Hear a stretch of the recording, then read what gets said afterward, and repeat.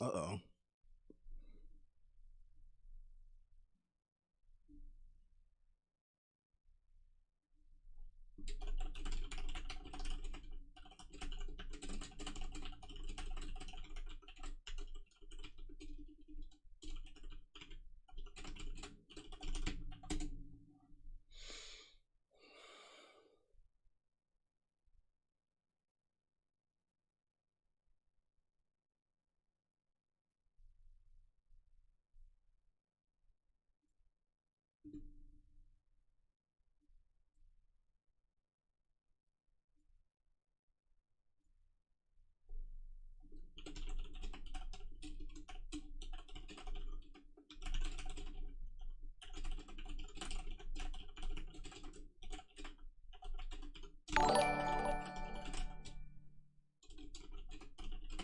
There we Thanks for are. the Can you hear host. me? Yep, I got you. Great stuff. Okay. Hello. Hello. We haven't been introduced formally. I'm Monty, MontrealPlayer. You're on the panel with me on Sunday. And Yeah, yeah. We the it was talking about whether or not the judge was biased. Yeah. yeah. What are you gonna do? Honestly, I don't have a great opinion on that, but I had to come up with something. You know, I Yeah, had to that's what I come up with something figured. to spice things up. Yeah. Um. Sorry, I was looking at my Twitter. But yeah, it was definitely an interesting conversation. It's weird. So for me, it's bizarre because hang on, let me see if I can. Okay, cool. For me, it was bizarre because and they kind of brought this up. Um I know at least CTV did. I can't remember who else had mentioned it, but What was it? so for me it seems like there's a lot of like political streamers or people who want to make political content but who are Yep. not particularly um like well educated politically or are not particularly involved politically. Like it's Okay. like they were doing their thing with video games or cosplaying or whatever it was they were doing before, and then either through wokeism or like anti-SJW culture, they got Okay. into politics, Okay. and Because of the then culture war, essentially. exactly, Yeah. exactly, and like my framework is pretty solid. Like my principles are what they are, and they're generally not movable. There's certain things that I can debate about, like in terms of particulars, but there's like a base framework that I work from when it comes to anything politically, and I feel like a lot of these streamers don't necessarily function that way, whether we're talking about them coming from what they perceive as a left position, which is not really a left position, it's really just Okay. center right. But What's your political, I guess, labeling? I would fall under the umbrella of communism. I describe Okay. myself as a black anarchist Okay. because there are a lot of trappings with the word communist that I don't particularly agree with from both Okay. sides. Especially like people on the right, when you say the word communist to them, their brain turns right off. So, You know what? Like, okay, so I label myself as a conservative okay, because I have a few ideas that match with that. Mainly, and actually, ideas you might probably agree with. Actually, smaller likewise. government, smaller government. Okay, or at Mm, least less. Yeah, yeah. Okay. Honestly, less federal government, more local government, as far as I'm mm. concerned. Right. I I can meet you there in terms Mm-hmm. of like what we perceive of now as local government and federal government. Like I'm a Mm-hmm. very community oriented type of person, Yep. but I also believe that if the federal government, operated in the way that it should operate, where we pay taxes and actually, get shit for it, then I Mm-hmm. feel like a lot of those things would be immensely beneficial to humanity, like in terms of like not just the basic stuff like healthcare and Mm-hmm. that sort of thing, but also stuff that I feel like a lot of people don't really think about. Like if we need to divert a river, you know what I mean. You and your neighborhood are Right. not doing that. You know what I mean. So that Right. type of stuff. You need to build a bridge or something like Yeah. that. You need that Yeah. requires a lot of organization that I don't think you can really No, you don't. There are some risks that you can't mitigate at a local or community or municipal level. Right, right. Natural disasters, borders, war, or national borders, right? War, or I don't believe in borders, military but and stuff. Okay, okay, all right, that's fine. Whether or not you, if you did believe in yeah. borders, that Well, would be something that your federal government would have to take care of, right, yeah. right? I believe in self defense for sure, but I'm not Mm. particularly. I don't really subscribe to the idea that you get one life to live, and some old Mhm. motherfucker from like 500 years ago decides which parts of the planet you get to spend that time on. It's like Mm. it always was weird to me. Okay, fair enough. Fair enough. Right. Okay. I don't want to debate borders. I feel For me, it's not like For me, it's not like for or against. For me, it's more like what are the trade offs, right? okay. Uh, as far as borders go, like if you know what, I don't want to debate. Maybe we will. I just want to get to know you a little more first, right? Yeah, I feel you. I Yeah, feel you. I'll get into it if you want, if that's what's really like catches our interest. But Right let's on. feel each other out first. Yeah. So, but I guess I can meet you is probably the communitarian aspect. Something. I guess my actual label would be localist, if you Okay. want. But that's it. And it's just I guess it's think of it as kind of a libertarian, but instead of the individual being the most important, I guess, political unit, it would be the community, So the smaller you're a real libertarian, not a fake libertarian. Awesome. possibly, possibly if that's what that means. Anyways, but yeah, that's it. So and just to, I guess it stems from the belief that I don't think people, I don't think people are capable of making decisions. Or sorry, that's not true. Hold on. I don't trust the decisions that are made by people who are not connected by the fate, within the fate that they're making the decisions. The fate of the people for whom they're making the decisions, Okay. right? If you're making a decision, right, but if you're and your decision, the consequences go bad, and then you live another day to make another more bad decisions, I think structurally that's unacceptable, right? I would agree. And so that's why I guess I'm kind of like not so hot on the idea of federal government, because I don't see in the way that it's structured today in what way there's that kind of leverage, right? In what way someone who's a senator at the federal level, or even a senator at the federal level, or the president or something like that, when they make decisions and it affects a bunch of people, their fate is not intertwined with them. I mean, they might get not elected or something, but I mean, they still live They on to don't. like Yeah, live in their mansion or whatever, that's the right? extent of the extreme of the consequences that it might suffer. I get you. Exactly, exactly. So I think in a system that's structured that way, I don't think we'll ever be able to achieve justice. And it's just structurally, I don't think it's possible. I agree with you.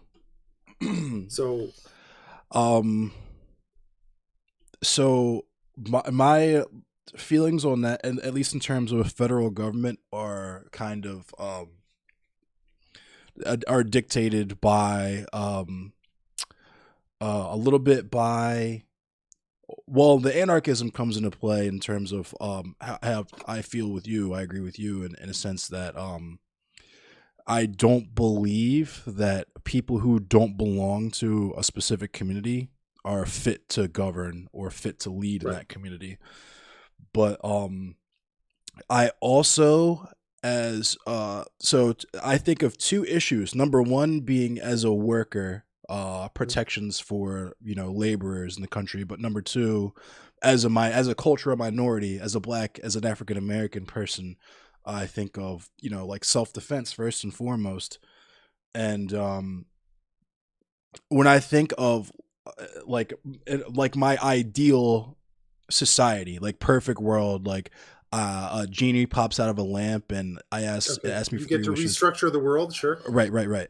It would be a federal government that's like more closer, I guess, like to a technocracy, where you Mm, have a federal government that's composed of engineers and laborers and so on and so forth that will make decisions and keep all of the things that the society needs to run on running, like high speed rail, hospitals, all that stuff. but in terms of like negative rights, there wouldn't be a whole lot of impact on people's lives in terms of like what they could or couldn't do. It would really Mm, just be like a logistics like body to handle, okay, sure. this is how society functions, how can we keep it running smoothly, and with abolition a part of that, it would be, I feel like, be a pretty equitable society, Hmm.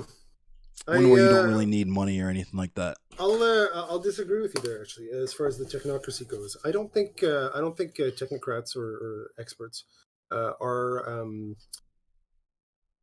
hold on. No, let me pick different words here. um I don't think they're any more qualified to make decisions. Okay, okay, and here's my reasoning.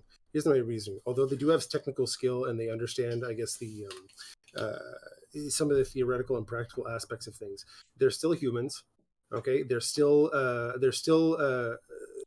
led by their biases. They still are vulnerable to decisions where, oh, I found this also, actually, I think that's in some correct. ways they're harmful because as technocrats, they will always seek to find a technical solution to problems, right? And that's not I necessarily agree the with this. best, most sustainable solution in this thing. And therefore, I think they're vulnerable to the exact same decision making, foibles that anybody is really vulnerable to. That's and true. it, and so that's why I guess I really emphasize like the stake and the or having a stake in who you're governing. Oh and yeah. eh, Well, because it's not that I think technocrats will make better decisions. It's that I want the people who make decisions, when they make bad decisions that affect people, that they're affected too, so they get knocked out of the game and they don't get to make decisions for people anymore. likewise. And that way, that's the stake, the skin in the game, filters bad leaders out, I feel essentially. like the democracy, like the like a true democracy, would be the solution to that. You know what I mean? Well, you would have to have a well informed populace, which I'm not really going to comment about that too much in America, but Mm. um, I in a perfect world, it would be obviously a democracy with that, and with people being able to make well informed decisions in conjunction with the governing body. But that's also not really, like, I use the word technocrat just as, for lack of a better term. What's up, No, but I Mayor? mean, no, I get the sentiment. Oh, Essentially, right on. experts in their field, experts in their field. You got a problem with, I don't know, you got a problem with economics, you get an economist, right? You got a problem I don't know, fucking, uh, Well, I'm yeah, actually you have a problem with the medical stuff. You get the doctors and epidemiologists on the case, right. right? I'm I'm a planned economy guy, because actually what you were describing kind of low key happened in the USSR with, excuse me, with their leaning towards Lysenkoism and just science denial, and that's the type of shit that can happen when you don't have democracy as a cornerstone of your governing. I I actually think democracy is too flawed to adequately deal with the kind of diversity that you have in such a large territory. I actually think a republic is actually the better structure. All right, and the units within the republic. I wouldn't even enforce democracy on them. They should self-organize in whatever ways fit their environment and their culture and stuff. And while I would clearly prefer democracy because I've lived in a democratic society and I enjoy its pleasures, I think it would be foolish of me, or it would be ignorant of me, okay, to think that my way is necessarily the best, Agreed. right, for other people. And so it comes down to I guess uh, clearly there are some human rights that you don't want violated, so that I think we can agree on. But other than that, if people want to live in their city state and satellites, okay, and it happens to be a monarchy or whatever, right, okay, then if they're happy and their rights aren't being violated, then and that's the way they like living that way because they have freedom to like move around still within the confederation, then that's fine, but Okay. all I'm saying is that the imposing democracy, I don't think democracy is a good system when your society becomes larger than a city, you know when it becomes larger than a town or city, because then it's like it's too vulnerable to, and we see it, right? Fake news, mass media. You put money Okay. into If you put money into a message, you can sway people's opinions. And it, the larger it the is society, the education, more they're yeah. disconnected from the people who actually have their hands on the wheels of power. And therefore it all becomes a like kind of like, I don't really know, this guy seems nice, right? Right. And I feel like it's kind of a little bit of both. I low key agree with what you're saying 110%. Like if especially with like indigenous cultures and stuff, yep, if there's a way that they want to run shit, they should be able to do that. But also at yeah. the same time, what I was getting at earlier is I feel like democracy can and does work as long as the population are educated. So what you're saying against like people being susceptible to propaganda and things like that, I feel like when the population is adequately educated, the chances of that are significantly lowered. I'm gonna do a dab Mm. really quick too. Yeah, of course. It's legal where I am, so Likewise. this is not TOS. Likewise. Where do you live, by the way? I'm in Maryland. I'm in Baltimore. We Okay, have Baltimore. medical here. Yeah, sure. Okay. So Recreational's on the medical, way. recreational's on the way. Okay, yeah, yeah, yeah. Yeah, that's nice. Although it would be very nice to see it done federally. I think at the state level is probably the right way to do that. At It's least for it's now. slower. No, but I mean, I get it's slower, and there's some people who could profit immensely, I guess, from this kind of business that aren't. So they're still kind of being held down because their state's not getting on fucking board here, right? And I understand the need to, like, why don't we just fucking open this up for Christ's sake? Right. But Well, you but know me. You know my position. Abolition, baby. Let them niggas out. If there's black people locked up, then they need to be let out, and we can figure out all the economics and stuff later. right, right, yeah, you're right. Yeah, there's that. Yeah, the very human cost to it as well. I do think that the only thing I would have with the issue I would have with at the federal level is that easy come easy go. You pass it, but then I don't know.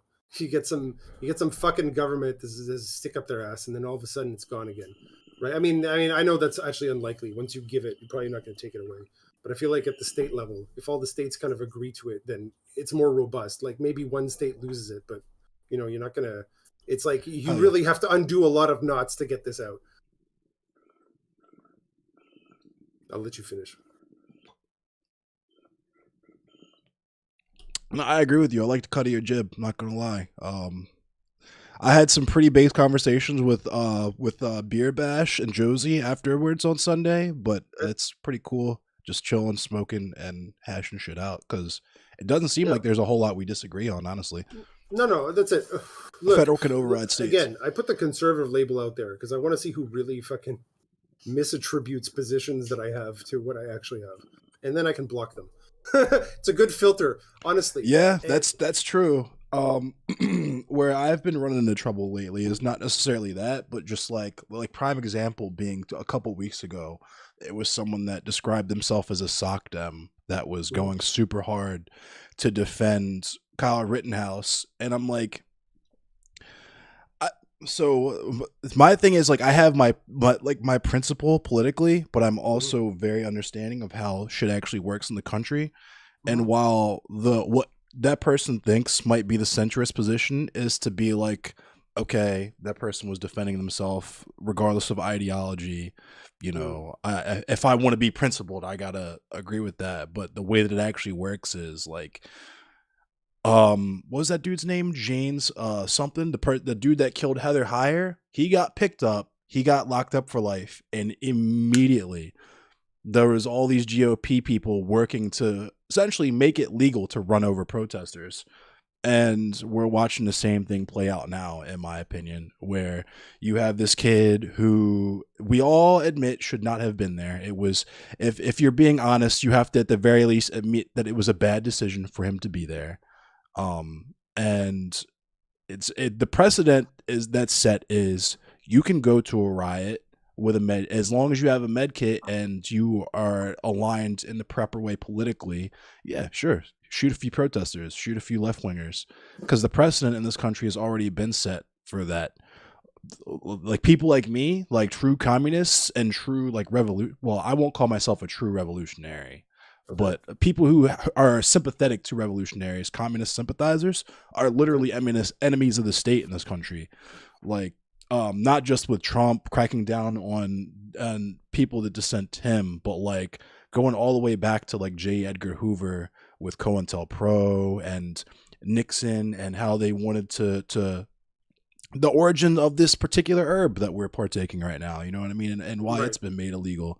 Like, I feel like people, I don't know if it's just young people who because our schooling does a really piss poor job of explaining those aspects of history, that they just hop on, whether it's left or right, like I was saying. People on the right who are like anti SJWs, freshly minted off their last Ben Right. Shapiro video, or Right. someone who thinks they're a lefty that just came from a Sure. BuzzFeed article Sure. So about yeah, like yeah, yeah. Someone just did. Oh, did someone just dismiss your feel? Did someone just invalidate your feelings by calling you privilege or something? And now you don't know how to quite deal with that. And Ben no, it Shapiro was tells you those people are stupid. well, I got Yeah. it pulled so fucking hard because the only one on the panel was like, "Hey, so you saying that Kyle Rittenhouse shouldn't have been there is like telling a woman that's been sexually assaulted that she shouldn't have been drinking, or that she should have been wearing something different the night of."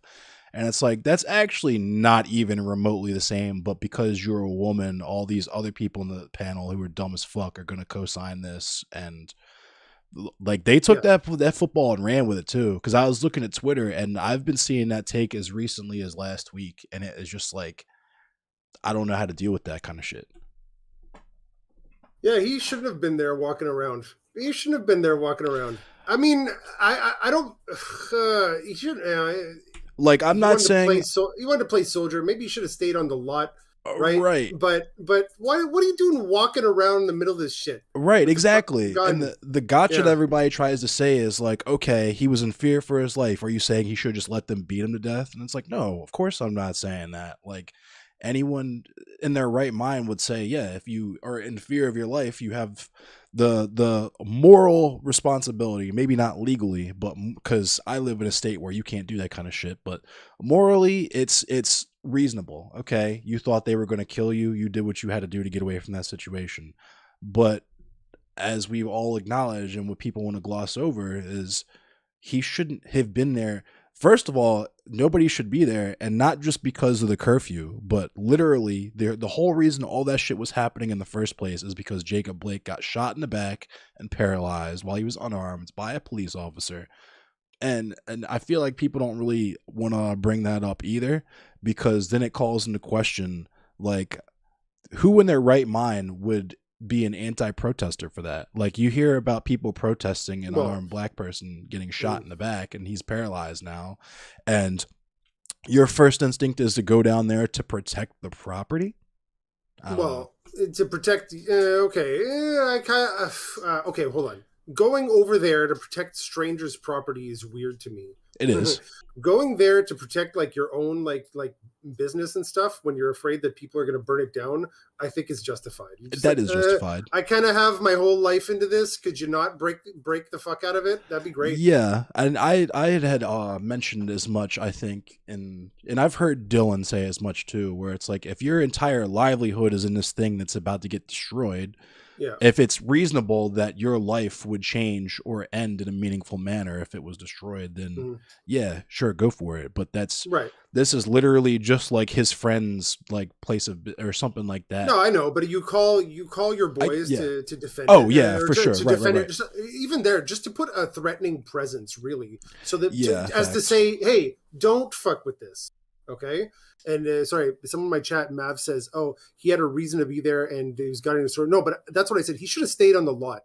Like, where the fuck was his crew? Honestly, like, why did you just Yeah. stay there? Just stay there. You bunker up for the thing. We're here to be a threatening presence. I don't intend to shoot anybody. Get some water bottles and some fucking Big Macs so you can Right. camp out Just chill there, out. okay? Yeah. And stay there. There's no other reason for you to fucking move until the thing is dispersed. You're there with a gun. And this was another funny thing too, was like, a comrade of mine, we were in another panel talking about this. He brought it up and they all laughed like they had no idea what he was talking about. When like 30 minutes before this, literally all of them had either said CTV flashed his gun on screen, like literally pulled his gun out and was waving it around on screen. He loves doing that. Yeah. He loves And doing that. right, but fucking Alec had brought up like conservatives have a fantasy. They want to shoot someone. They want to get their gun off. They want to be in a situation where they're defending themselves and they can shoot someone and get away with it. And they all laughed. And I'm just like, fam, all of you say that you carry your guns with you everywhere for self-defense. This guy is literally flashing his gun on screen. Like, you're self-reporting right now. You have no clue. Like, and that was another thing is like, fam, like you guys have guns because you like fantasize about some random burglar breaking into your house. Okay. So you fantasize about some random burglar breaking into your house so you can shoot him, or like you fantasize about someone in the dining room at McDonald's pulling a gun out and shooting everyone so you could get them before they get you. And like I don't think that's the reason. You seem like you're not anti-gun. You seem like you're not anti-gun. So what are your reasons to hold one? You know, why are my reasons to hold? Yeah. Well, the county that I live in is sandwiched between the KKK headquarters and a sundown town, so it's like it's a little bit different scenario. There's a reasonable So you're just like, you know what? I hope it doesn't happen, but if it does happen, I'm going to be prepared. Well, there's actually precedent for what I'm talking about having happened, but the most likely time you're going to get robbed, your house is going to get busted into, is when you're not home. So like the whole I am buying my gun for home defense thing is like really silly, depending on what neighborhood you live in. But like to me, if I wanted to do home defense, I would do that because the police are the people that I'm trying to defend myself against. You know what I mean? Okay. But yeah. Okay. Don't trust the police then. For you. No, I don't trust the police at all. No. Okay. That's I can understand why. I mean, I can understand why. I happen to be fine with the police, but that's just the area I live in. Right? Yeah, it's the class that you exist in. Yeah, exactly. But you're not. I can understand why. Like I don't need to accelerate the number of situations where some weird shit could happen and I die. You know? Yeah, right. I feel that. Yeah, that would be. That's the situation I want to avoid. Okay, usually I hear stories, and it's your stories from people. Usually, cops are around. Get away from me. Yeah. Yeah. I've just had, for me, there's obviously the historical precedent with how people like me have interacted with police. But in terms of personal anecdotes, the only time I was ever robbed in Baltimore was by police. Really? Yes. Wow. If you've never heard of the Gun Trace Task Force, I would recommend you look into that. Because that was another thing, and this is another silly thing about the whole Kyle Rittenhouse situation is like, so we had a situation here in Baltimore with a man named Freddie Gray that was killed by police when he was unarmed. Really fucked up situation too. They handcuffed him and threw him in the back of this van and like drove full speed all over town, tossed him around the back of this van until his neck broke. It was fucked up. And people were pissed off about it. There was protests, and in the immediate aftermath, what ended up happening was that not a lot of people knew about. If you were watching the news from any other part of the country, you would see the story that has become common all over the place, right? It starts off as a peaceful protest, but as the sun goes down, people get rowdy and stuff starts getting broken. And that's when the legal distinction between a protest and a riot happens, right?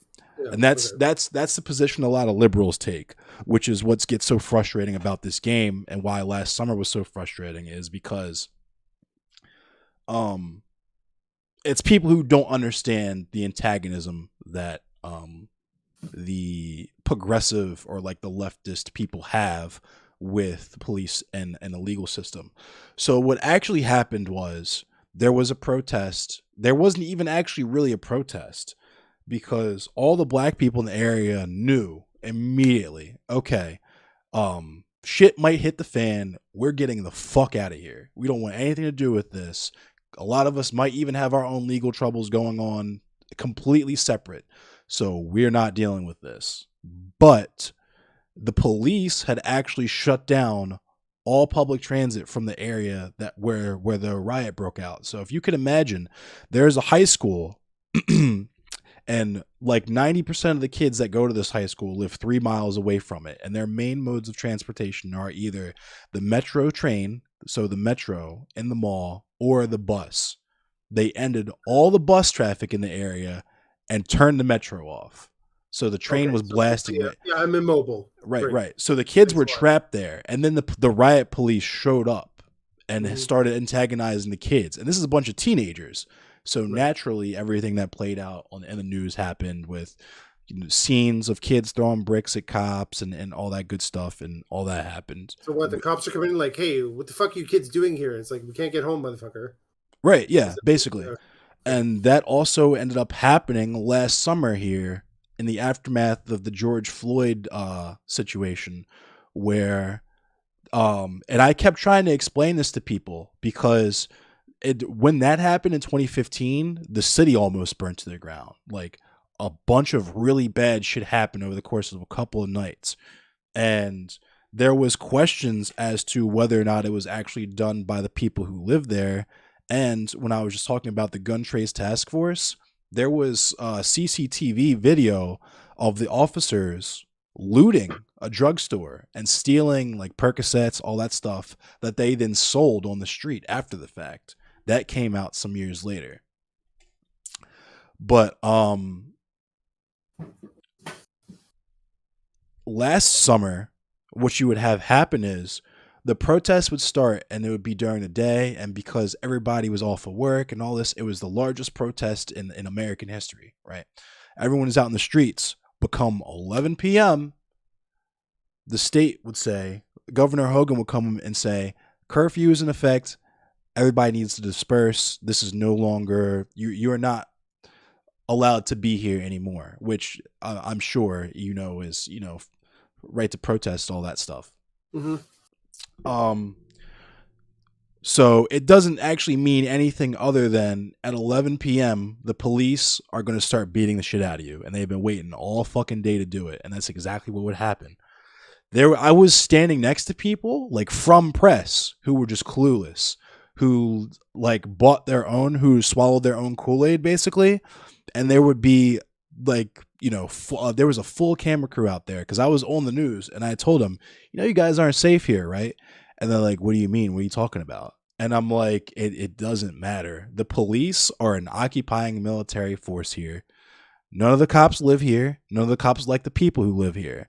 They come here from like Boston and out Salisbury and shit to crack skulls and fill quotas and feed their families. That's why they come here. And you are no different to them from a hole in the wall. Just because you got a big ass camera on your shoulder, they'll figure that out later because they're not going to get any trouble for dealing with you, Hmm. right? And they were like, "Wow, that's pretty crazy." And that's exactly what happened. They would come out to the point where they actually called the National Guard in. So there actually was an occupying military force in the city. And there'd be all these liberals who just came from BuzzFeed the day before.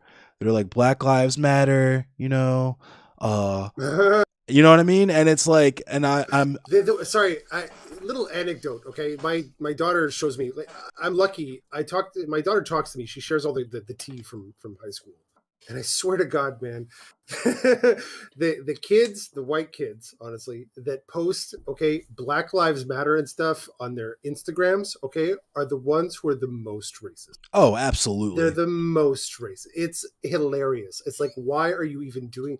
Why are Yeah. you even posting this shit? Why? I mean, whatever.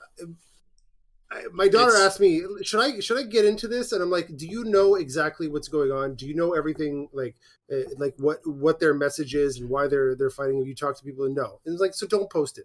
You right. don't know anything, so don't take a position. Right. The best thing you can do in that scenario is listen. And there's so many conflicting voices in that situation just because Yeah. like like in specificity, like that specific organization, Black Lives Matter, like capital Black Lives Matter, the organization, not the Okay, hashtag. Like, Black Lives Matter registered trademark.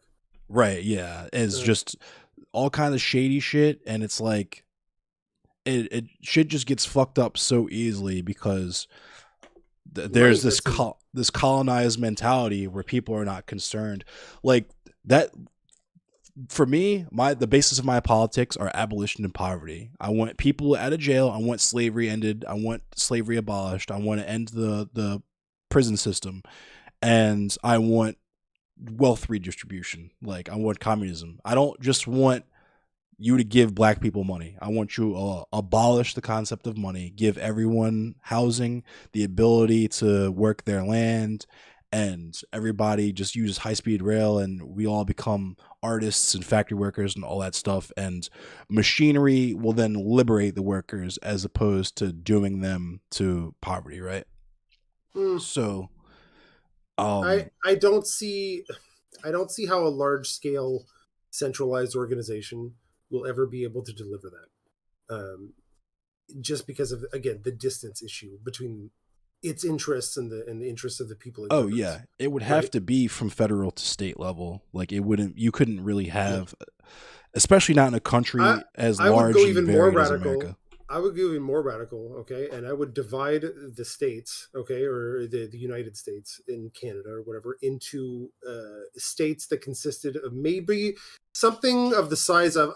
I'm not a fucking engineer I or don't social disagree with you engineer, at all but here. it's something of the size of a city and its satellites You're like consists of a spitting. state, You're low key spitting okay, right now. Like this is, yeah. Like and inside that state, okay, I'm sure there's enough resources if you boiled the right city satellite network to feed everyone, okay, through right, your resources, labor, and trade and stuff like locally that. sourced things and all You that could, stuff. well, I mean, as much as you can. Clearly, I Well, don't want to yeah, stop international trade, but there's something about the disconnection that people have where with where their food comes from, with right, where their fucking the shit that they consume all the time comes from. Okay, like yay, it's cheap. Why is it cheap? Because people are getting exploited on the other end of the world, right. and we're burning a bunch of fucking fuel to do it, Facts, so you can get this cheap shit that you're going to throw in the garbage. Okay, that's what it is. There's something really fucked up about this, and the facts. fact that we're continuing this, we're going to keep continuing this with more like centralization and spending. I don't see how it's not going to end in a crash. Yeah, it. I mean, it inevitably will for all the reasons you said, and Yeah. I 1000% agree. Like, because I don't know how well traveled you are. I'm pretty decent. I'm not super well traveled. I've been to a lot of like a pretty decent amount of places just on the East Coast. But even just on the East Coast, like the experience that even I would say like people in Miami have as opposed to people in like Augusta, West Virginia is like Mm-hmm. almost a completely different country. You know what I mean? They Mm-hmm. might as well be speaking a different language. You know what I mean? Maybe they should. Maybe they should. Yeah. I know, but you could see some city states in the United States, okay, make their official language like Spanish Oh yeah, for sure. easily, Baltimore right? would be its own city state for sure. The DMV would become its own city state. Like, yeah, The DMV. the DMV is separate from Baltimore. Yes. Don't ask me. Like, What is the DMV? You mean the Department of Motor Vehicles? no. So when people from here refer to the DMV, it stands for Delaware, Maryland, Virginia. So Oh, what they're interesting. or it's not Delaware. I'm sorry, DC, Maryland, Virginia. So it's God damn people. it! Where's Heather when I need her? She lived where you lived. Yeah, so it's like a little bit of Eastern Virginia, so like PG County, Maryland, some parts of DC, and then like Northern Virginia. So just that area. So like Baltimore is when if someone says they're from the DMV, they're not talking about Baltimore. They're not talking about like Charlottesville. They're talking about like PG County or like Northeast DC or Southeast DC, something like that. Okay. Whereas Baltimore, because Baltimore is gentrified and redline and shit. There's Baltimore City and Baltimore County. Typically, Okay. when people say Baltimore, they're referring to Baltimore City. Okay. Yeah. Yeah, that's right. Okay, but you're talking about you're talking about the larger Baltimore County. That's what you're Yeah, talking about. right. Baltimore. I Okay. actually I am get it. from. I'm from the outskirts of the city. Where I lived, where I grew up, is right on the more or less right on the line between the county and the city, in the southwestern part of the county. Mm. So pretty close to DC, Maryland, and like pretty Okay. close to the DMV, but closer to Baltimore than the DMV. Okay, DC, Maryland, and VA is Virginia. Is that Yep. it? Okay, Yep. I get it. Okay, I get it. It refers to the geographical That kind of. yeah, just that little circle of Yeah. like See, I feel like that, and maybe the rural satellites that could feed it basically definitely would be a decent size state to govern and have some kind of uh so have some kind of leverage on the people right. And that even like Western Pennsylvania versus Eastern Pennsylvania. Like Western Pennsylvania might as well just go ahead and get annexed by Ohio. Like that's one weird thing. I've come to say that whatever you've met. I don't know if you've met CTV, right? But he has this thing not where formally or not like outside of the panel. maybe you come smoke a joint with us on. Anyways, That'd be chill. okay, so but he has this whole fucking thing about like the United States of the Thanks world, to Sabera. right? Where we like basically join states into the union, okay, through our code when they vote for it. We're so cool with people, with our neighbors, that they just want to join the states. Thanks Okay? for the follow, man. That's his idea, and I'm like, thanks, Maverick. okay, that sounds nice, but I feel like I'm more for the divided states of America. Yeah. Like can we fucking develop our own things and have like Right. partnerships and agreements for stuff that we can do in common? Like I Right. get it. I feel like the federal shit should be purely a matter of utility. So like our electrical grid, high speed rail, that type of stuff that literally the entire country will need to use. That type of stuff should be on the federal level, but like yeah. Purely go straight local for everything else. Yeah. Anyways, I mean, I don't. The problem is, I Come don't join have us in 2021. We don't have slavery. It needs to Nah. be tinkered with. 13th Amendment. Anyways, practically, we'll see. We'll see if we'll ever get there before it all fucking comes crumbling down. I got because someone just came into my chat and said, "Come join us in 2021. We don't have slavery." Mav, stop it. Nah, just a little bit of trivia. Do me a favor. Break out your Constitution wherever you got that laying around. Look in the Bill of Rights. Flip to the 13th Amendment and let me know where you see the word abolish appear in that amendment. Show your work. Abolish what? As in abolish slavery? Mm-hmm. Okay. Well, I mean, it's illegal to own slaves now in the United States. It's illegal for individuals to own slaves, yes. It's okay, but you're talking more about the slaves, as in the wage slaves that companies.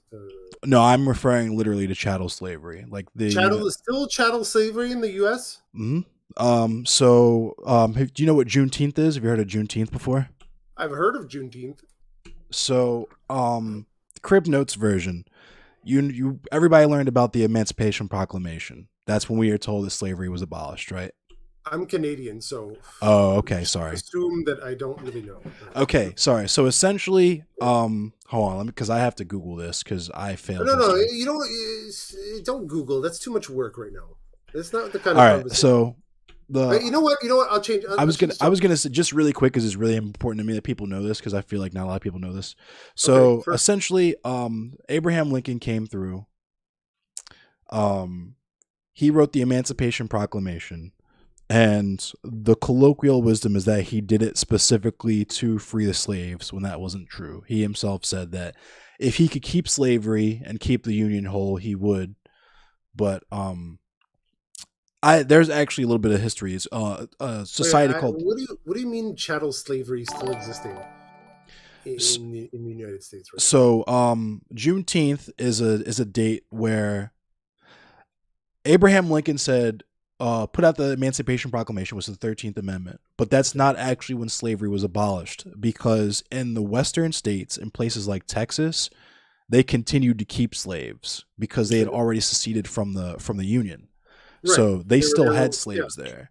And it didn't the date in 1965, I believe, 1865. Excuse me. 1865 was when they finally told the slaves themselves, hey, you guys have been free for like 3-4 years, whatever. You should probably stop letting these people do this to you. Now, mind you, what you and I would recognize as like what you would look at and be like, this is slavery just with extra steps, that existed in the country until 1964. My grandmother was a sharecropper who was on the same land that her mother sharecropped on the Mhm. same land that her mother's father was enslaved on and his father was enslaved on and born on. Okay. So when I say that chattel slavery still exists in America, what I mean to Hmm. say is that when Juneteenth happened, when they made the 13th Amendment, they Yeah. understood that if they ended the institution of slavery in America, America's economy would be done. That'd be it. So what they did was they Well, made, the Southern economy would be done. yeah, Yeah. which Okay. was Because I which get.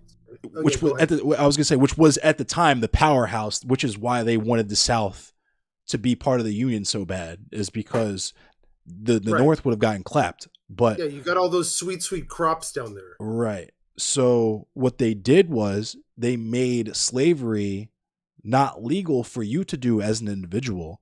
They made slavery punishment for federal crime. And this is where the black codes come from. This is where Jim Crow comes from.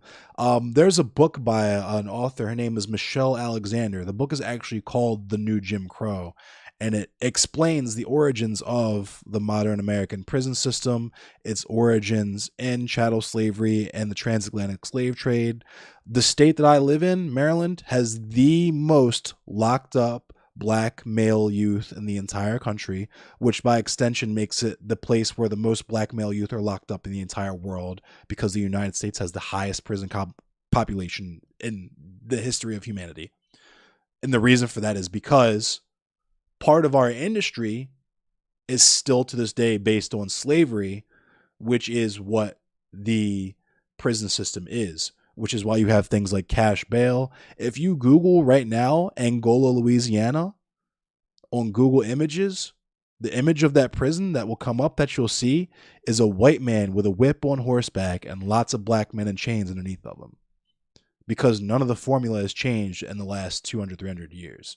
It's been the exact same. It's just been shuffled out of sight, out of mind. So Okay. It basically, yeah, it morphed into something slightly different. yeah, they Basically. just socialized slavery. They didn't abolish it, they socialized it. So the government's the only entity in America that is legally able to engage in the slave trade, and that's where a lot of shit in the like license plates, paper towels, military BDUs. Ironically, a lot of that shit is manufactured in jail. Okay, LeBron James, a slave. Maverick here in your LeBron, chat is from my chat. LeBron it's James, a cool. slave? Are you kidding me? There's no glass ceiling. Yeah, but hey, Mav, it's That's like not what I'm referring to, no, Mav. no, no, but like a whole category of people that you can kind of identify by certain genetic, markers.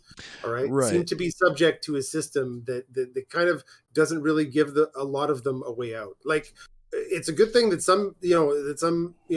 it's a good thing that black people are finding opportunities, right, in the right, United yeah. States, but also there's a lot of people still being suppressed because of Oh a yeah, lot of stuff, right? that's And so what he's talking saying is that there's these institutions, right, and then they turn into something legal, right? But a lot of, I guess, the traditions, I guess, the soul of whatever was slavery, okay, has is ported itself to something that can be functional with society. it's all good, So, Mav. Yeah, anyways, yeah, for sure. Yeah, it was basically just um you had a lot of the conventional wisdom is that there were two sides in the aftermath of the Civil War or during Reconstruction or whatever, that there was pro slavery and anti slavery. And there's actually three. There was the abolition side, there was the pro slavery side, and then mhm. there was the people who wanted the slaves free, but because they were early ethnostaters, right? And they believed that America should be truly a whites only country, and they wanted to pack us all up and send us back to Africa. And they tried to do that, and it was a disaster. So Okay, what they, well, they shouldn't do that. well, There's yeah, no. Hold on, sorry. well, yeah, Yeah, morally, yeah, no, no, but I mean, yeah. The if you think about it, the American descendants of slavery are really a unique ethnic group in the world, right? Yes. Um, hey, because I wanted to ask you about this. Have you heard of this place called Freedom, Georgia? Freedom, Georgia, I have not. Yeah. Okay, so essentially, from what I've heard, okay, it's a bunch of black families. Okay, they buy this. They buy, I think, fuck, I don't remember. I think it's 90 acres or something in Georgia. and I think they want to expand it to 500 acres or something. But essentially, the idea of families coming together, claiming a land, and trying to make like a life there is very appealing to me. Yeah, likewise. Okay, yeah, yeah. And it's too bad. I was looking them up. I was looking them up because whatever this idea. And you said you were a communist, right? And I like the idea. I like the idea of towns like that, and also like towns in Denmark, like this Christiania. Christiania. Yeah, I think we Yeah, referenced that briefly on. yeah, exactly. It's interesting. Interesting, I guess, little experiments that I think can teach a lot of lessons about how to live more sustainably in smaller communities. But also, I don't want to just buy the press on that, you know. But it's an interesting idea that I want to Maverick. look more into. But that's it. I was I wondering. gotta. Yeah, I was Yeah, wondering. That seems like an ideal project that kind of embodies what I guess your value that system. yeah, and that Yeah, dovetails into something because Maverick just said in my chat, we can't go the Black Panthers, Antifa, and BLM. We need to reach the great Dr. King's dream. And I'm so glad you said that because so many people have so many misconceptions about Dr. Martin Luther King Jr. And the main one is that he was assassinated because of the Civil Rights Act, which isn't true. Um, the one thing that people don't understand and that people don't really know about a lot of civil rights leaders is that they were all socialists. The Black Panthers were literally Maoists. Dr. Martin Luther King Jr. himself was a socialist. well, Um, that's it. I mean, it seems like a lot of I don't know how to categorize whatever spirit this is. Black liberation kind of right? Yeah, they exactly. seem to And be it seem to be very socialist communist, much like I mean for this right, but it's for that. understandable reasons. Yeah, yeah, yeah. So when we talk about reaching the Dr. King's dream, the reason why he did what he did was because he went to Mississippi, where my family hails from, and saw that the kids there were illiterate and they didn't have shoes. Is because he saw the drastic, immense poverty that we were still going through in this country, and he wanted to put an end to it. And that's why he was killed. That's why Fred Hampton was killed. If you've heard of the movie Judas and the Black Messiah, that was about a real person named Fred Hampton, who was the chairman of the Black Panther Party for self defense. And he tried to unify the people in the proletariat class. So not just black people, but also the poor whites, the young lords, or the poor Latinos, the indigenous people. And he tried to form what he called the Rainbow Coalition of people that would establish what we would call dual power, what he called dual power, which is getting to what you were referring to in terms of people trying to buy their own land and do their own thing. In communist or in Marxist, theory, there is a difference that's established and made between charity and mutual aid. So charity is when you give an organization a bunch of money, but you don't necessarily contribute to anything that would help change the material conditions of the people in there.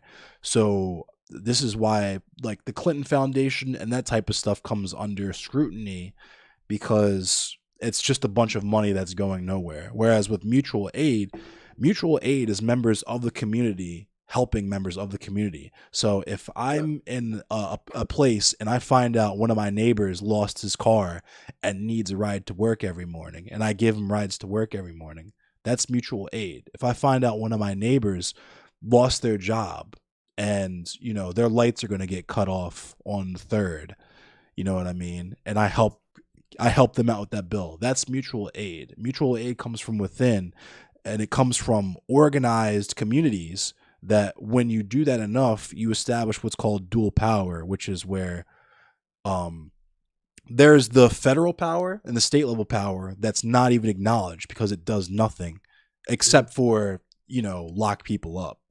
Do you have But any? Do you have any communal projects? I did. I was involved in a self defense project called Aegis Baltimore, which was a firearms training and safety organization that was run by black trans women.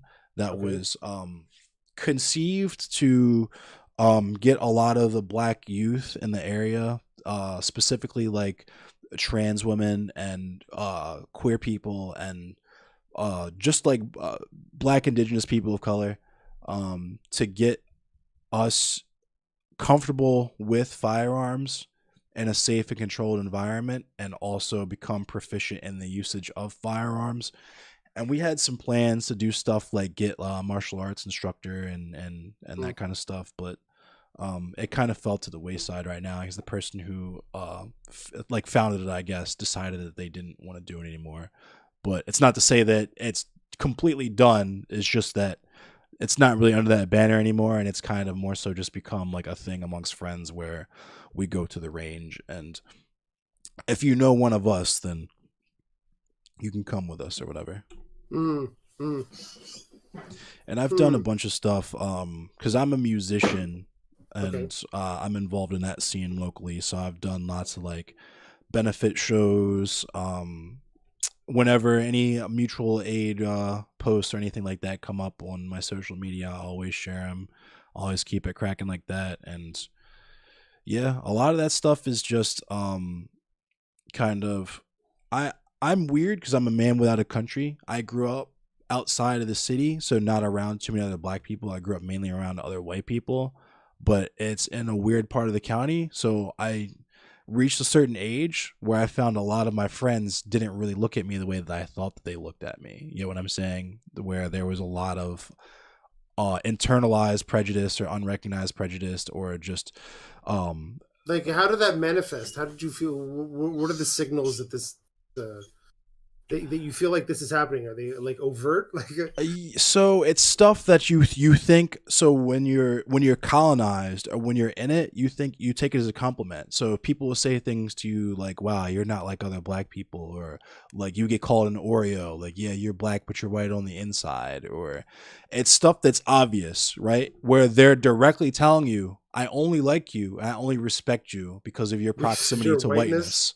Okay. Right. But when you're like in it, you don't really, you obfuscate it. You know what I mean? You're just Hmm. like, oh, that's just a funny way for them to say that I enunciate or I have a different accent Yeah. or whatever. And if you're super colonized about it, if you have really real like internalized racism about it, then you'll accept that. You'll be like, yeah, I am different from other black people. Yeah, black people are all of these Okay. stereotypes and I am this and not that. So Okay. Okay. It's a strange. Yeah. Hmm. don't say all cops are Hmm. bad. Nah, all cops are exist in a system That's that's yeah. bad. Okay. It takes a bit to process. Are you muted now, or are you just like? Yeah, sorry, I was Uh, talking to chat. Mav oh yeah, was yeah. talking, saying something Is this else thing about forcing you to push to talk? it. Did I'm not sure if it still is now. I kind of I just gotta did take that off. because That's not the vibe I want. Sorry about that. If it's it's all good. happening, sorry about that. It's no It's problem. I usually have it obnoxious. on anyway because I try not to blow people's comms up, especially if I'm gaming and I'm trying to talk to chat at the same time. But Yeah, yeah, yeah, yeah. Don't worry about it. Yeah. Uh, well, so what do you think of this? right on. This is my. I just put this up. It's a whole structure holding this thing up. Basically, my garage is a fucking disaster. It's cool. Is that Okay, just like a wood panel or it's a piece of plywood. Hold on, I'll show you around. It's a are piece of you plywood right now because basically I built this. I built this to hold something so I can have a okay? back panel here, and I have some old ply. This is all used wood from other projects, right? And that's it. So I'm just trying to now. I just put two nails because I wanted to nail it in, and I'm gonna put drywall on this. I was All gonna right. say you could. I don't know if you're handy with a green screen or what your lighting situation is in there. If Mhm. you were, if you want to spring like an extra 50 to maybe I $100 for. have I have I actually have a bunch of really good equipment for this. Oh, okay. Well then, In my yeah. office. I have like a good computer where the setup's nice and I have like everything going on OBS. And honestly, it's just I can't smoke in my office. It's in the house. Yeah. Right Okay. on.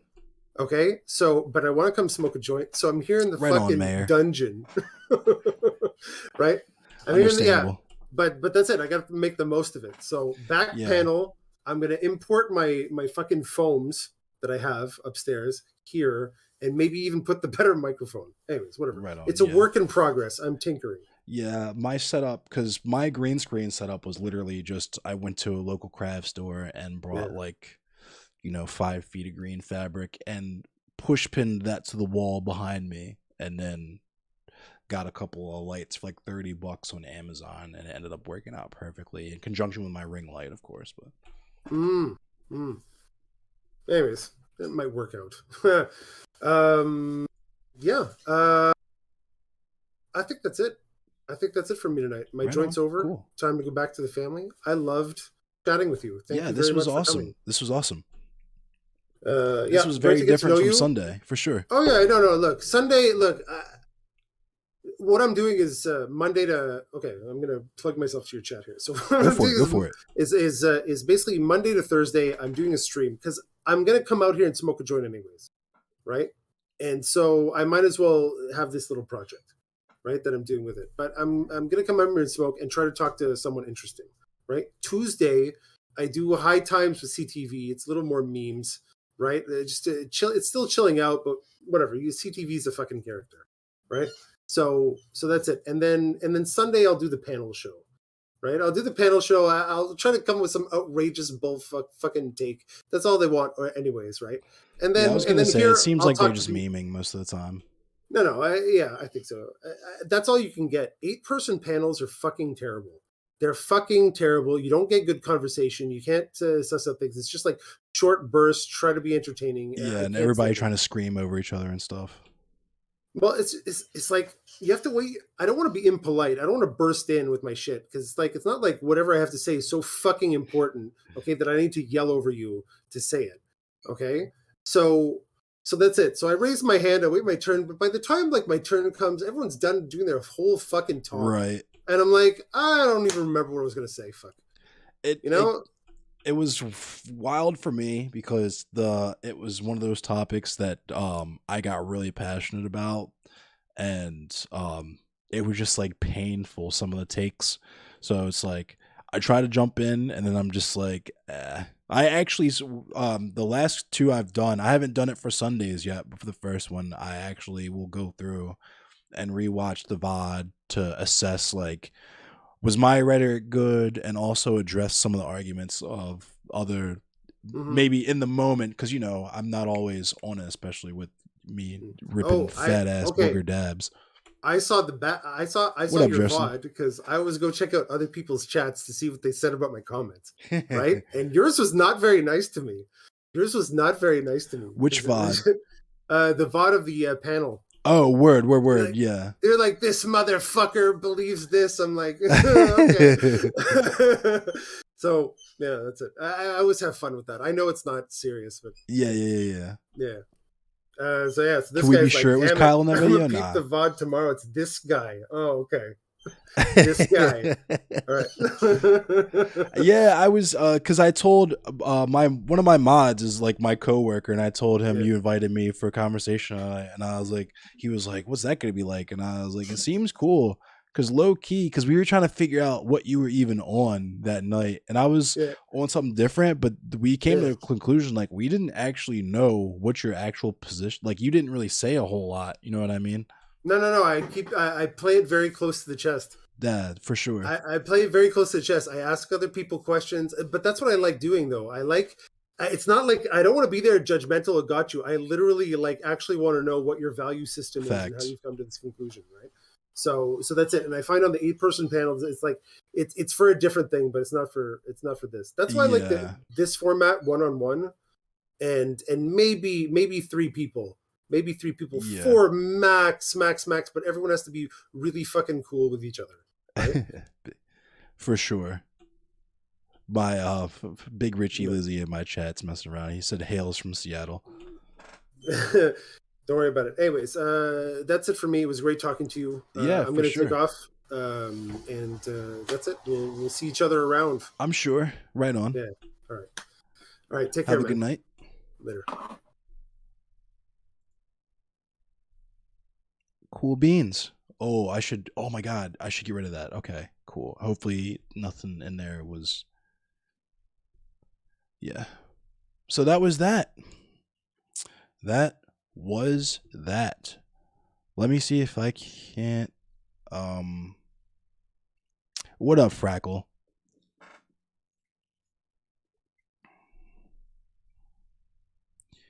Hang on. My camera is gone. I don't know how to bring it back. Oh my god, why does this keep happening?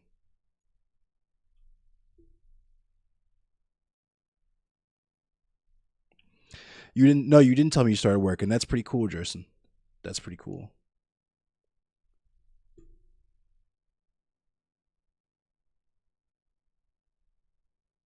I think I might actually be able to hang on. Turn off virtual webcam. Word. Well, it's not virtual webcam. It's Sony Imaging Edge because I'm using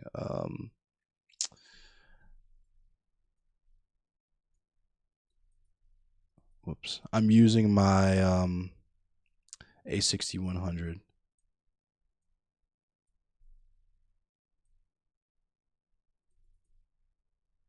There we go. There we go. And I'm back. Cool.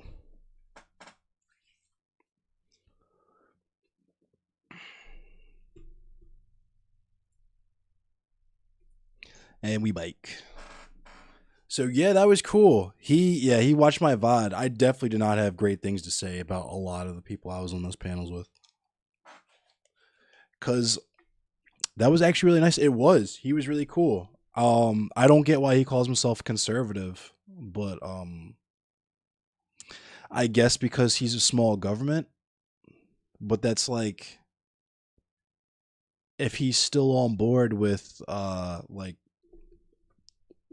federal level like high speed rail and that kind of stuff, then that's not really conservative. Especially if that's funded with tax dollars. That's not really conservative to me. But I guess he just calls himself conservative, socially. Those are the people like CTV, the people he gets down with. I can't, but I could see how someone like him could.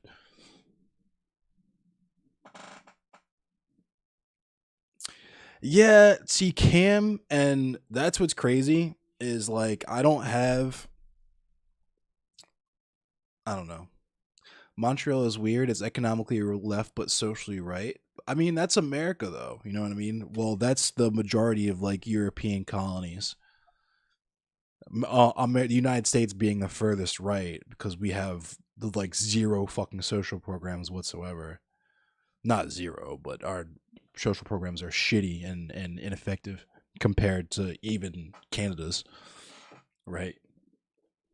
But I feel like that's what you have to be, right? The Nazis were national socialists, right? Which is a meaningless distinction, but they thought that they were being economically left but socially right. It's just like the people who say that they're socially liberal but fiscally conservative, right? It's people who are saying, I think it's wrong to dislike more like socially left, economically hard right. Yeah. Yeah, that makes more sense. But I don't like I was saying, I don't get how like if you're down for things like high speed rail on the federal level and that type of stuff, that doesn't really register as conservative to me. When I hear that kind of stuff, um that strikes me as pretty socialist or pretty liberal, I should say. Your economics are so far right that you advocate for communism? Yeah. Yeah. The horseshoe theory.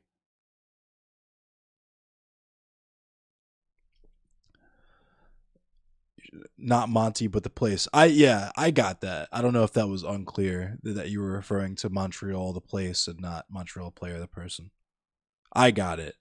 I'm now realizing that might not have been clear to the viewers. I'm sorry. It was a long day. I'm tired. I worked really hard and now I'm doing dabs. I'm like getting to the end of this little like batch, so I'm contemplating whether or not I want to just do one giant ass dab and be these liberal corporations. Well, I mean, and that's how fucked up America is. Is our Overton window is so fucked. We have two right wing parties, And because one of the parties has like a rainbow flag on their like drones, their predator drones, they're considered left. Got me then, lol. Oh yeah, yeah. Sorry, Montreal. Libertarians, See, and libertarians can go. I don't know. It sucks that the term libertarian got co opted by right wingers.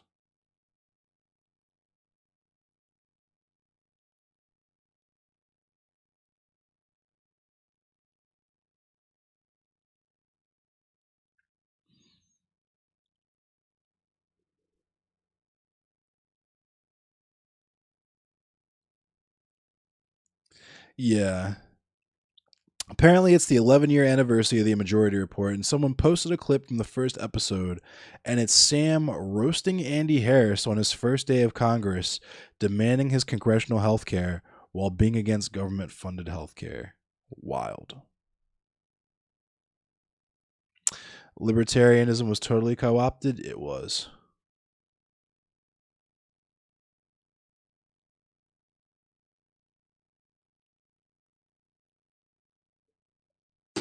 But yeah, I constantly forget, like I constantly forget that um not everybody has the same understanding of like the civil rights movement and stuff. And it's one of those things that I've found myself needing to have more patience on. And in fairness, and I should probably throw this out there, if I ever seem hostile, like especially to right wingers and stuff, it's literally because I've gotten like an endless amount of hate raids by straight up Nazis. You know what I mean? So I have to, whenever someone's just like, yeah, I'm conservative or they're leaning, I'm on edge because best case scenario, they vote in the same direction as those people. You know what I mean? This is why I can't rock with Republicans. Like, you might be the coolest person in the world, but you vote for the KKK. Sorry. Black in the tags, target for hate. Yeah, it's a lot of my different tags. I have LBGTQIA plus tag in there. I have African American tag in there. Black tag. I have all kinds of tags in there, and I accept it. You know what I mean? There's a way I wanted to mitigate it. I wanted to make my chat follower only, but I didn't want to restrict people from being able to contribute to my chat. So that's kind of why it is the way that it is now. And yes, Fraggle, I support that flag. That flag is lit. I want to talk about. Can I talk about? You guys mind if I talk about the Black Panthers for a second? Because I'm kind of primed to talk about a little bit of Black history now. You guys mind if I go into some Black history? Can I do that after I do this dab? I just want to pontificate really quick about some things. Please do talk about the Black Panthers. Okay. All right. I'm gonna tell you everything I know about Black Panthers in a second. I just gotta.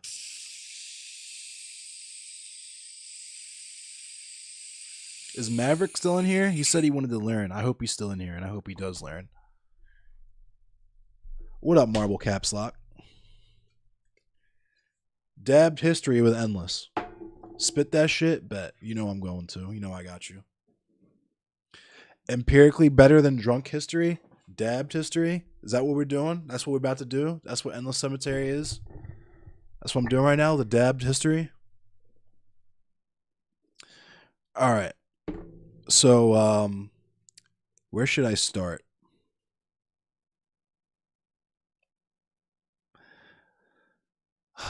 I'll start with the Emancipation Proclamation. I'll just start there because I didn't really get a chance to go into that when we were talking earlier.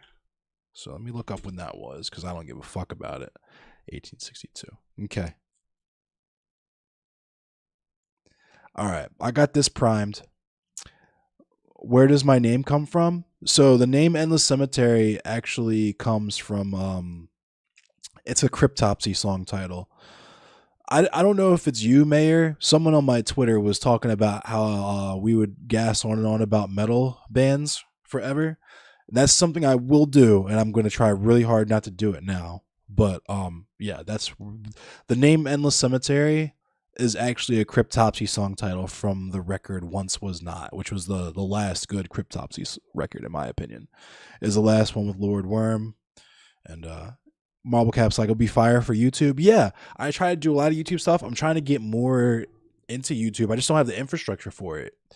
This whole platform is literally just me, Kuma, and Fade, and Big Richie Lizzie. That's really it. I have Big Richie Lizzie making clips for me occasionally, and Fade, who mods for me, who kicks people, who bans people, makes clips for me, and Kuma, who does the same thing, and that's really it. When it comes to like doing long form stuff like YouTube content and that kind of stuff, it's just me, and I'm still figuring out how to even do video editing and stuff. So it's like it's slow going there, but it is coming. Don't worry. Let me hurry up and do this dab so I can get into this. So, in the year 1862, on September 22nd, Abraham Lincoln issued an executive order.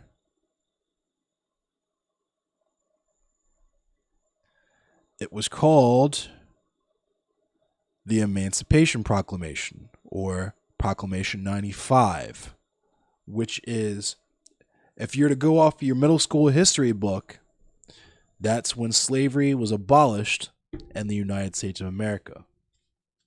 And that's a fucking lie. I'm going to tell you why in a second.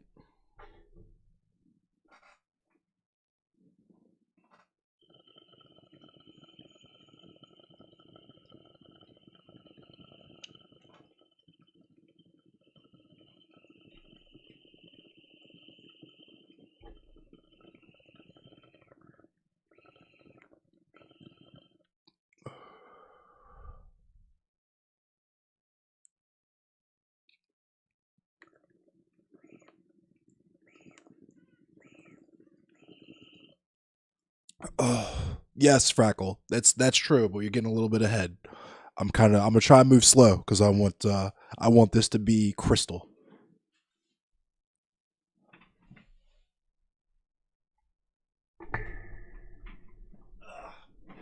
Sorry, I had to get my carb cap from under the desk. What up, I sent for Mick Gordon? It's all good, Frackle. Nah, I appreciate you, Frackle. Nah, do you? I fuck with you.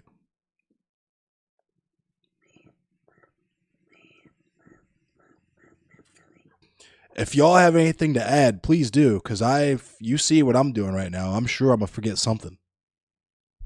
So anyway, January 1st, 1863 is when this executive order is supposed to go into effect, right? This is supposed to be when all Negroes in the United States of America, and I'm allowed to say that word because you see how I look and what hexadecimal value I am. All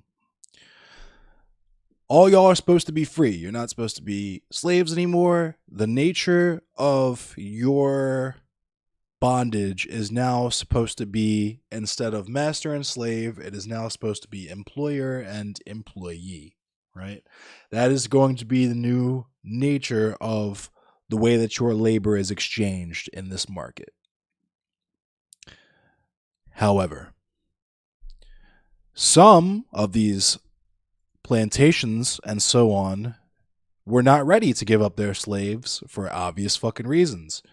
You've been getting free ass labor and pocketing all of the profit almost for however long, and now suddenly you got to pay these people out of pocket? Absolutely not. So slavery continued in places like Texas until what's known as Juneteenth. You might have heard about Juneteenth for the first time this year because it's the first year that they made it into a federal holiday. And if you don't know what Juneteenth is actually the real day that African Americans spent their last day as what you and I would know as quote unquote slaves, at least in that paradigm of slavery. Because as I'm going to get to, slavery was never actually abolished in America. But essentially, Word went out in 1862 that the slaves were supposed to be freed. That was supposed to go into effect January 1st, 1863, but the Union riders didn't make it to Galveston, Texas until 1865, June 19th of 1865. So there were still black people in Texas on the plantation or what have you, doing slave shit, big slaved up for a whole 2 years after they were supposed to be free. 2 years and some change too. And there's some stuff about how the indigenous people also kept slaves that I don't really want to get into right now. It's something I will eventually get into because it involves my heritage and where my mother's side of my family came from. My mother's father's side of my family came from. But it's immaterial to for what I'm talking about right now.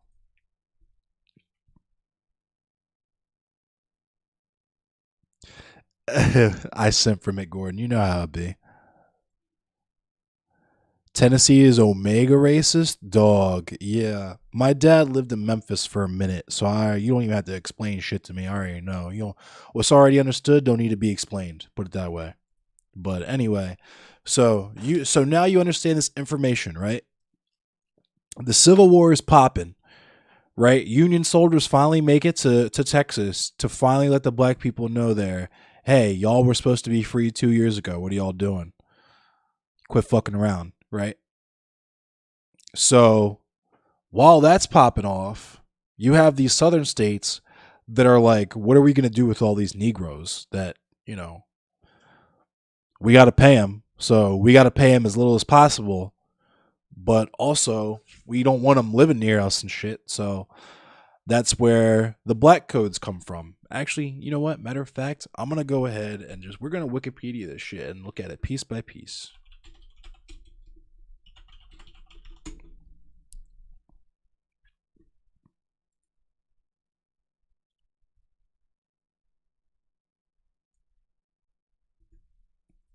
So if you look at this,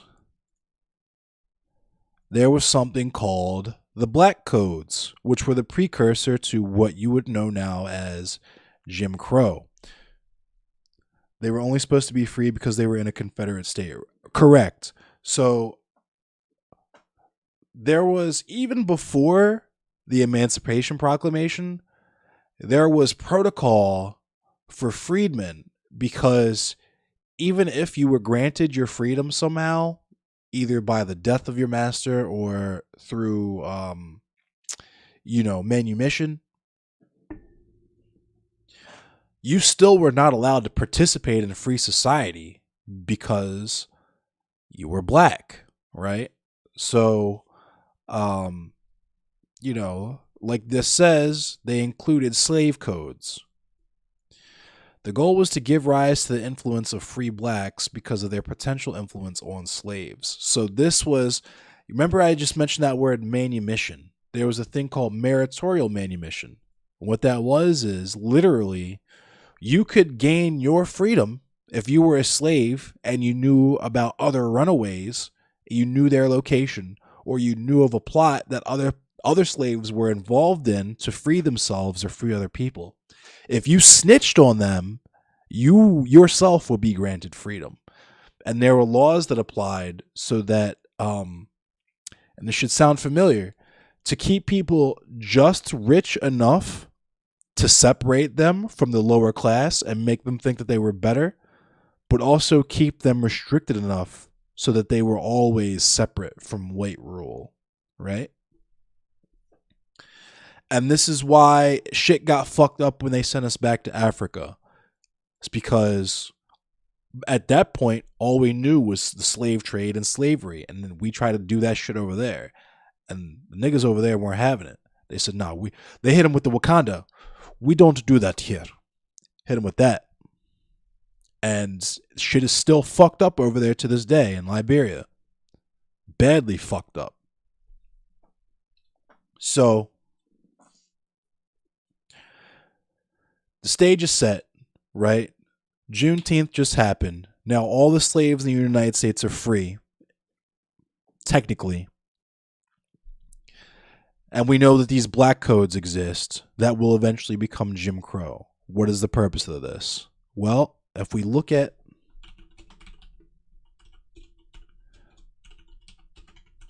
the 13th Amendment, I'll pull this up for you here and we'll read it together. Okay. First of all, we'll read the first line of this Wikipedia page, right? The 13th Amendment to the United States Constitution abolished slavery and involuntary servitude except as punishment for a crime. That part is very important. Very, very, very important. That's a very crucial except right there. Section 1. Neither slavery nor involuntary solitude, except as a punishment for crime whereof the party shall have been duly convicted, shall exist within the United States or any place subject to their jurisdiction. Congress shall have power to enforce this article by appropriate legislation. Now, remember when I asked that viewer earlier to let me know if he saw the word abolish anywhere in that amendment? We just read it together. Did you guys hear me say the word abolish in either of those sections? No, you did not. What did you hear me say, though? Except as a punishment for a crime whereof the party shall have been duly convicted. Right? What's that mean? That means slavery is illegal unless you have been convicted of a crime. And that should put into perspective the way that our legal system works. I don't need to really go into all of the studies and research and stuff that's been done that talks about the bias in the justice system. Like I said, what's understood doesn't need to be explained.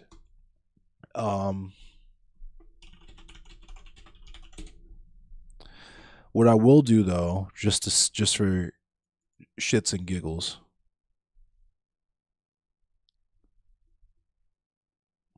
is we'll look at the book that I told everyone to read, The New Jim Crow. The New Jim Crow, Mass Incarceration in the Age of Color Blindness.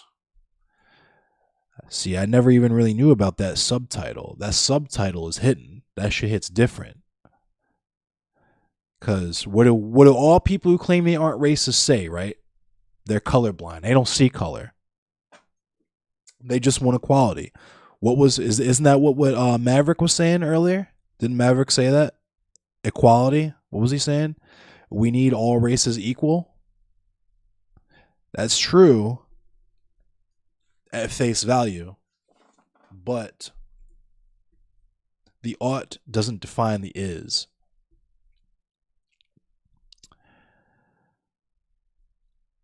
Alexander states in the book, I was careful to define mass incarceration to include those who were subject to state control outside of prison walls, as well as those who were locked in literal cages.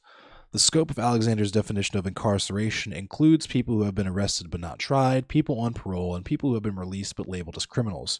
Alexander's definition is intentionally much broader than the subset of individuals currently in physical detention. And the reason for that is, if you've read Michael Foucault's Panopticon, right? I'm sorry. If you understand the concept of the Panopticon, it wasn't even by Foucault. It was designed by Jeremy Bentham. I'm sick. I just Wikipedia'd this shit. For some reason, I always attributed the Panopticon to Foucault, and I have no idea why. Anyway, what's up, Vulcan?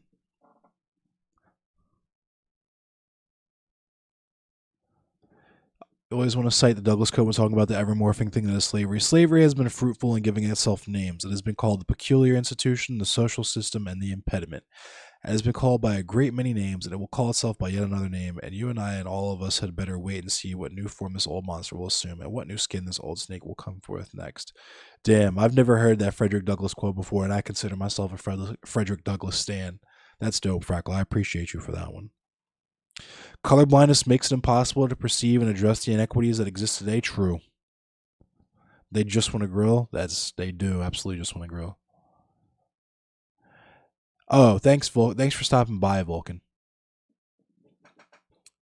But yeah, this is what I mean by chattel slavery still exists, is because the institution just changed hands. If we were to go back to 1865, there weren't no more people in shackles and chains working on plantations. It's just that the whip changed hands from the private plantation owner to the prison warden.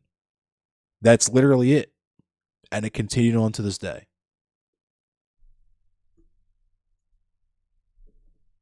So that's what I meant by that.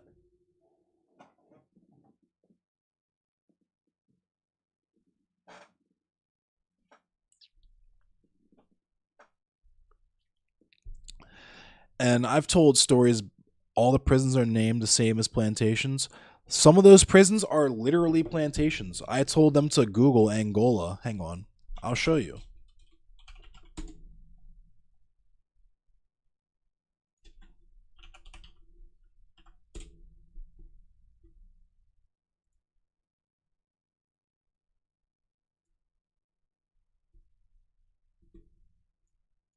This is Angola, Louisiana.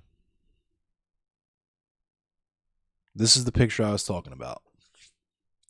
Look at this. And it's not even a picture. There's that one. There's that one. There's that one. There's that one.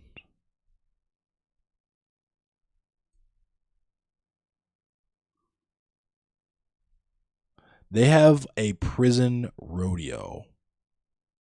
A prison rodeo.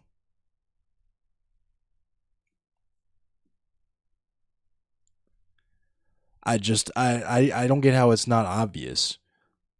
Like, I get the super far right wingers and why they pretend like this shit doesn't exist, because they want it to continue. But like, I don't get how people aren't aware of this. And to a certain extent, I understand how people outside the country understand. Like, they just don't have the exposure to it. You know what I mean? They just don't have the wherewithal. And people, like, if you're hanging around someone like CTV, you're not going to learn about that kind of shit, because they're not interested in learning about that kind of shit if they're not actively cheering it on. You know what I mean? Like, yeah.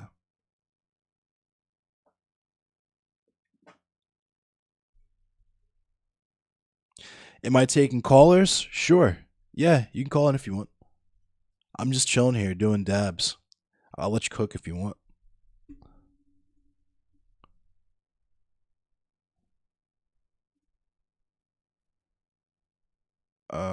You could join up in my community Discord, or you could call me, whichever. Am I going to talk about slavery after Juneteenth? Yeah. Okay. So, all right. So there's actually, so there was obviously slavery in terms of incarceration. That's just what slavery turned into. But there's also sharecropping, which is what my family did. I'll show it to you.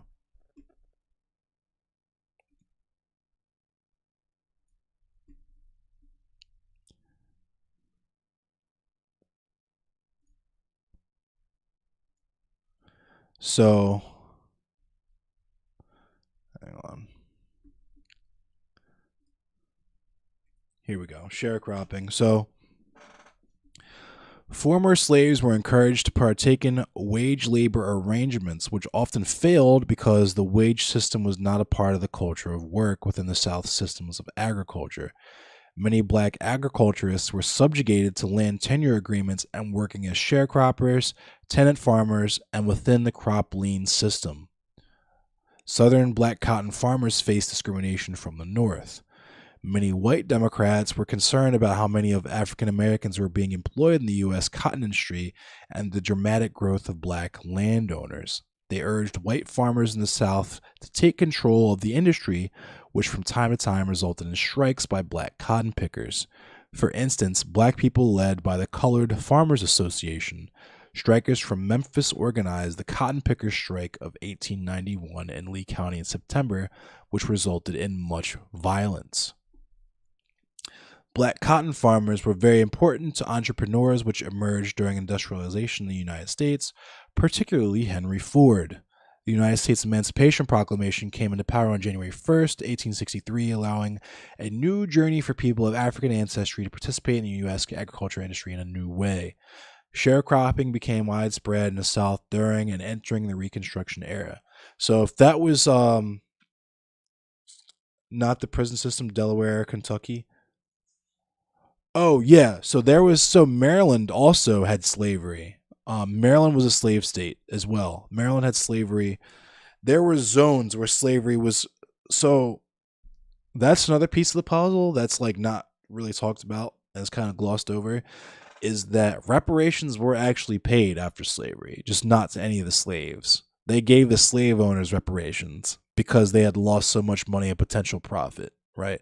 It would be like if when Napster came out and the government paid Metallica $5 million before they started locking everybody up. That's a bad analogy, but you get what I'm saying.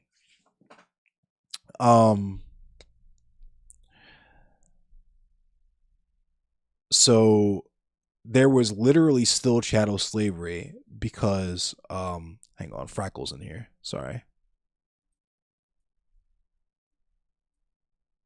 He might be able to help me out with this too. There we go. Hey, what's going on? Hey, I'll let you keep on your current Right on. point. Thanks. There was something you mentioned earlier I wanted to. Right on. So, fights broke out outside the Kenosha courthouse, apparently. That doesn't surprise me. Because the police were setting up for that. Let me look that up really quick before we do that. I'll look that in a second. I'll complete this point and then I'll let Frackle say what they're gonna say. But suffice it to say, slavery has taken many forms in the United States in reference to what Frederick Douglass was saying. There is literally chattel slavery in terms of incarceration with what I was saying earlier, where the whip just changed hands from the plantation owner to the prison warden, right? But that left the plantation owner in a weird fucking spot because he's an employer now. He's not a slave owner, he is an employer. And these Negroes are now his employees. So how do you keep a fucked up system going? Through sharecropping. Remember what I said about sharecropping, right? About how the black farmers were subjugated to bad land tenure agreements and stuff, right? With the crop lien system. So basically what that means is you don't actually own the land that you're working. You're renting it, right?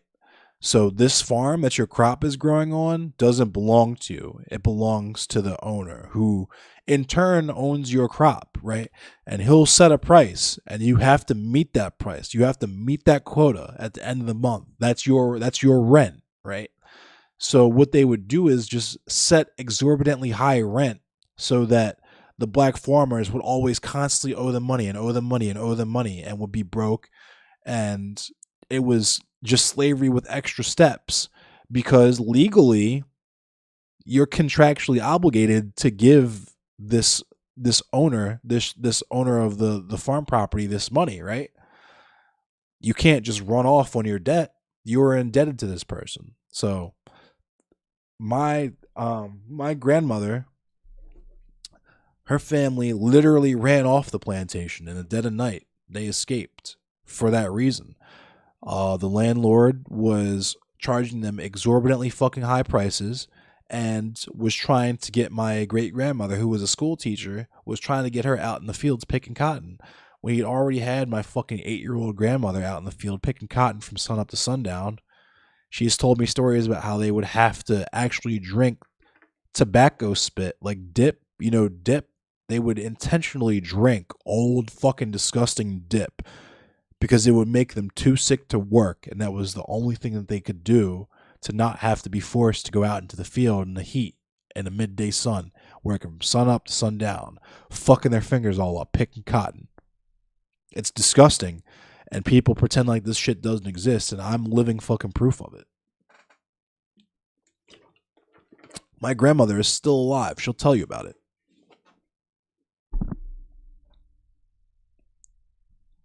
Sorry, what were you gonna say? No, all good. Yeah, that is totally fucked up. But yeah, I wanted to touch on so a perspective that I'm acutely aware of is is the one that you were kind of puzzling over. So a little bit of background, like obviously I was not always informed like I am Oh, now. likewise. Um, yeah, but so I grew up Mike as volume. privileged as it comes, white cishet middle class, uh, like Baptist household, and l- the way that this whole thing kind of works, I've had some time to analyze my own programming in the process of deprogramming, and I still have to really analyze my thoughts sometimes. But Right on. like, there's a lot of it is just it's a constant reinforcement of the idea that the moment you're a convicted criminal, the moment someone is a convicted criminal, they are no longer human. They are just a problem that Oh needs to yeah. go away. And it works it reinforces itself on multiple levels. So there's many force multipliers that happen for every step removed uh, from from like a individual from the person they're trying to dehumanize. So, like, if a white Christian is looking at a black Muslim that's been incarcerated, so it has the layer of they've been charged with a crime. It has the layer of they don't look like me, and it has the layer of they don't believe the same things as I do. Facts. And all of those things kind of multiply this dehumanization that is pervasive in the media, uh, in just kind of culturally how we Facts, view Jesse. prisons and criminals, and um, how the justice system really tells us in the way it's designed that criminal lives have no value, Facts. that they don't belong in society. Right. Um, so it is disgusting, but it is kind of astonishing just how pervasive that attitude is. And I do think there's some value in understanding how that functions. Uh, And I feel like that might be why a lot of these like so-called leftists are having so much trouble with this Rittenhouse issue. It's because I feel like they don't recognize that bias in themselves, yeah, and they don't want to apply that to Kyle Rittenhouse. You get what I mean? yes, yeah, Like they understand what we understand, that if anything, he's like one of the greatest examples of why that could, like how that could be like rehabilitation, but hmm they have to at the same time never challenge the idea that criminals are not people, that a criminal is like a completely separate category of humanity, and they're not ready hmm to file Kyle Rittenhouse into that category. yeah. There was a there's an amazing example that is, in my knowledge, just about as close to a state carrying out a systemic restorative justice system that I'm aware of in Norway.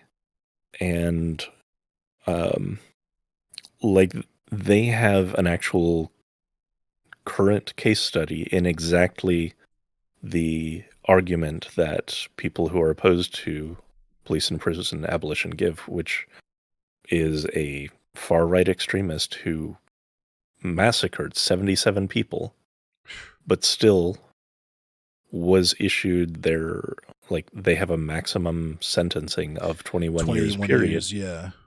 and is still being treated as a human being. And the effect that has had, it's still, only halfway through his sentencing, but there seems to be some already softening in his radicalization.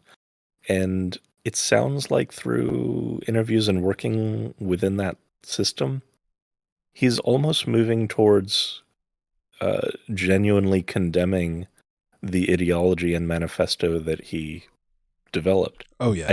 I don't know if it's going to happen by the time he's released, but like that's substantial. That's actual harm. That's actually providing some healing, which coincidentally, I've mentioned I'm a metal fan. There's a in that specific country as well. I don't know if have you heard of the band Burzum? Are you familiar? I am not. So, you might have maybe seen the movie Until the Light Takes Us, and it's about like the black metal scene in Europe. So a lot of that shit actually happened. There was a band called Burzum with a dude named Varg Vikernes who was in that band who had a dispute with I guess dude that ran a label that was supposed to put his music out or whatever. They're like in their early 20s. He goes to this dude's house and stabs him to death. Like viciously. I mean, like the most heinous, like stabbing someone to death is already a pretty serious crime of passion. But like without getting into too much detail, he did that shit about as hard as you could do it. Put it that way. And he did his time, maximum 21 years. Open and shut case. He admitted to it and everything. But he came out and he's still a pretty fucking gross Nazi. Like his YouTube channel actually got banned in that ban wave where they got like Stefan Molyneux and all them. Yeah. But he hasn't killed anyone. You know what I mean? Like right. He's clearly still a neo-Nazi piece of shit, but in terms of his danger to his immediate danger to individuals in his community or in his immediate surroundings, I would say he definitely doesn't pose the same level of threat, both through his personal growth and I feel like through his time where he was. Yeah.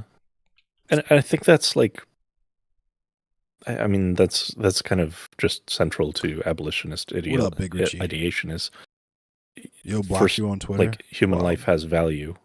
Second, any sort of approach to resolving some sort of conflict, any sort of justice conflict needs to center the well-being of the victim.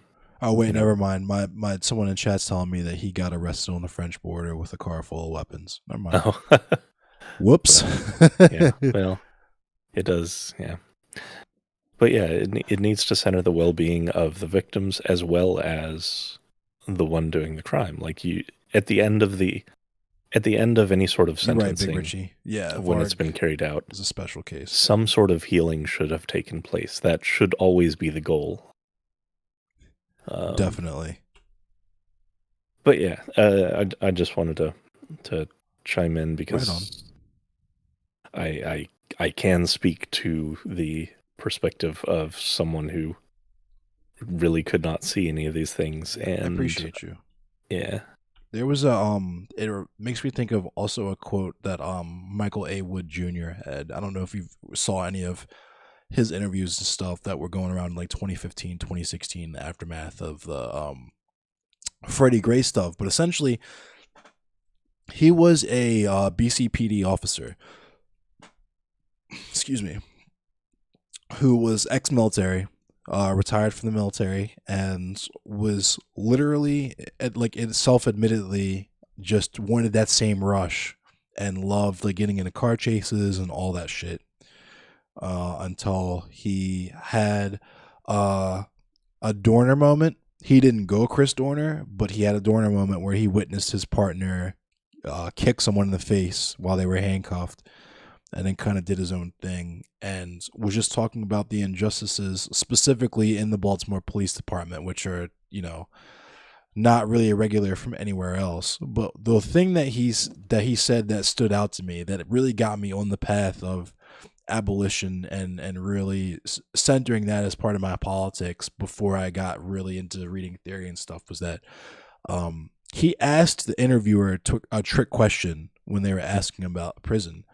He asked them, so do you think prison should be about reform, or do you think prison should be about punishment? And the interviewer responded, obviously reform. And he said that it's actually neither.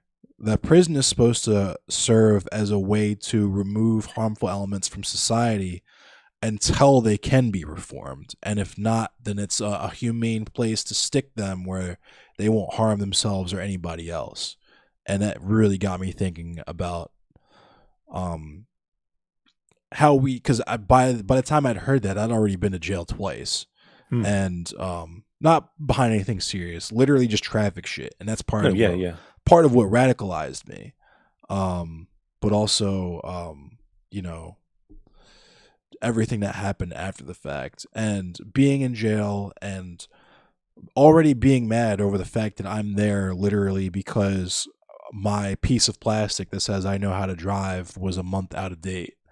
But I'm literally just locked up in there with like drug addicts in their illin that don't need to be in jail. They need help. You know what I mean? They need to see a doctor. They need to be in rehab or whatever. Yeah, I mean, it sounds like that question that was posed. Like the function of prison is not something that enough people actually think about. Right. Yeah. Yeah, this is Frackle. This is Frackle. But yeah, I'm gonna hop out of voice and let you continue on. Right on. Thanks, man. I appreciate your input. Yeah. Hell yeah. You have a good night. You too. I'm gonna keep lurking on you. That was awesome. Frackle's been coming with heat. I'm glad Frackle has joined our community. But let's look at this shit, because Fade had mentioned this, and I said I was gonna look at this, but I didn't. So apparently there was a fight outside the courthouse. The jury in the Kyle Rittenhouse homicide trial resumes its second day of deliberation Wednesday. Crowds have gathered outside the courtroom for days as Rittenhouse supporters and Black Lives Matter protesters clash over the case. I guess there was a typo there. The city of Kenosha, Wisconsin, is on alert ahead of a possible verdict. About 500 Wisconsin National Guard troops are to assist local law enforcement control reaction to the trial's outcome. So, I mean, I won't say we. I already knew this. This shit happened on my birthday. In the immediate aftermath of it, I knew immediately he was probably going to get away with this shit. And I guess they're preparing for that outcome. Rittenhouse was charged with 5 felonies. It's so wild to me that it's upside down shit. It truly is. It truly is. There's so many opportunities to stop this shit, to quote Joe Budden. Like, the rioting and shit or whatever, the people going crazy, the shit that they're sending National Guard troops there for, like, them sending the troops there is so fucking, like, unnecessary. You gotta pay, feed, clothe all them troops for all that time, right?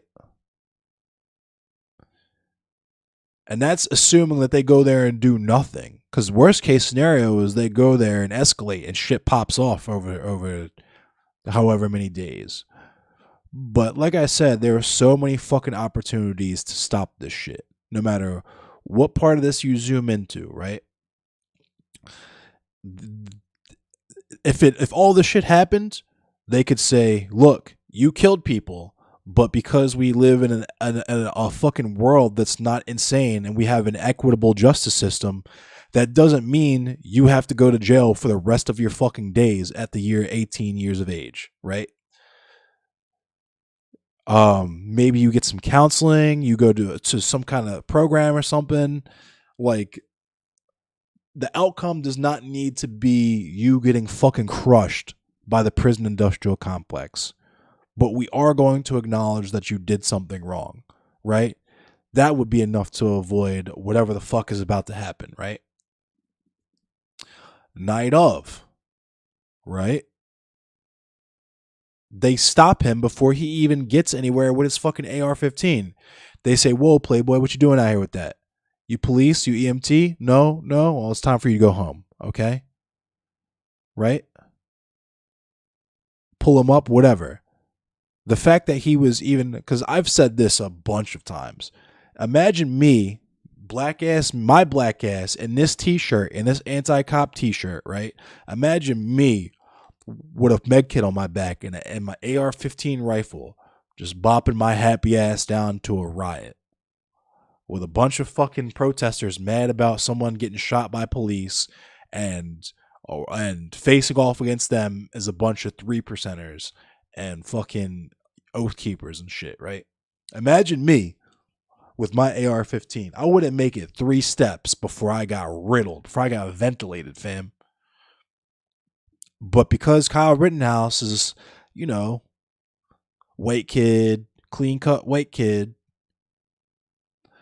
he can do whatever the fuck he wants. Just because he looks like he belongs, right?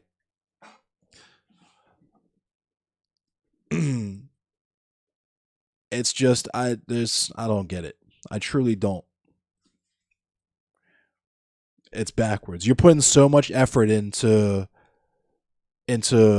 addressing the outcome when you could just prevent that shit in the first place. Just like this whole situation, and I mean start to finish, none of this shit would have happened. None of this shit would have happened if Jacob Blake hadn't been paralyzed. And people gloss over that. And I feel like people should hit that way more than they do. Especially people who call themselves leftists, because that's what I do. Because I'm a real leftist. I understand my position. I understand what's at stake. I know my role and I play it. I understood the assignment, right? I know that this right here is precedent. There's already precedent set historically, but this is priming the current population, right?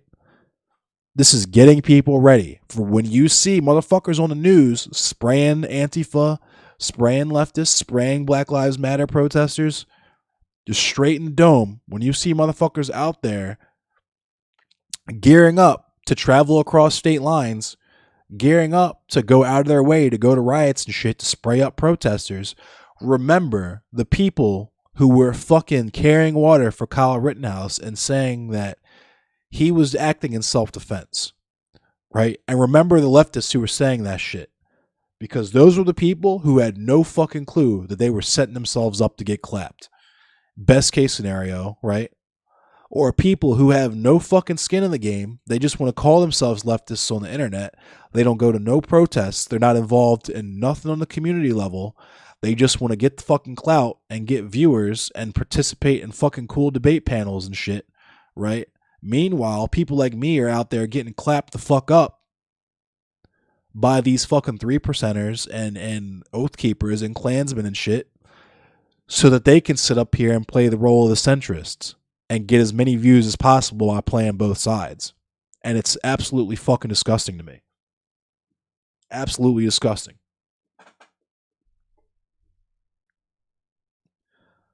Motherfuckers are out there dying. Motherfuckers are out there getting arrested, getting black bagged and disappeared, getting sexually assaulted by police and shit. Motherfuckers are out there having real ass shit out there happen to them because the police literally can't stop doing that shit to us, right? And when some fucking goofball ass suburban white kid says, you know what? I'm going to go out there with my fucking militia member friends who see people upset that the police literally can't stop fucking shooting black people, right? And the thing that upsets me in this situation is the fact that some property might get damaged, some windows might get busted out, right? So I don't give a fuck about what those people are out there talking about. I'm going out there with my gun, and if anybody touches my shit, they're getting fucking blasted, right? Absolutely fucking disgusting. And it's people that claim to care about their fellow man and how we should have empathy, and we're such horrible people for not having empathy for Kyle Rittenhouse. Motherfucker, I don't give a fuck. Right? I truly do not care, fam. His ideology, at best, ends with me getting fucking deported or something. The thing about centering restorative justice is that it doesn't provoke the knee-jerk defensive circling the wagon. It actually opens the door for an accused person to admit guilt, because there may be a path towards reconciliation. If the only prescription is being locked in a cage, every single person accused of a crime is going to reflexively deny responsibility and deny guilt, and you can't grow and learn in that mindset. Absolutely. Frackle, I'm so glad you became part of this community. Even if that's the case, Frackle, because I'm the same way, my thoughts, I don't have a single original thought. You got to at least be able to take credit for being able to understand and articulate that shit adequately, because I have trouble with that shit myself. I ramble a lot. I know I do, and I'm trying to work on it.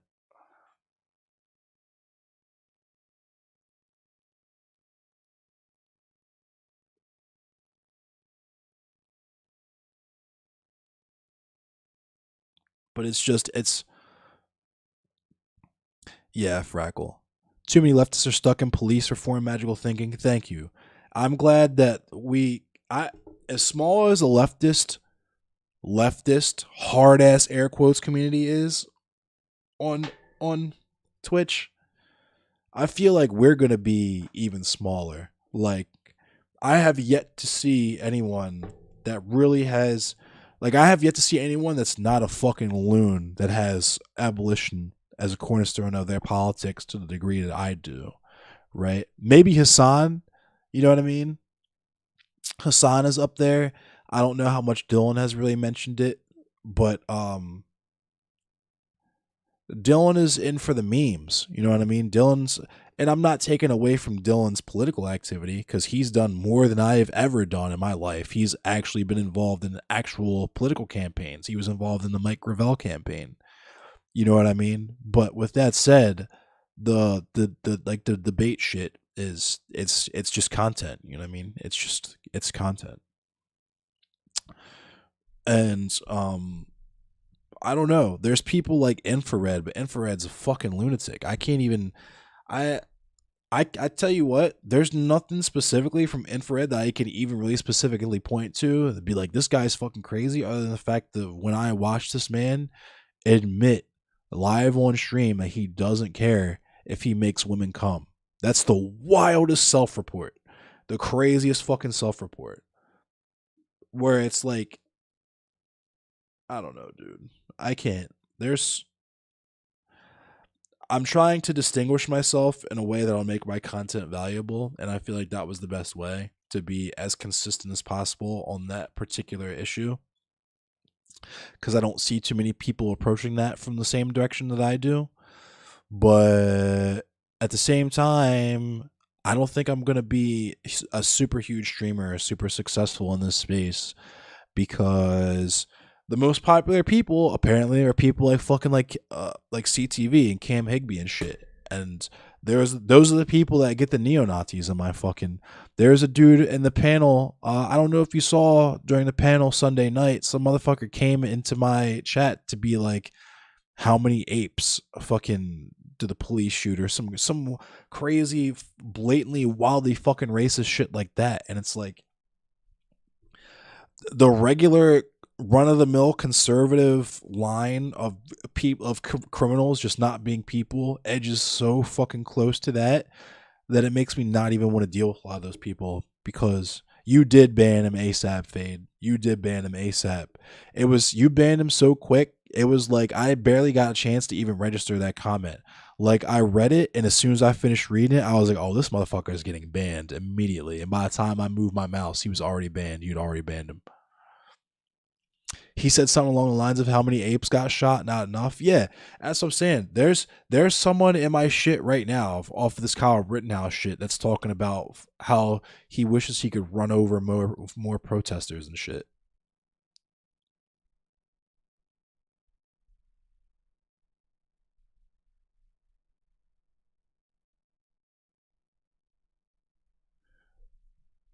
Uh,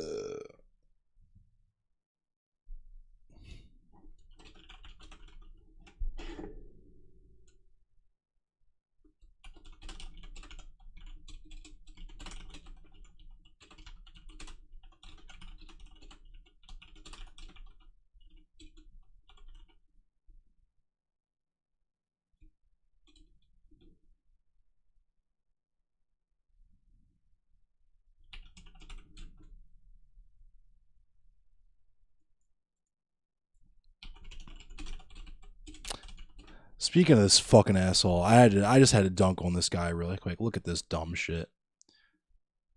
This is what I'm talking about. I tweeted, I need for so-called leftists defending Kyle Rittenhouse to know they are literally doing absolutely nothing other than legitimizing the right-wing desire to kill protesters. You're sharing a take with the same people who think you should have the right to run people over. This guy responds with, if only more protesters would stand in the freeway. Hardy har har har. Rich, hella numbers. Like, clearly boomer. The dude's bald as fuck. Like, fucking entrepreneur, probably anarcho-capitalist, like just complete fucking tool, right? I respond with a snark. It won't make her come back rich. See a therapist. And we're just going back and forth with him, just going back to wanting to run people over in the freeway until I finally get to. He posts this. I go, damn, your kids show you how to find that picture. You should ask them to make you an OkCupid account. He goes, should we be concerned with your obsession with kids? And I respond to that with, is that what the judge asked you when he granted you joint custody? You can't fucking fade me. I'm just gonna keep handing you L's. You're just not. I don't know why he wants to continue this. I'm just keep handing him L after L after L till he gives up.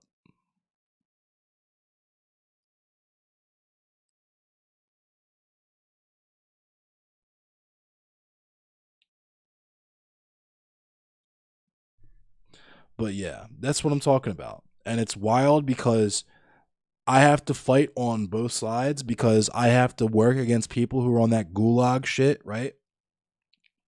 And it's always white kids.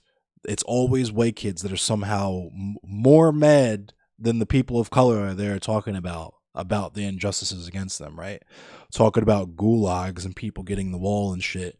It's like that's cool, dude. That's a great way to get people to subscribe to your ideology. That's excellent, right? And I get that I talk about how I talk the way that I do about Klansmen and all that stuff, but it's like the very different scenario. Very, very different scenario. Right. And I have to deal with those people while I'm talking to people who literally think that like if you fucking get caught with like a fucking a used weed pipe in Alabama, you deserve to go to jail for life and you're like less than human. You know what I mean? Sorry. That would be cool, Frackle. I would love that because I'm trying to script that kind of stuff for myself right now for YouTube.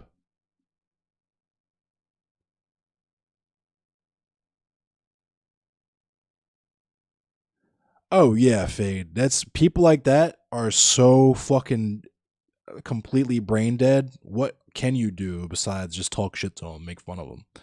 They literally are just pure entertainment. You know what I mean? There's a quote, you know what I'm saying? Or there's that meme. It's like I don't argue with people that John Brown would have shot. And that's just how it is.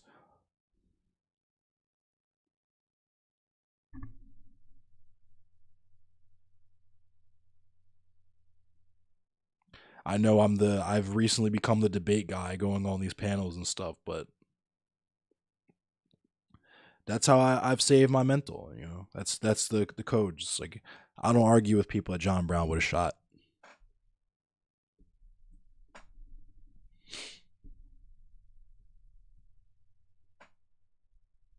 And I'm about to do my final dab. This is gonna be a big fucking dab, so I'm glad you guys could be here with me for this. Oh my god, I'm getting fucking oil all over my fingers.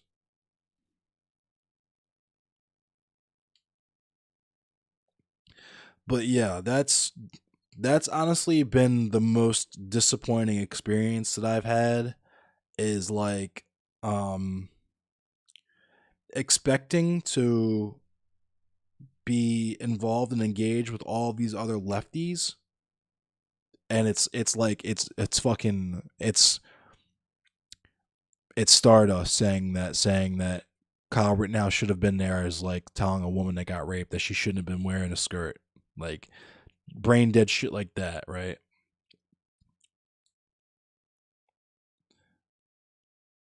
Or fucking double shine calling himself a sock dem, but then saying it doesn't matter why Kyle Rittenhouse was at that fucking riot. You know what I mean? Like fucking brain dead shit like that. That shit is wild to me. Wild. Fucking sock dem. First of all, sock dems are already just like diet neoliberals, but you don't even know what your own ideology is. Because that's another thing I've talked about on my podcast too, is like leftists are enemies of the state. Like literally. Like the government, if you're a true leftist, if you are a true leftist in America, the United States government is either trying to co-opt you or assassinate you. That's why Bernie Sanders didn't get elected. He's not going to get elected.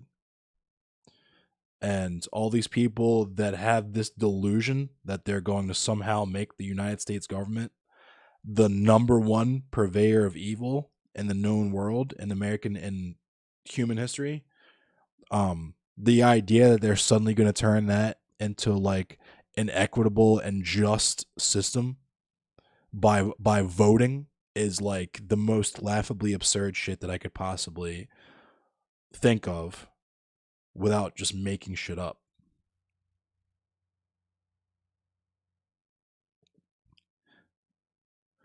Imagine being in Germany in 19 fucking 27 and being like, "You know what? I need to vote. I need to vote."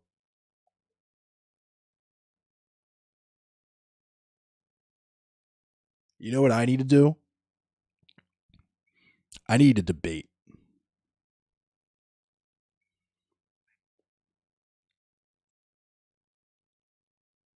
Sock dems believe you can put a friendly face on capitalism. Yeah, facts. Sock dems are people who like the rhetoric of leftists but don't understand any of the principle. So they're just like, yeah, it's this is why I said sock dems are just like diet neoliberals, because it's like I don't know, dude. I can't. Sock dems are the like sock dems are not as silly as anarcho capitalists, but they're still pretty fucking silly. Why don't I stream Dark Souls? I don't know. I'm not really into Dark Souls. I don't know.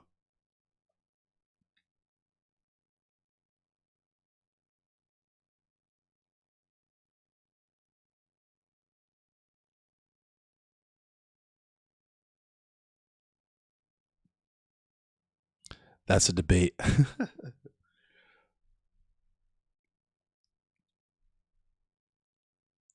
But yeah, I don't think and when I started doing this, I didn't do this to gain as many followers as possible. I didn't do this to be famous or rich or whatever. I started doing this just to get by. And if I end up in a position where I could quit my job doing this, that would be awesome. But I've kind of accepted that I'm going to be a polarizing figure. I'm sure that CTV is probably not terribly fond of me. I'm not the greatest CTV fan for sure, and I feel like that's pretty well known. And I feel like I'm gonna butt heads and come into conflict with a lot of these other streamers, um, especially people who have shaky politics. You know what I mean? Um, I don't know. I feel like I'm gonna remain. My community is probably gonna stay pretty small. The corporate fiefdoms vibe, real demolition man shit. ANCAP stand for feudalism. Bet. The reason why they stand for that shit is because they have the fantasy where they think that they'll be the factory owner when they're already the worker. They're already getting shitted on, but they think that somehow the market is what's holding them back. The market is what's shitting on them, and not their boss, not literally their boss.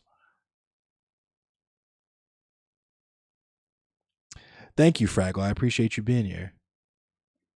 And quality over quantity, absolutely. That's what I'm saying. Like I love my community right now. My community's dope. I got Frackle. I got people like Base of PJ and stuff.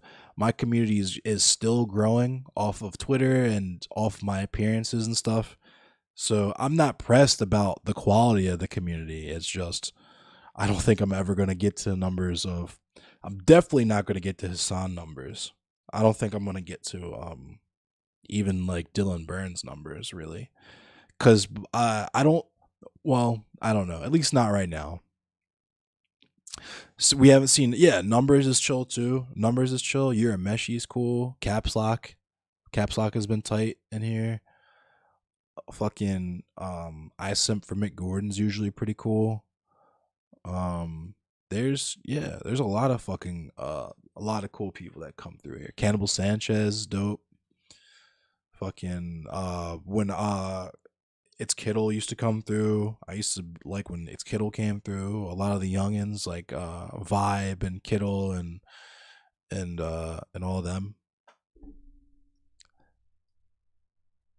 Black Raider, yes, absolutely. Black Raider. I gotta check on him. I'm gonna check on him after the stream. Start playing Hunt again to get numbers back. Yeah.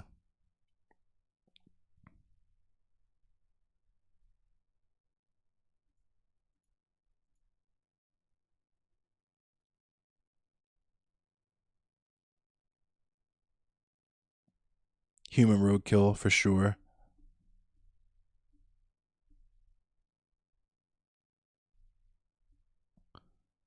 First time travel, yeah.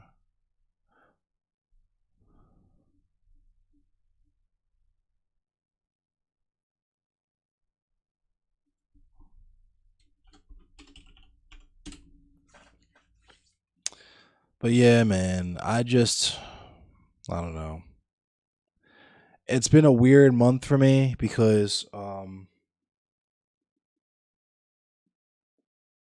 maybe it's just I'm expecting shit to happen faster than it will.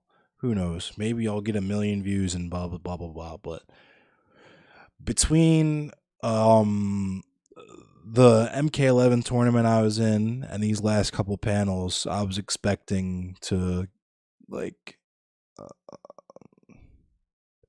be able to contribute to more content or like gain a much larger following, but I haven't. But at the same time, I appreciate the following that I've gained in the last 2 weeks more than a lot of my other followers. Like Frackle is objectively probably one of my coolest fucking viewers. You know what I mean? Fucking Mayor's pretty cool. A lot of my Twitter followers and stuff are mad cool. I don't know. It's just I'm trying hard not to get burnt out doing this shit because it's so much work. It's more work than I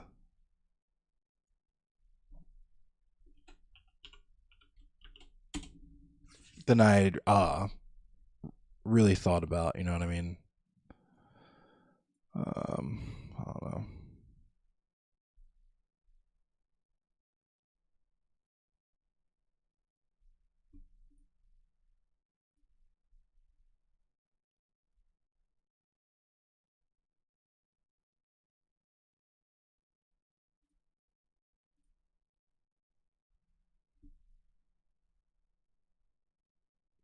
Thank you, Chad. I got really worried in the aftermath of both panels, but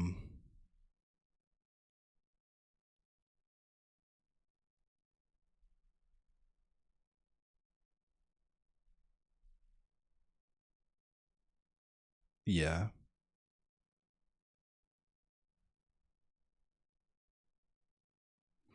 I wonder what I said about Montreal. Because he said I wasn't nice to him. It makes me wonder what I said to him.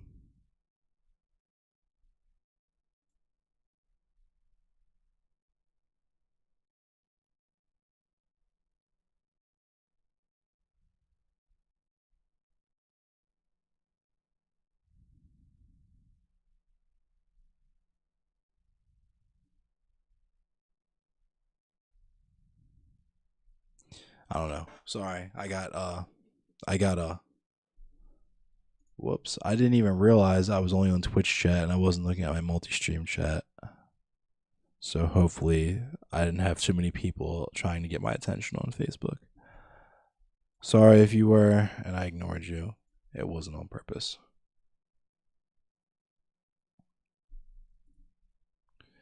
With that said, I'm going to go look at the Facebook comments on this video just to see.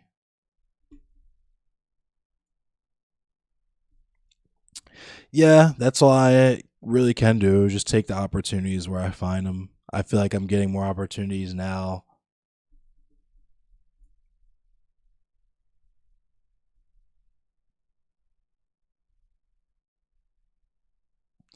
There's not that many. There's no comments here.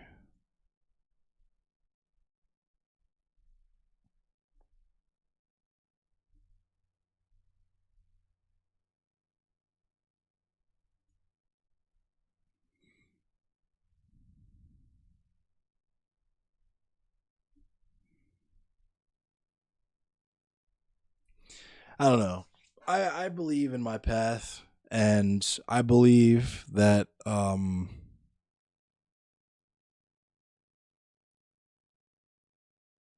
going where I need to go, and when I get there, it'll be where I deserve to be.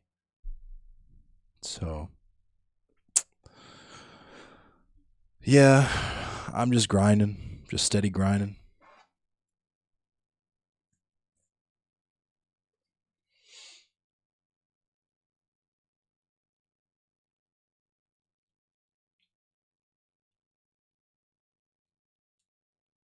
I'm wondering, I don't know. The grift is really just, it's that easy, huh?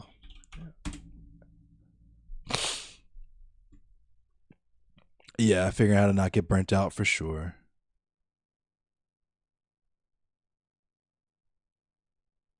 Uh,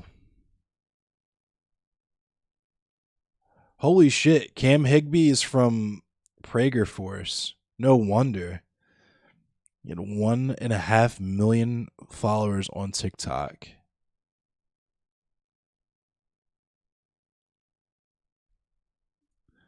I'll give him a follow on Twitter. Even though these takes are causing me physical pain.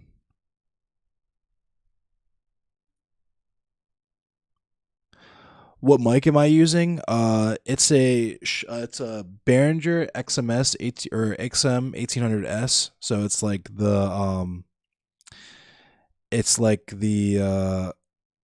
Behringer's like knockoff Shure SM58.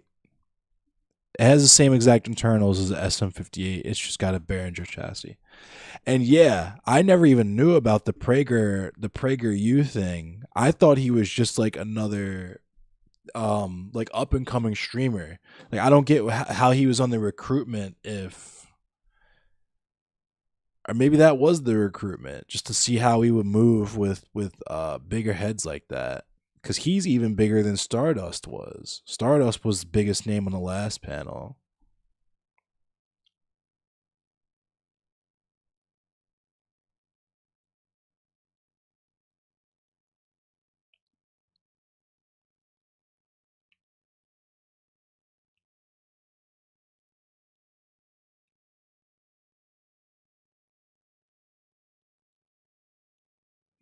I don't know. I'm really worried, like in a way that I can't really articulate. I'm genuinely worried that I'm blackballed. You know what I mean? Like even if my shit's good, I pissed CTV off and now they don't want me to come back. You know what I mean?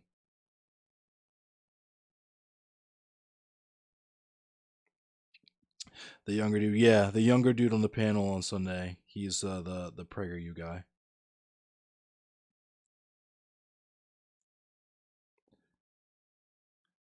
And it's like I tried to um I don't know. I was like going into that, I was like I got to dial it in cuz I'm trying to be friends with everybody. I'm trying to politic. I know I'm going to the whole premise of this is to be engaged with people who have politics that are probably diametrically opposed to me. So, I try to proceed with caution, but at the same time, I gotta be me, and I'm gonna be me. And like, if you have fucking brain dead ass takes, I'm gonna say that. You know what I mean? And I feel like maybe I was a bit too abrasive with like the conservatives, or like I don't know. I'm just like genuinely worried now seeing like how significant like Cam Higby and fucking CTV are with this shit and whatnot. I like deeply worry that there's like, nah, fuck this guy. Let's not support this song. And nah, Lud XL, I don't you can send it to me in private and I might get back to you later, but I'm not really checking out other people's stuff on the stream right now. Lud XL.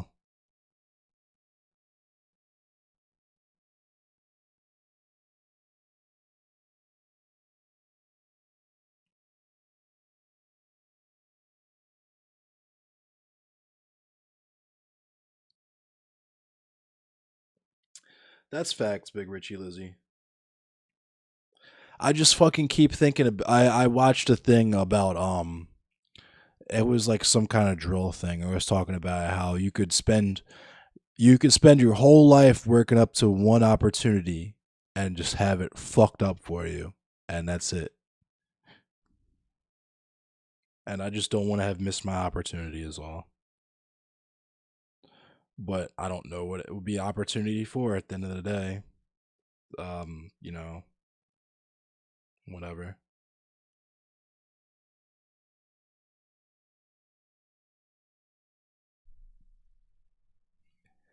I know my politics are cool and they already invited me back once. Yeah, that's true. I was trying to get on the goal for me though was to get on the main event, and who knows, they might invite me back again. I hope they do. Um, not in that capacity. I want to get on the main show. I guess that's the how you make it there is you get a certain number of followers or whatever, and I'm just not there because that could be the other thing. Like my content really is not like you guys who are watching me now. You guys know that I'm good, right? And you guys know my politics, know my personality, and all that. But in terms of actual content, I don't have shit. All I have is VODs and like some funny video game clips on my Instagram and my TikTok and some funny tweets. Like I really don't have a lot in the way of content. And I'm trying to work on that, but like I said, it's so difficult because I'm trying not to get burnt out just from doing the stream. But then I have to literally learn this like whole other skill because I have to learn video editing and it's just I want to do it. It comes naturally in terms of being creative, but it's so much effort that I wouldn't mind doing it if I knew for sure that. And I guess that's part of taking that leap, right? Is like I have no idea how successful I'm gonna be, but I might as well go for it. You know what I mean? But I don't want to do that. I'm fucking 32. I'm trying to fucking I don't know. KOE responded. Phil responded to my YouTube comment as well. Because that's another goofy thing. If I could talk about it just for a minute. Yeah, like just like video essays, like because that's the other thing is like I don't know what I could create that would be valuable.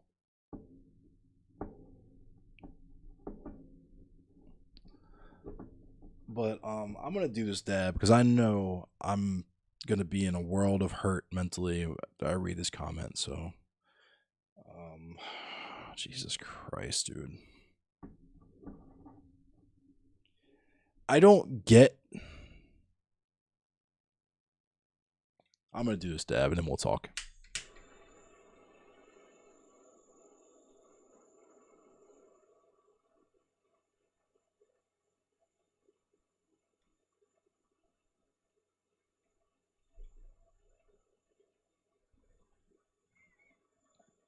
Get man's in for the 1v1. Nah, he's bigger than me. He wouldn't do that shit. I don't think he would do that shit. Nobody really has any reason to 1v1 me like that. I appreciate Montreal coming in here and doing that. I feel like his audience is small enough to where we have comparable sized audiences, so it's cool just to converse with someone like me on that level. But like I have less than 1,000. I have less than 2,000 total across all my platforms. Like there's really no reason for anybody to acknowledge me or talk to me aside from my politics, which you wouldn't immediately know. You know what I mean?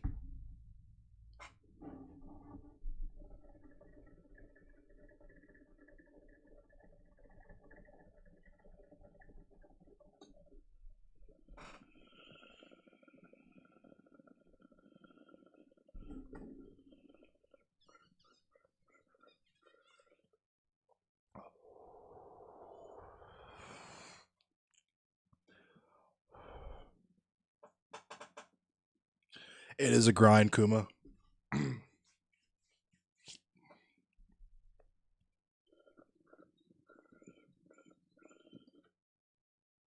At some point, I'm going to take a vacation to work on the YouTube content. Oh, this is my saxophone.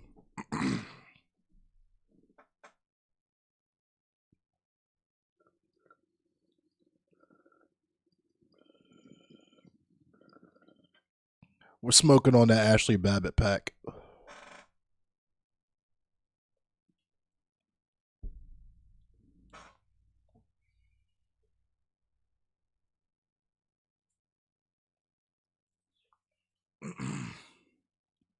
Yeah, vacation to work on like like a general vacation. I would probably literally just do podcast stuff and YouTube stuff for that week. But the thing is, on this, and I'm hoping, especially now that I have the cool people in my community that I do that will follow me as closely as I'm hoping they will. The thing that sucks about streaming in this platform is that as soon as you stop, if you're gone for 3 days, if you miss 3 scheduled days, people forget about you like that. Their sub money, all that shit is going somewhere else. You know what I mean? I'm not there yet, so I guess it doesn't really matter, but fucking ears full.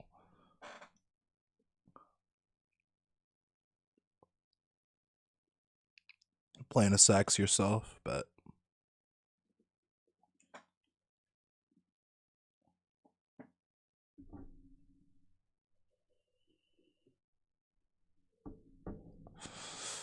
yeah. My real goal is to build a community of like-minded people that can affect change in their communities.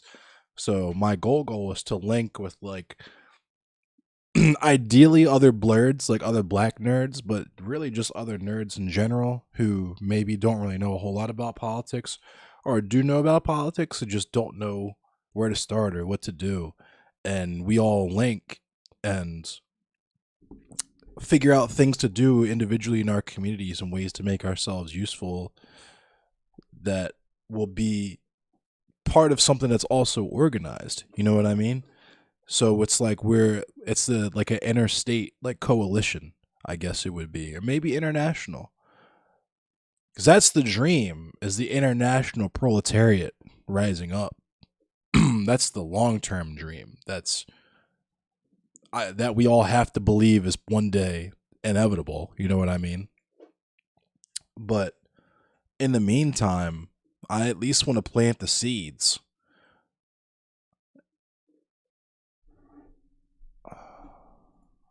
My Twitter messages.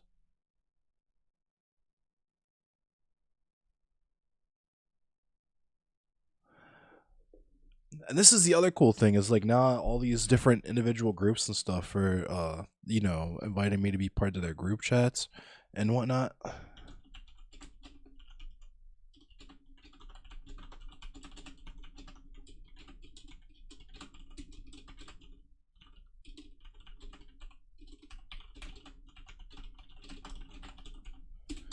All right, let's read this fucking brain hurt. You guys ready for this brain hurt?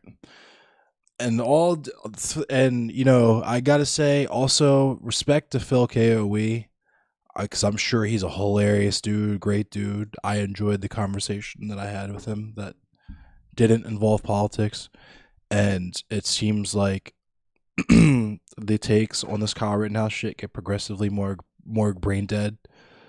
Because his original take I had zero problem with his initial statement. You know what I mean? But this idea that, and who knows, maybe I'm misreading all these people's, maybe they have the same take that I do, and they're for whatever reason just lasering in really fucking hard on the idea that he acted in self-defense. But you know, I think it's really fucking weird, best case scenario, and is like trying to legitimize his actions, worst case scenario. You know what I'm saying? And that's what I keep saying is that it's not so much setting a precedent in terms of government action, because leftists have always been enemies of the state, will continue to be, communists and whatnot, all that good stuff. But the population, I feel like, is not. We've become relatively soft in terms of political violence within the country, right? Police killing people is like normalized. So there's that, but like activists and political leaders just getting straight up murked is something that people in contemporary times are not used to, I don't think. It's not something they've seen before. It's not something they'd necessarily be comfortable with immediately. So we have to have high profile shit like this so that when we graduate from some random mentally ill person at this riot or protest or whatever got shot by Kyle Rittenhouse, when we graduate from that to, the chair of this state's PSL got fucking assassinated at a protest, when we graduate to that, it won't be, there will already be ways to legitimize it. Well, she was part of Antifa and Antifa were violent and this happened, this blah blah blah, blah. And, there's already work being done to characterize shit that way. So I don't know. This shit's so fucked, man. I really wish that.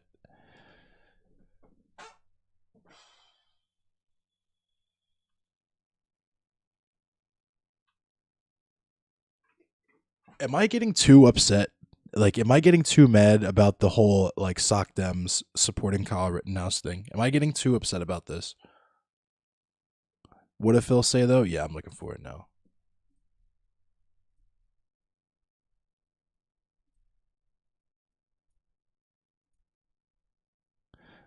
All right, hang on. Because what he said was fairly reasonable, I think, at least from the gist of what I read so far. So, he said, "You are the one who made the comparison. The onus is on you to justify why you think these two cases are parallel. The person who makes the original assertion is the person who must justify that assertion." Okay, fair enough. What makes Michael Rittenhouse similar to Kyle Rittenhouse?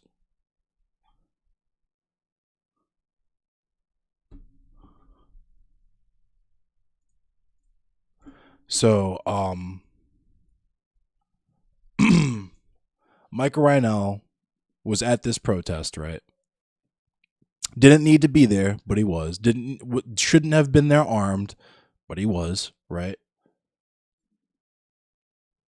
The people that he shot, if we're going to indict Joseph Rosenbaum for being mentally ill, right? Something that's not within his control. If we're going to indict Joseph Rosenbaum and say that essentially he deserved to get killed for rushing Kyle Rittenhouse when he had a rifle, right? If that's the claim that we have heard people make, so I'm not, this isn't a reach. I don't think I'm reaching in saying this, right? If we're going to say that Joseph Rosenbaum deserved to get clapped for rushing Kyle Rittenhouse and using the fact that he was mentally ill to provide the basis for why he was a violent person and how it was legitimate for Kyle Rittenhouse to shoot him, then certainly if we have actively violent and abhorrent people engaged in violent acts at the time for reasons that are well within their control, surely the same act against that person would be even more so self-defense, right? Because Joseph Rosenbaum couldn't help himself. He was a victim of circumstance, right? But somebody who's there being violent with that level of violence on purpose, oh, absolutely. That person, yeah, that person would also be culpable in their own death in that case, right? So when we're talking about someone who is a Patriot Prayer member, right, with open white supremacist ties, you're literally at a counter protest for a protest for someone who was killed, a black person who was killed by police. Imagine that, right? You have this supposed or suspected, alleged, we won't confirm or deny this person was a white supremacist. We will say that there was strong evidence to suggest that this person was a white supremacist when that person is literally spraying people with bear mace, right? This is a violent act, yes. If we consider charging someone to be a violent act, warranting one to be in fear of their own life, then surely spraying people in the fucking face with a foreign chemical, surely that's considered aggressive, yes? Equally aggressive, no? Am I reaching? So Michael Rhinell acted in a way that he felt he had to protect the lives, not the property, not property, lives. Michael Rhinell acted in a manner that he felt would save other people's lives and shot this white supremacist, this supposed alleged white supremacist that was engaged in the act of spraying people with bear mace, right? Shot him dead, went on the run.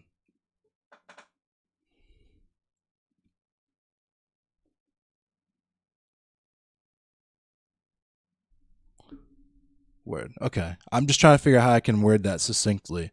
I'm trying I'm kind of appealing to the court here. I'm wondering if this is am I reaching with this analogy? Is this a bad analogy, or is it just a reach to try to pretend like these two instances of gun violence are not remotely similar? Because they occur during the same period of time. Even I would suggest the general same period of time. When did Mike Rennell happen? Yeah. They bodied Michael Rennell 4 days after Kenosha. Are you fucking kidding me?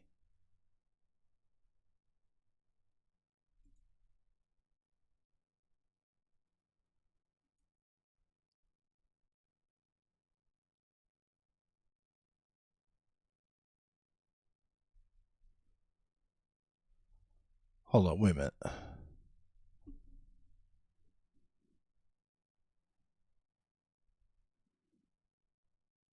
No.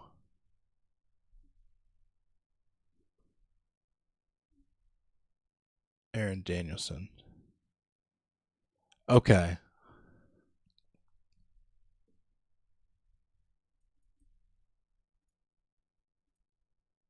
No, he clapped Aaron Danielson 4 days after Kenosha. What? Are you kidding me? And they're trying to say they're not the same, bruh. This is a why reach like this? Why? Okay, all right. I'm on your ass now.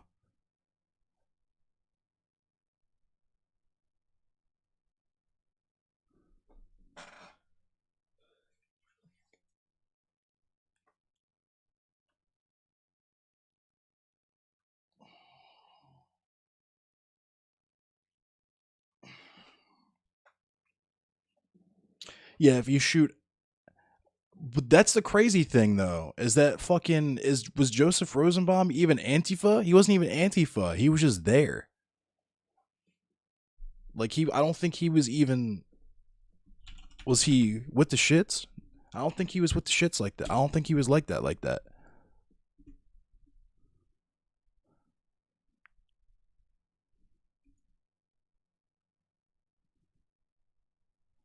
I mean, he was certainly in that class because apparently he was homeless.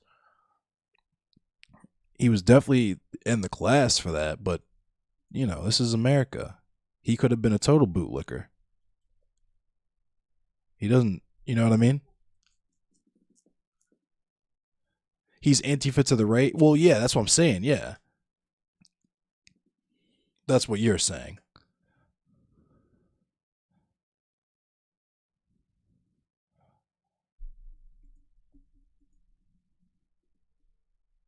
You're saying the right wing would totally declare him Antifa? Well, yeah. Yeah, of course. But the fuck thing is that it's not even necessary to do that, though. You know what I mean? Like I don't think Phil Koe thinks that. That's kind of the fucked up part, right? It's like I don't think Phil Koe genuinely believes that um Joseph Rosenbaum was a Antifa fucking foot soldier. You know what I mean?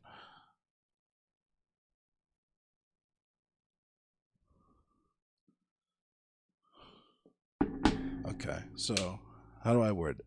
The first comparison, right? Both Michael and Rittenhouse were there with guns when they shouldn't have been.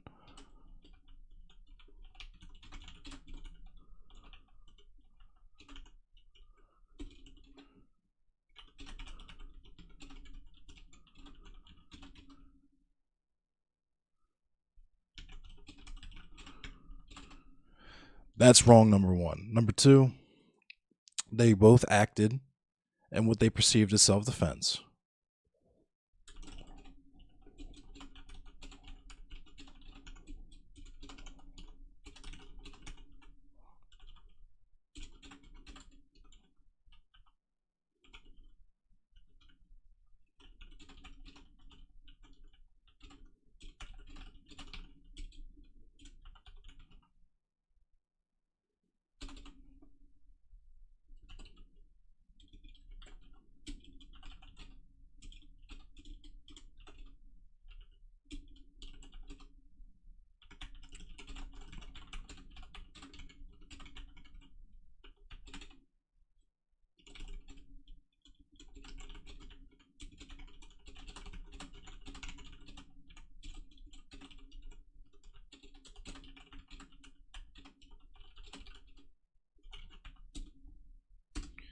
All right, let's get it. I said both Rittenhouse and Rennell were at protests armed, which is wrong, number one. They both acted in what they perceived as self-defense, one for property, one for lives. Also, they happened literally 4 days apart. They were a part of the same wave of unrest. I could keep going, but yeah.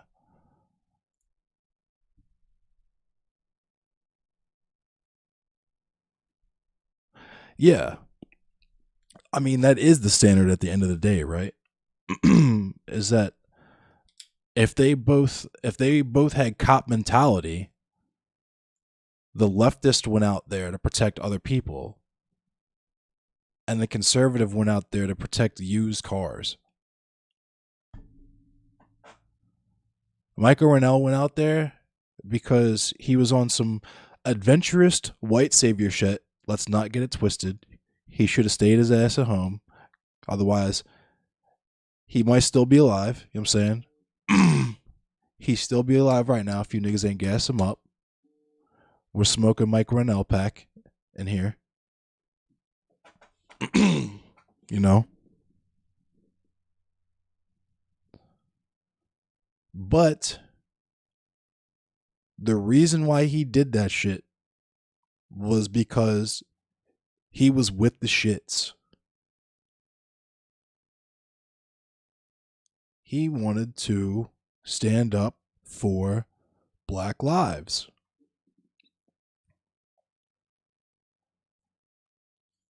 And when you talk about Kyle Rittenhouse, you have to say that he was out there because he wanted to protect property. Period.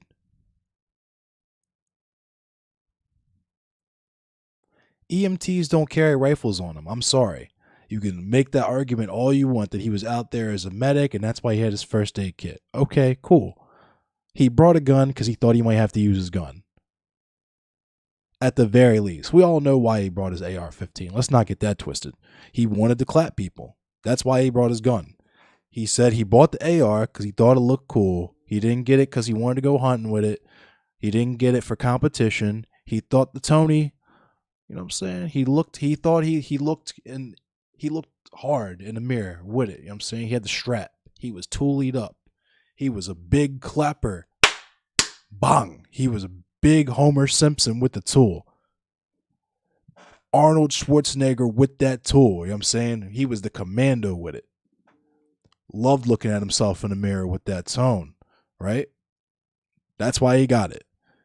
And he brought that bitch to the riot so he could shoot some looters. Which is not fucking, why do we keep acting like this is foreign? Hurricane Katrina. With straight up police officer just murking people in the back. Oh, you're black and in this disaster area? Oh, clearly you must be a looter, therefore I can shoot you. I've always wanted to shoot someone. Awesome. Like, come on now. Come on. This shit is so silly. This is what this colorblind shit gets you. We're literally out here getting clapped. And you're just like, I don't know anyone who would do that. Why are you exaggerating? Dog, people are dead. There's motherfuckers out there dead right now that would be at home with their families right now if not for this fucking horse shit. And you're out here like it's a free country. You know what I'm saying? I pledge allegiance to the flag of the United States of America. You feel me? America, it sucks now, but it could be awesome if I vote hard enough. You know what I'm saying? All these people that think you're fucking subhuman and want to just literally exterminate you and everyone who looks like you and wipe you off of the face of the fucking planet, either through labor or through bullets or cages. You know what I'm saying? They can hide behind people who act like you got to earn a living. That's just how it works. And you know, the police are here to. That's why you got to. Everything would fall apart without the police. What would happen? You're gonna want the police there if your house gets robbed. You're gonna want the police there when your mother gets killed. Motherfucker, the police are robbing us and killing our mothers. What the fuck do you not understand about this? Like, how is this? Like, what the fuck? It's the most frustrating shit on the fucking planet. Because it should be basic. It should be just like, I'm okay. Someone who knows about this shit is in here. Let's feel it out. But instead it's like, what are you talking about? How is this relevant?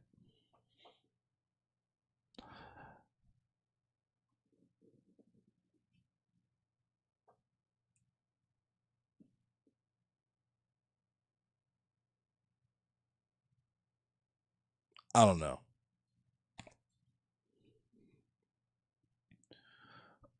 Welcome to 2021. We don't have slavery anymore. Okay. Yeah. All right. I'm making shit up. I don't know what I'm talking about. I'm exaggerating, dog. You caught me. I just want clicks. I'm clickbait. This is all clickbait. You caught me. It's projection. You know what I'm saying? Because that's what you're fucking doing. You don't know what the fuck you believe. You just want to repeat talking points and get clicks and get retweets and shit. You know what I'm saying? So I get that. That works for that's the type of shit y'all have to do. That culture war shit is that's all y'all. I'm trying to do some real shit. This is why I'm trying to link with people like Dylan Burns and Hassan. Is because I feel like they can and do real shit. And I don't really they're just sitting there gaslighting me about how I know nothing and it makes no sense. Like, yeah, that's what I'm saying. It's like I get it. It's content and it's cool. And I do it and it's fun and I hope I reach the right people and I've reached people like Frackle and there's cool people that come through and cool people that listen to this shit and I'm thankful for them. But it's like, yo, you have no fucking clue. Not a slight not even a hint. Not the slightest fucking clue. You don't understand what poverty is.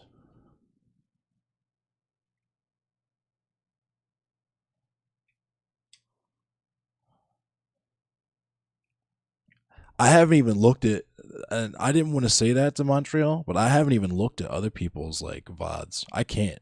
That shit is like, will be, I would be dead of apoplexy by the end. I couldn't take it. I wouldn't be able to take it. I gotta just do the comment section because I can just read that really quick and I've read it by the time I realize I've read it and then I can respond to it. You know what I mean? But I'm not finna sit here through a fucking like 2 hour long VOD of watching your chat just repeat the dumbest shit. You know what I mean? Like,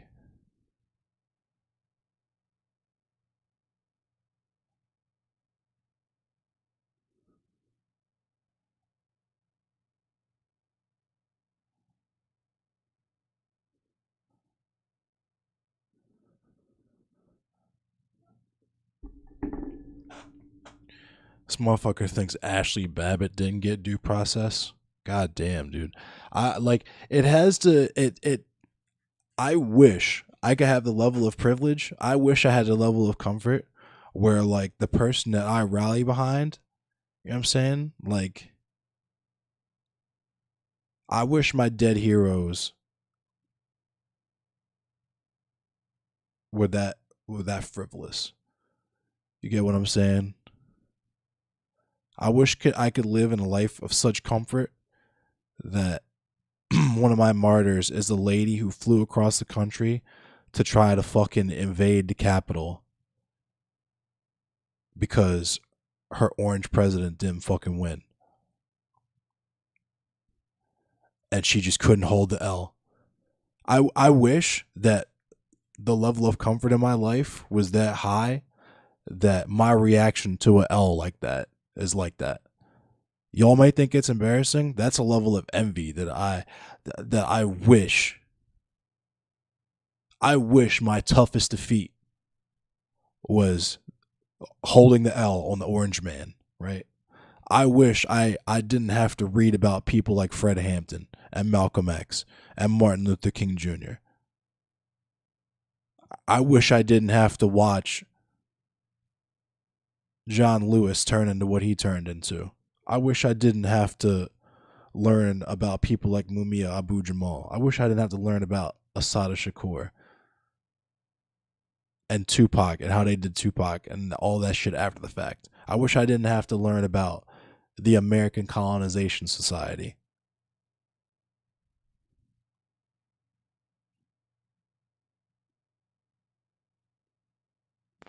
I wish that the thing that got me that fired up, that would make me break kayfabe, is holding the L. because my reality TV star guy, president, didn't get reelected.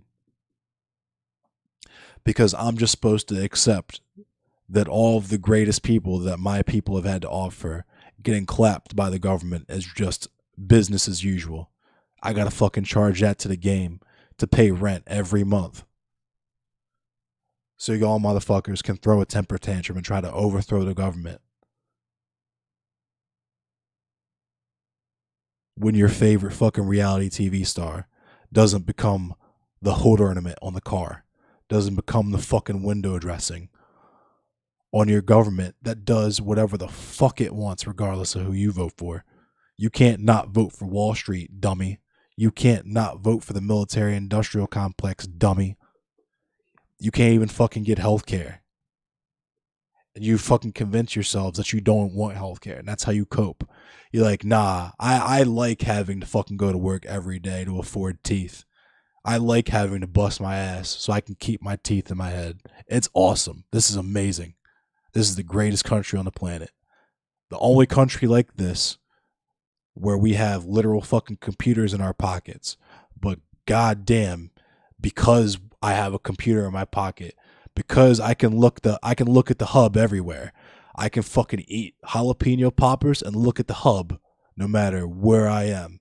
This is the greatest country in America, even though half of the people in this country can't fucking afford teeth.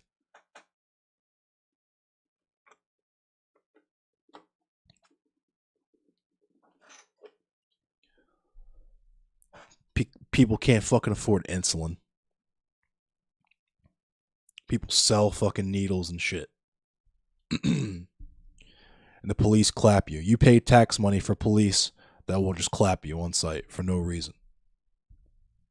And if you get clapped by police, well, it's your fault. You shouldn't have been a criminal. And if you weren't a criminal, well, then who cares?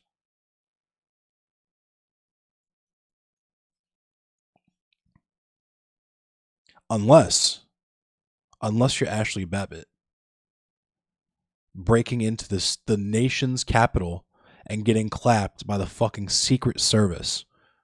That is injustice. That is worthy of outrage. The 17-year-old boy who wants to counter-protest people upset that the police are shooting and killing innocent people and goes on to himself shoot and kill innocent people. And I use innocent in this instance because if he had not been there, they would still be alive. Okay?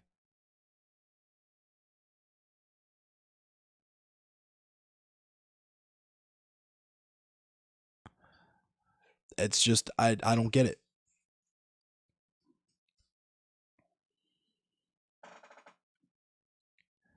And you're like, I want to be friends with the right wingers.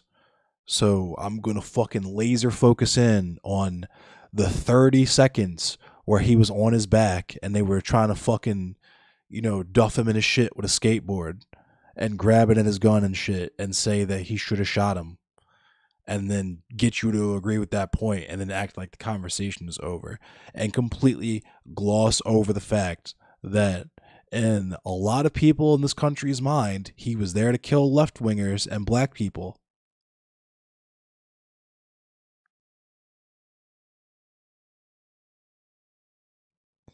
And we can have this fucking hardy har moment, this back and forth, and pretend like that shit's not a thing.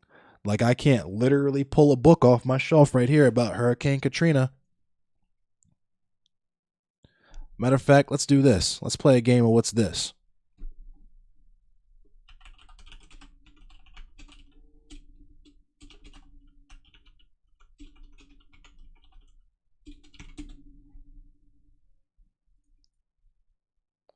Ready for this?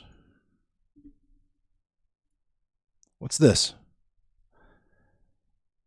The Danziger Bridge shootings. What's this? On the morning of September 4th, 2005, 6 days after Hurricane Katrina struck New Orleans, Members of the New Orleans Police Department, who were allegedly responding to a call of an officer under fire, shot and killed two civilians at the Danziger Bridge, 17-year-old James Brissett and 40-year-old Ronald Madison.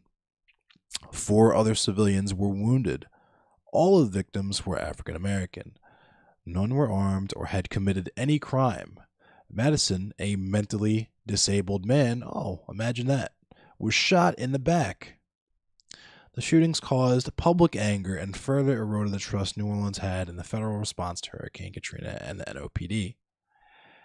The NOPD attempted to cover up the killings, falsely reporting that 7 police officers responded to police dispatch reporting an officer down and that at least 4 suspects were firing weapons at the officers upon their arrival. Reverend Raymond Brown, the local head of the National Action Network, described the shootings as a racial tragedy. Oh, imagine that. August 5th. Why does all that crazy shit happen in August?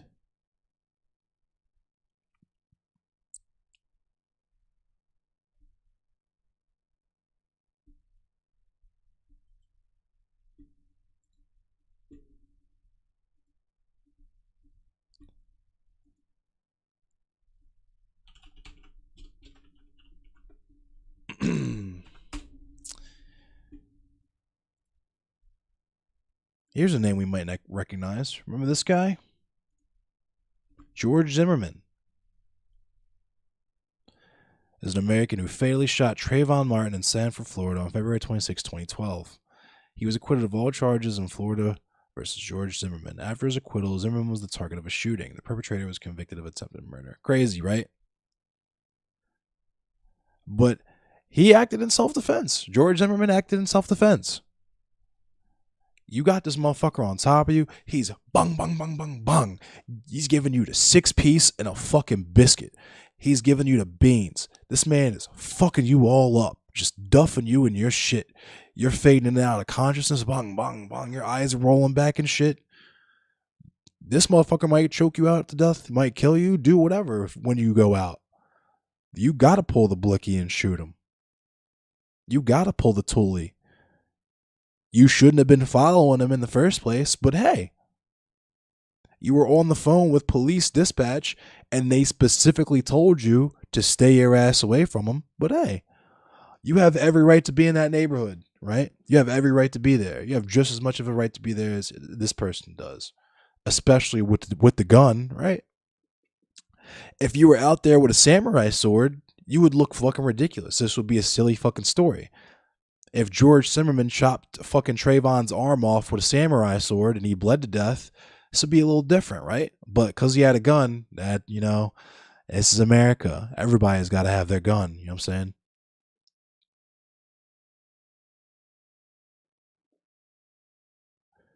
George Zimmerman shouldn't have been there. Should not have followed Trayvon Martin. It was a poor decision, but hey, he had a right to do it, right?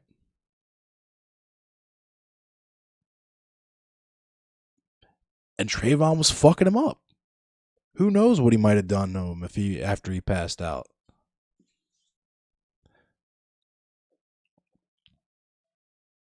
Shot him in self-defense. Got away with it. Kyle Rittenhouse shouldn't have been there, but he had every right to be there with his gun. You know what I'm saying? It's a free country. It's his God-given right as an American to bring his AR-15 to a riot. You know what I'm saying? God bless America. And those people, they fucked around and they found out, right?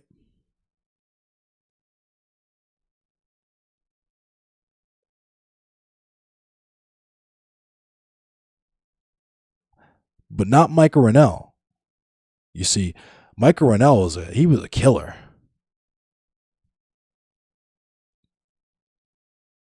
He knew what he was doing that day.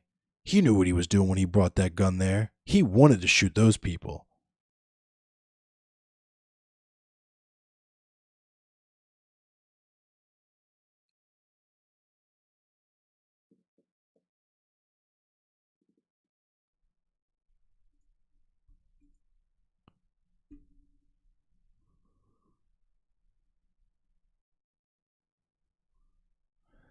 This motherfucker George Zimmerman selling paintings and shit now. That's what I'm saying. Kyle Rittenhouse is going to be a politician. Kyle Rittenhouse is going to be like a senator. Kyle Rittenhouse is going to be, he's going to get elected to office purely off of the people he killed. That's it. He's already made enough money to run a political campaign. Assuming his mom doesn't fuck it up on Klonopins or something. He's got a nice career ahead of him politically. He's already a fucking hog. I'm sure it's after he gets rich, it'll be easy to just give him hoggish ass fucking opinions and things to vote for and lobby for.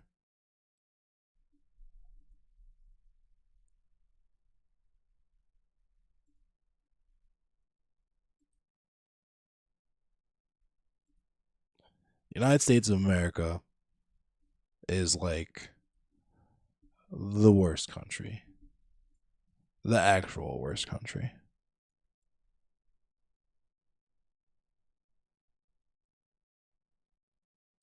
Like, look at this. Look at this. This is you, right?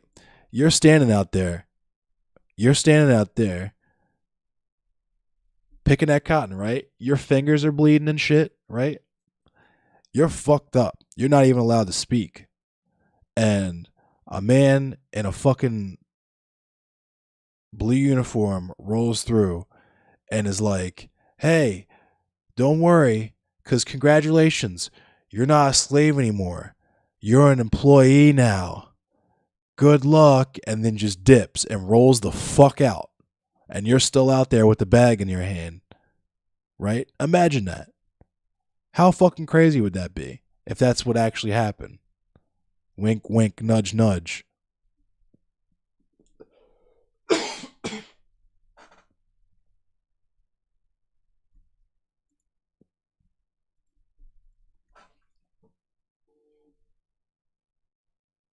Oh my God.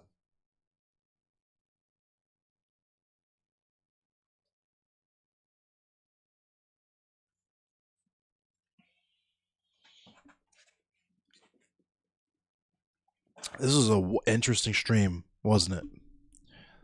It's been a wild stream.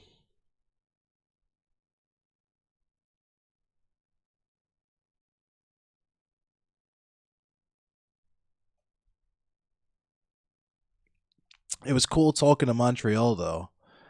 I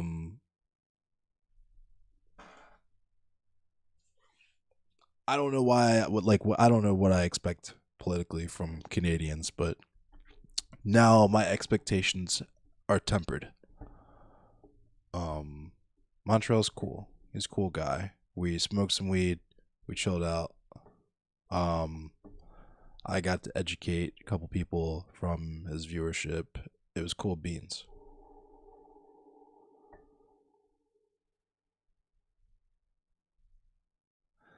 And it also gets into what Base of PJ, shout out to Base of PJ, but it gets to what he was saying, where it's like, we understand this shit, but the people like them, we look like the fucking the meme Charlie Day with the fucking board with all with the darts and the yarn and shit. And he's like fucking insane pointing to all the that's what we look like. Cuz they just don't see it. They don't see it. They don't understand it.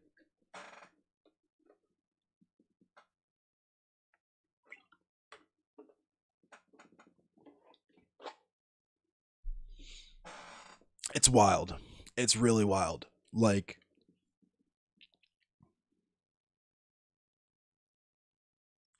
it's the type of thing that could only, like, this could only be the way that it is.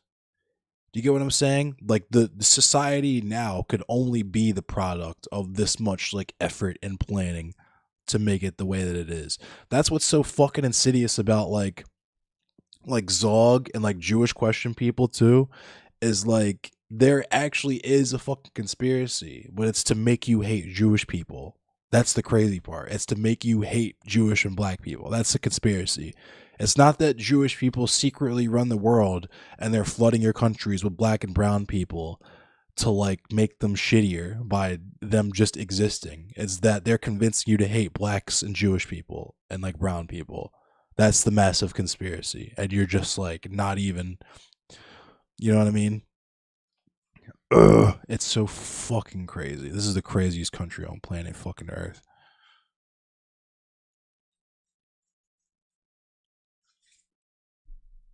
I feel like an like icon with no superpowers. Like I feel like I'm an alien. I feel like an alien that was fucking put on Earth, and I have to fucking deal with this shit. I just happen to be born black. I just happen to be a fucking black person, and now I gotta deal with all these fucking trappings that go along with this shit just because I look the way that I look, and it's gonna influence people's opinions of me no matter what I do for my entire life, for the rest of my days, always. Right? Even people that try hard as shit not to, you have to. You have no choice but to, because you have to at least acknowledge that it comes with a certain experience. And that's what it was cool to rap to Montreal about too, where it's like I don't know if he was vibing with any of that, but just and probably not. It's probably not a person that I really should have been talking about that kind of shit with anyway, in retrospect. But I wanted to just be raw and real and all the way me off top with everyone so everyone knows what to expect when they tune into me or whatever. But anyway, just talking about the internalized anti-blackness, because anti-blackness is a pillar of American society. I don't think I adequately explain. I did a good job of explaining what the role that slavery has in the American economy, and we talked a lot of really cool fucking like conservative wonk shit that still to me, if I'm being honest, feels to me just like he's calling it conservative because he wants to fit in with those people and likes those people. But he himself is like, I'm so conservative that I agree with communism.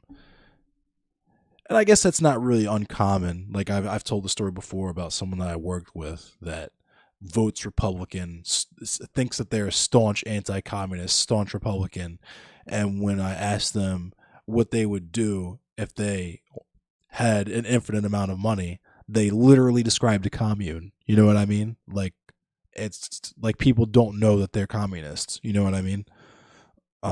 So I don't know. It's that was my feel. Someone that, because non-fail, maybe not non-fail, but generally across the board, conservatives don't know what their beliefs are. They just know what they don't like. They know what they hate because the majority of their ideology is based on fear and uncertainty. Um, because that's how capitalism works. Anyway, um, I get the feeling from a lot of those types of people that they don't know what communism actually is. Or, well, that's plays into it, yeah, because your average person has probably not read a whole lot of communist theory, has not read a lot of Mao, has not read a lot of, Hegel, Engels, fucking has not read a lot of philosophy and stuff, especially working class people, right? I'm definitely unique in that regard. I know I could probably count. There's only one of my coworkers that I would be able to say with any level of confidence that they might have read a lot of the books that I've read on philosophy and history and such, and they're in this room right now. You know what I mean? So it's like, I don't know. I don't know. This is a weird space to be in. I keep saying it. It's kind of disappointing because I guess I overestimated myself because I had this big idea that I also was going to come through and change everybody's mind because my arguments were just so perfect and rational, and you know, my rhetoric was going to be so perfect and all this other goofy shit. I should have known that people would be up here capping because there's so much incentive to come up here and cap. You know what I mean? Like people like fucking train wrecks and all of them, they get paid millions of dollars to come up here and cap.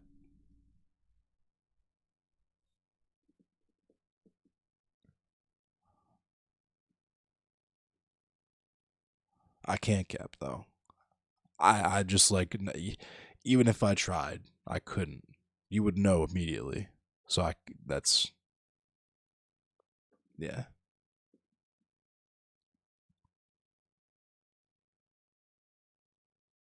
That's why yeah, exactly, Kuma. That's exactly correct. I yeah.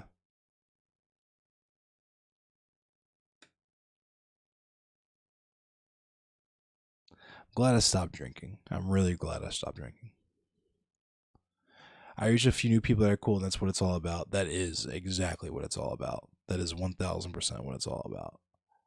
I just don't want to kneecap my reach before I even. I don't want to. I don't want to fucking shoot myself in the foot before I even get going in the race. You know what I mean? That's all.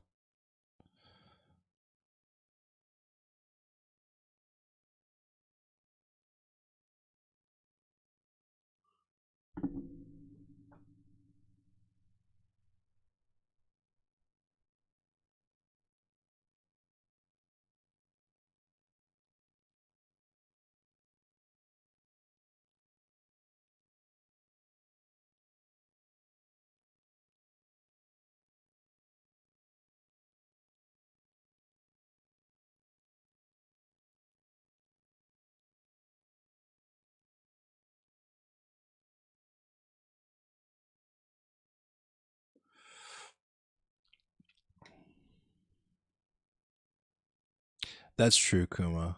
That's also how I feel. Like I'm gonna get to where I'm gonna get whenever I get there, however I get there, and it's just all there is to it, I guess.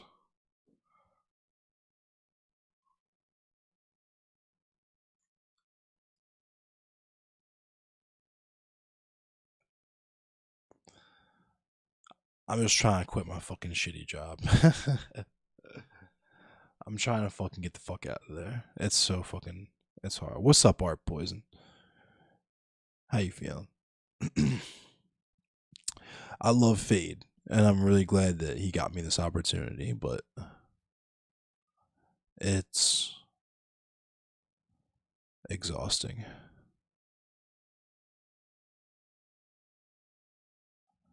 I am making progress. I am. I feel like I am. I do feel like I am making progress, especially now more so than last year. It feels like it feels like it took me all of last year up until 2 weeks ago to get to where I am now. And over the last 2 weeks, I've done more than that last year. You know what I'm saying? Like it feels like I've accomplished more in the last couple of weeks, but because of the groundwork that I laid, like I've got myself into a rhythm. I have like a aesthetic now, like I have a whole thing, and I got a vibe like on the stream now that I'm gonna be switching up a little bit in the future, but I feel like I at least have established a stream that at least looks like when you come through, it's like, oh, this dude is a streamer. I'm just not a affiliate or anything. I don't know how to get my affiliate contract back. I kind of want it back. I kind of regret exiting it, but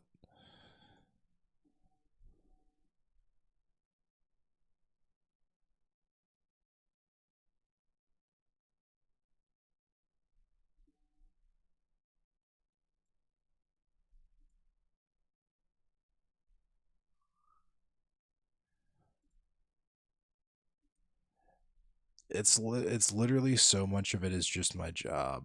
I'm just so wiped by the time I get home. Yeah. I also don't want to abandon my Facebook audience though, because while I've made inroads recently on Twitch, yo, what up, Moist? While I've made inroads recently on Twitch, I I really appreciate the people that have supported me on Facebook in a way that makes me not want to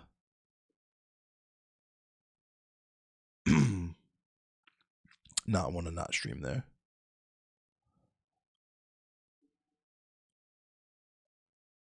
Even the same thing with YouTube. I fuck with Ariel Ghost. Ariel Ghost is tight. I'm glad Ariel Ghost is stuck around. Ariel Ghost is my.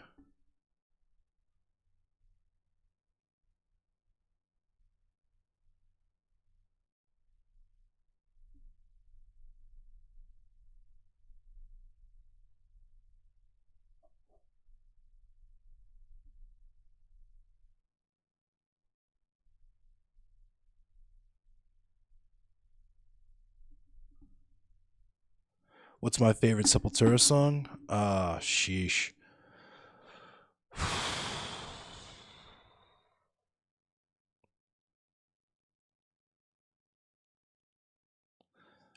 um,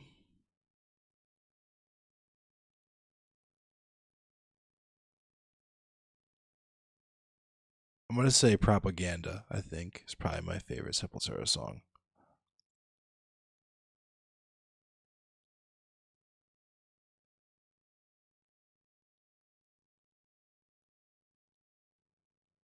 I actually am not a huge. I didn't really get into Gojira. Someone that I knew in college that was a classmate of mine was really into Gojira, but I never got into Gojira. I was by the time that band had like come out, I wasn't really into that style of metal anymore.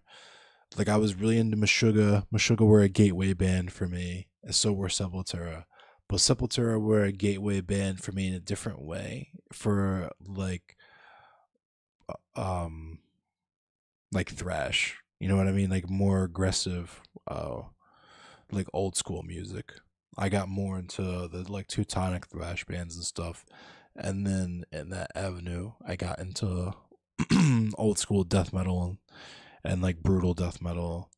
And then I got into grind, and in a local scene, the grind scene was popping, and that's just kind of the area that I stayed in, the area of grindcore, grind and mints. So like Agathocles, Napalm Death, Insect Warfare, Discordance Axis, um, Infernal Stronghold, or the homies. They're from Philly. I booked their first show in Baltimore, even though it sucked. This is silly. I was a teenager, and it was yeah, it was embarrassing. Um, and a bunch of other underground bands that people probably think it's Sulfuric Cautery. I'm a more traditional army. Yeah, I like the underground. I was into it's not underground anymore because I'm old. I'm old enough to where a lot of those bands went mainstream, like bands like Full of Hell and stuff. But yeah, I guess that would be traditional now. Appreciate the mix of modern metal. I could appreciate it. It's just that all of my serotonin has officially been used up. So that means I don't retain new music when I hear it. Like it doesn't give me the same like when I first heard Sepultura, like something happened to my brain. You know what I mean? Like when I first heard like my first blast beat and stuff like that. Like when I first heard Defleshed, like grind. When I first heard Napalm Death, something like happened in my brain. Like my life was different. It's uh, like when you level up in a game. You know what I mean? And I just don't get that from music anymore. I'm old. I've read it's a thing that happens. That's why older people don't really like new music as much. I get into like radio stuff and stuff that's catchy because I listen to the radio at work and I'm kind of a DJ, sorta. Um, so I'll check out newer hip hop, especially because I really like the newer beats, the new like UK drill influence beats. Like when the hardness of the Chicago drills like bars and just like flow and shit combined with the UK drill beats, like when UK drill beats made it to America and changed both trap and drill. Oh my god, it's like when fucking John Reese got peanut butter in his chocolate, you know what I'm saying? I feel that. I play guitar as well.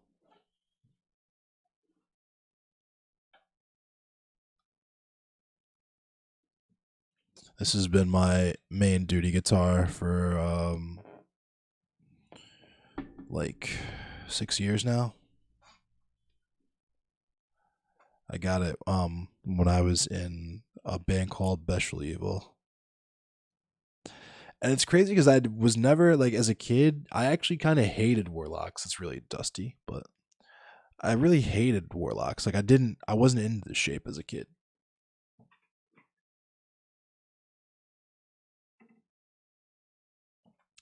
I was into I really wanted a mockingbird, like a BC Rich mockingbird or a Jackson Kelly. Like I was into like sweeping shape, like explorer, like Gibson Explorer kind of shape.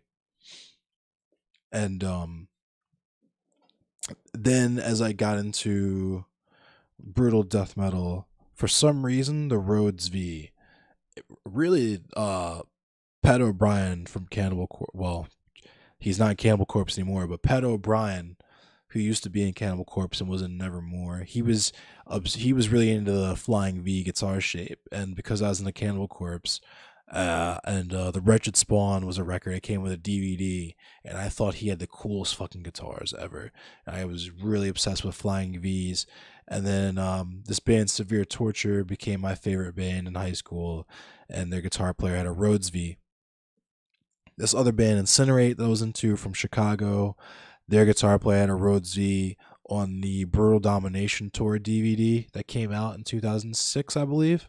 I got it at Death Fest 2006 anyway. And yeah, I just was really obsessed with the Rhodes V. So my first guitar that wasn't like my starter guitar that's across the room, so I'm not going to get it. It's just a little PV like Strat shaped guitar, but it's a PV. The starter pack guitar, not even full scale. My first like full scale real guitar was a Rhodes V, a Black Jackson Rhodes V that I was so proud of. I put Exhume stickers and shit on it, and ended up losing it. My singer and the band I was in at the time fucking trashed it, let it get all rusty and shit. So I had to get a new guitar. I had Moser Fast Star for a while that I actually sold to the bass player in my current band. But he's got safekeeping for me that he's basically just holding on to that I'll probably buy back from him at some point. And yeah, I played that guitar, but it had a Floyd Rose, and I hated Floyd Roses. So I wanted a fixed bridge guitar, but I also wanted a neck through guitar. So I ended up finding that guitar on Craigslist, and it was cool because the guy that sold me that guitar had heard of the band that I was in at the time. It was in my band, so he cut me a deal on it. It was cool. Jeff Loomis is a monster, yes, and Jim Root. Mick Thompson's old woodlock was dope. I really liked Pat O'Brien's Flying V's though. They were nice.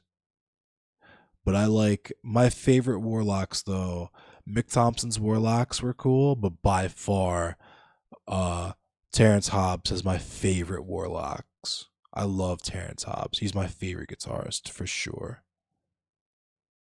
One of my favorite guitarists anyway. definitely top five.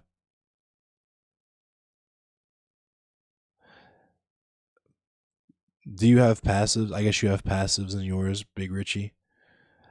Actives are such a pain. I couldn't do actives. They're a pain in the ass. I just used lace pickups.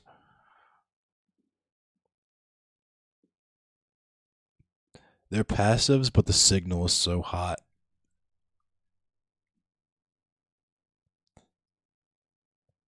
You got the Seymour Duncans. See, these I got Duncan designed in these. These are the BC Riches you could see in there.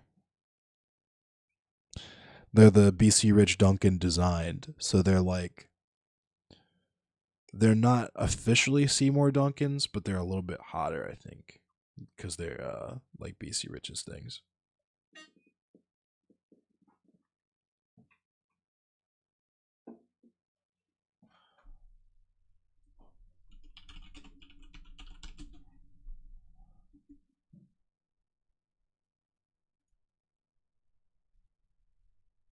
Yeah, they're basically just Korean pickups. Yeah, lace do rule.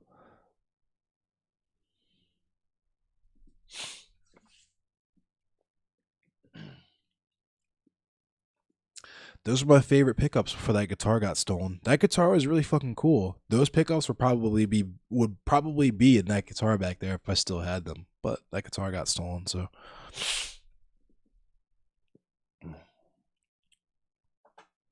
right on. I've never seen Slipknot or Mastodon live. Slipknot were probably the gateway band for me. I can't say I'd be into any of this shit if I had not listened to Slipknot first back in like 1999. But um, I never saw them live.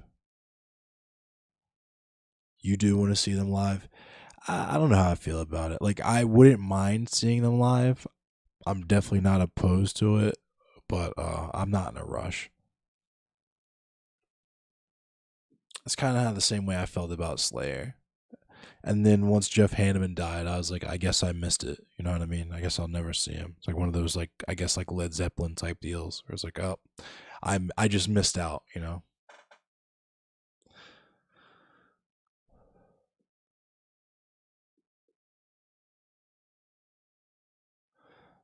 I can't think of really any bigger like more mainstream like radio type bands like that I've seen live. I saw Ahmad and I actually Kuma was with us.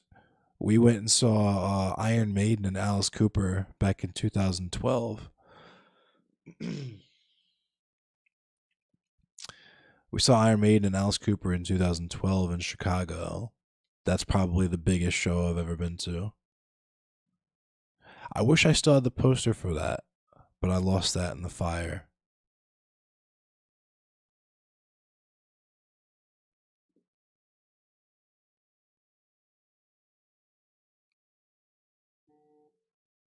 Actually, I take that back. When I saw when Ahmad was here in DC, we went to see the opening of the African American History Museum, and Living Color played that night, and that was the biggest show I've ever been to. That was huge. Roots played and Public Enemy played. That was fucking amazing. That was a good night. That was a really good night. That was a good night. It was just all around dope. The whole vibe was dope. It was dope because Ahmad was there, and it was like I'm not used to experiencing. That's why I'm kind of stoked that you're at where you're at now, Mavi, because I'm like not really used to having you guys like my other family, like my any really of my extended family other than like my grandmother, like in the hood. Uh y'all came when we were like little ass kids when we were living in Relay still, and that was cool when y'all came for that one weekend. But y'all haven't really come out here since then. So it was cool that I didn't have to like leave so far. Oh, what's up, Peter Chance? Thank you. Thanks for the follow. It's cool that I didn't have to leave so far to hang out with Ahmad. and Mal was there, so fucking it was just cool having him there. And Tyler, my friend Tyler, he used to sing in the band Noisem. uh he was there. I think he rode with us, and that was just such a good night. I think I was sober that night. That's probably why it was so good. Thanks, Peter Chance. Pog prog.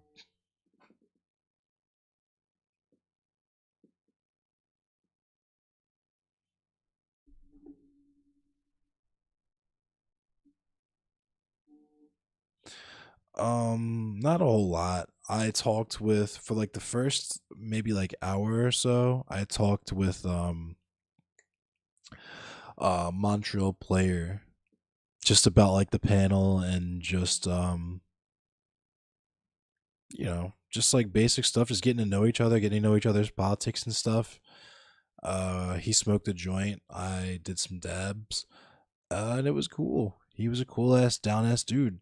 Seemed like just a chill Canada dude. Isn't the Monty the right wing guy? See, that's what was weird. Is like, so he calls himself conservative, but we didn't really disagree on anything. You know what I mean? And that might just be because I'm an anarchist, so I will be forever leery of like super massive organizations of the government. You know what I mean? I get that there's a necessity in terms of utility for that, for like the grid and shit. But thanks, Big Richie Lizzie. But yeah, we didn't really like in terms of politics and like our ideal world. If like we could like wave a magic wand and have an ideal world, it was like we had the same ideas. It's just that I guess um he like chills out with like the conservative sphere, like the more conservative side of the spectrum. So he more leans with them, with like CTV and them, which is weird to me because he seems like a really cool, reasonable dude. And he smokes weed and shit, but I don't know. I miss like real. I don't know. I'm too like I hang out with like actual rednecks. You know what I mean? Like actual outlaws. Like people who like hate police. You know what I mean? He is more libertarian. Yes, I would just I think he described himself as libertarian as well. Yeah, but he's like more of a true libertarian. He's not like he's like a classical libertarian. He's not like child slavery, pedophilia libertarian. You know what I mean? He's actual cool libertarian.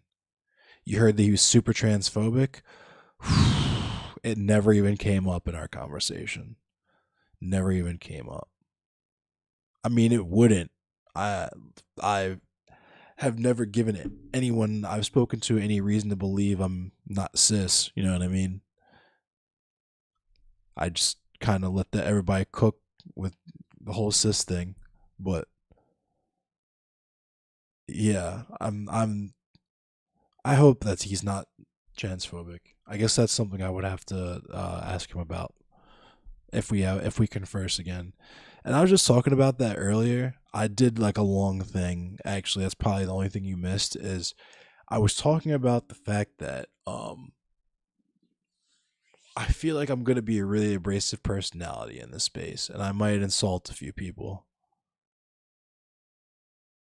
The trans Twitch debate community has made it known. Oh, that's so unfortunate. The trans Twitch debate community. I didn't even realize that was a thing, but of course I should have known.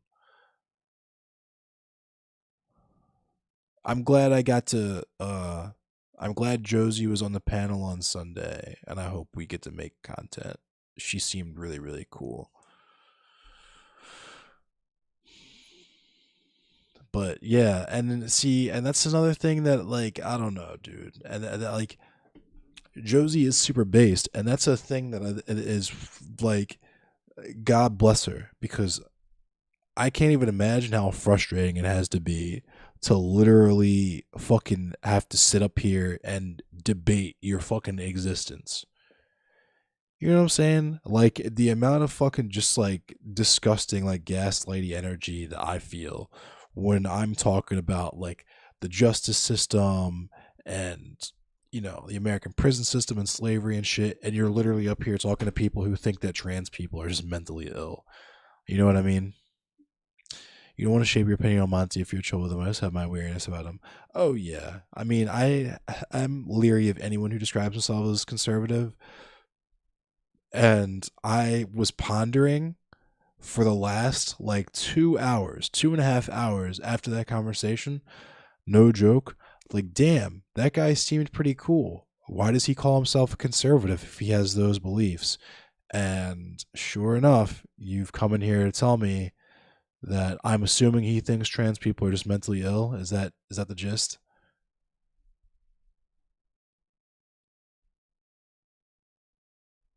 And I don't want to mischaracterize him. So if there's like content you can link me to or something from him. Does small government mean conservative? In his case, yes. That's what he refers to, I believe.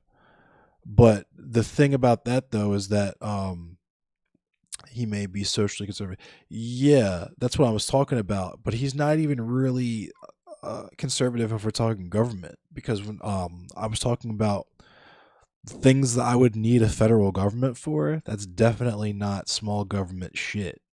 You know what I mean? Like power grids and like high speed rail and shit. Like that would require a lot of taxpayer money and would require a lot of land usage that would be like communal land.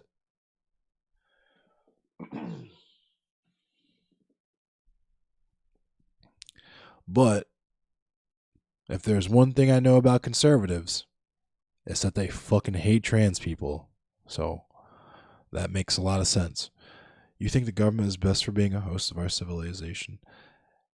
I agree. And that's more or less what I was saying when it comes to like federal, like overreaching governments like that.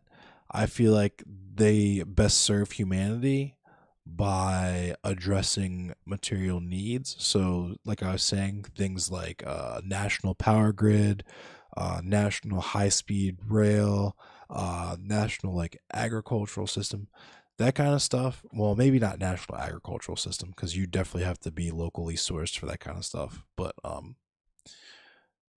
the more major stuff, the more major projects, you would definitely need a federal government for. But I don't think that because his main point was that he feels like people who govern should be subject to the same consequences that the people that they govern are subject to, and I agreed with that wholeheartedly.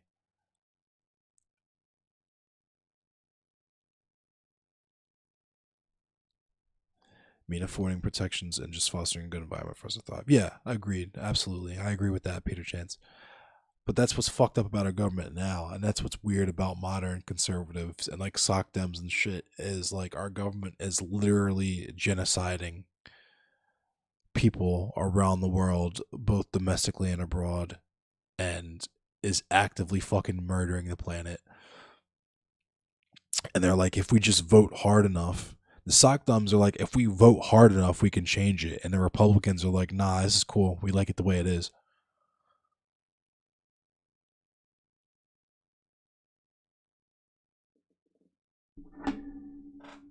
And the Democrats are absolutely useless.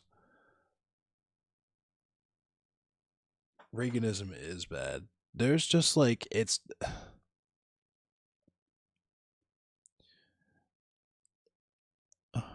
America's the wildest. Like,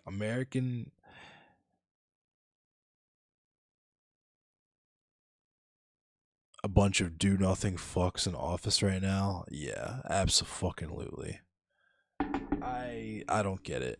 I feel like if we all use this platform for to influence, like if we as influenced like mutual aid and shit, like stuff that I've seen actual lefty like influencers do that changes communities, this shit would be so different. Like that's what's so goofy. That's when Destiny truly jumped the shark for me. Is when he was trying to campaign for the DNC and shit, and like for the Democratic government. It's already bad enough that Destiny is like, I love capitalism. Capitalism is so great. Capitalism is awesome. That's already high key weird as fuck. But then on top of that, he has to be like, the democratic fucking machine boot is so delicious. Democratic boot, love it.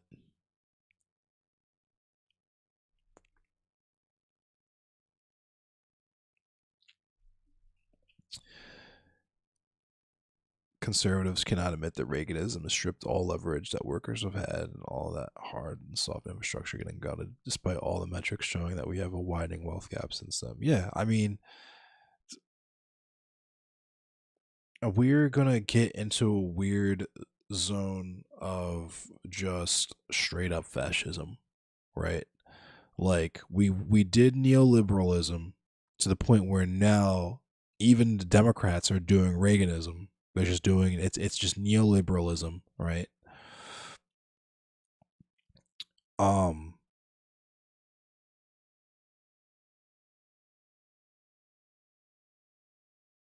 and it's I don't know. They think the wealth gap is good. They think all of the shit that is the reason that should be the obvious sign that this shit is failing is good. They think Elon Musk is like good because they think they might be Elon Musk.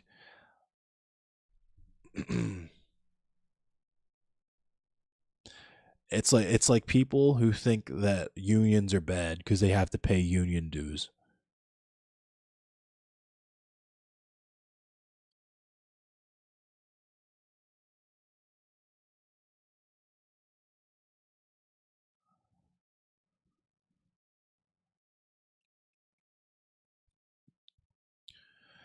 Yeah, like liberalism to a certain extent exists now solely to take the teeth out of all actual progressive movements. Look at Bernie Sanders. Bernie Sanders is the biggest example, either by literally directly fucking him in elections, but then also just like completely fucking neutering any type of legislation he tries to pass on the federal level. But then you have just what they do to just movements in general, right? There's so many people, so many Democrats who got elected off of running on police reform or abolition, right? So many people who got elected this past election cycle, mad Democrats who got elected behind anti-police rhetoric.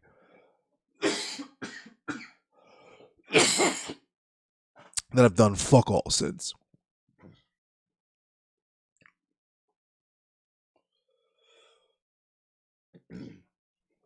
Yeah, exactly. It's people that see themselves, that people that have more in common with the CEO to the company they work for than they do the homeless guy that they pass on the street on the way to work. Even though they never see the CEO, but they see that homeless guy every day. No, I don't have the Rona. I got the Weta. I got the Corona. I don't got the Rona though. I don't got the Corona. I got the Coronic. That's what I got. Speaking of which,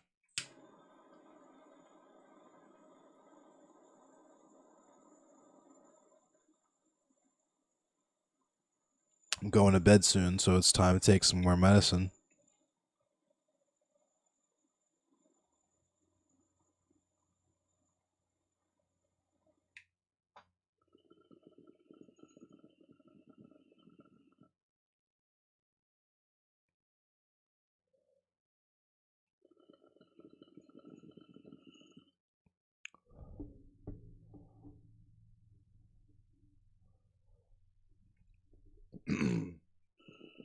Cam Higby didn't know that. Yeah, Cam Higby didn't know that on Sunday. I caught him off guard with that. At least I think I did. I don't know if I did or not. Lots of conservatives won't admit that, though. That the gun control as we know it literally exists that way because the Black Panthers decided to arm themselves. And Ronald Reagan was like, nah, fuck all that.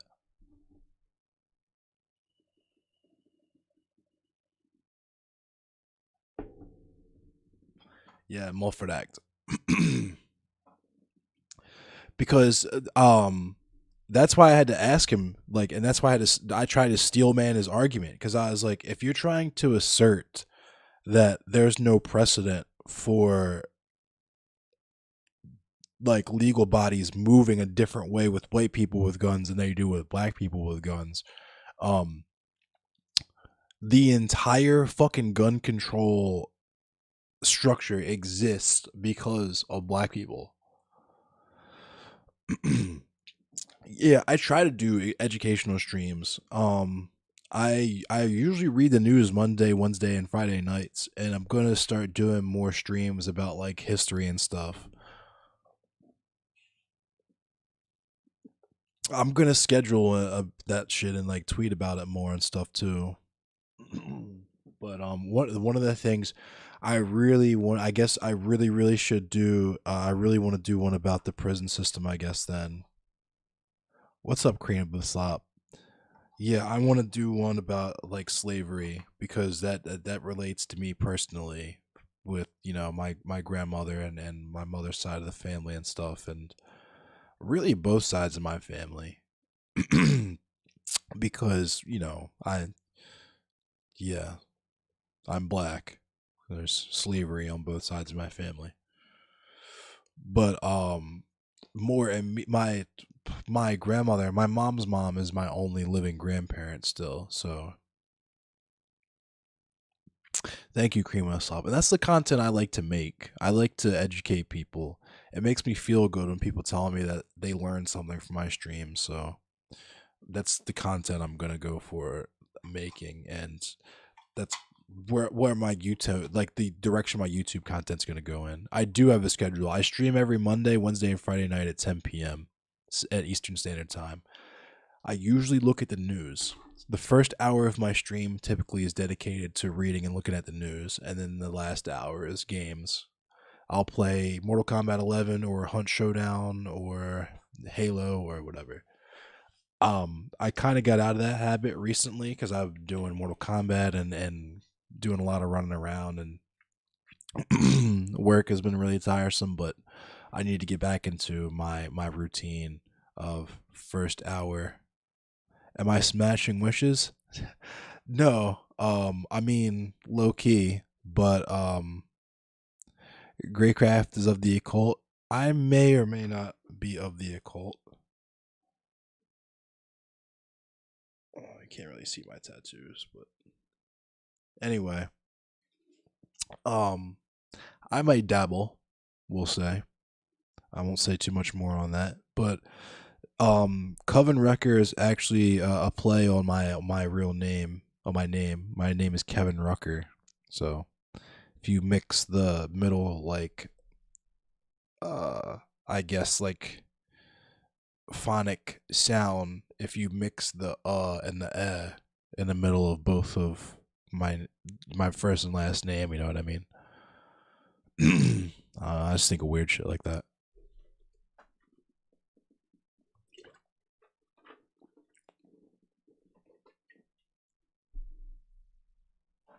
Thanks, Peter Chance.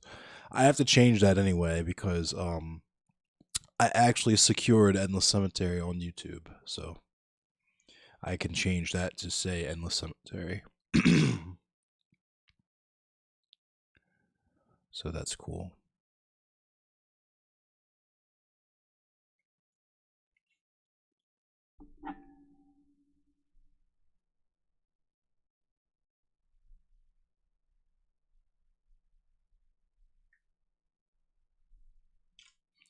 I'm probably gonna end this soon though. It's already 2 a.m. where I am. I'm tired. I gotta go to work again tomorrow.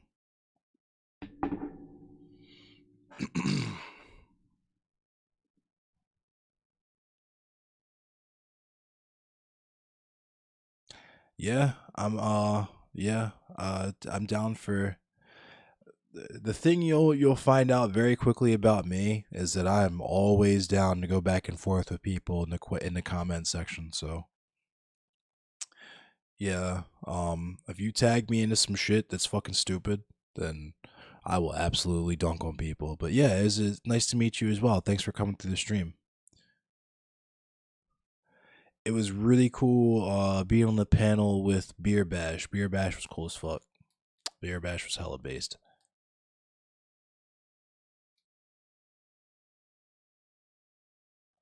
You pick fights all day on the Twitters. I don't know why I'm like Talib Kweli, you know what I mean? Like Talib Kweli will go back and forth with a literal egg.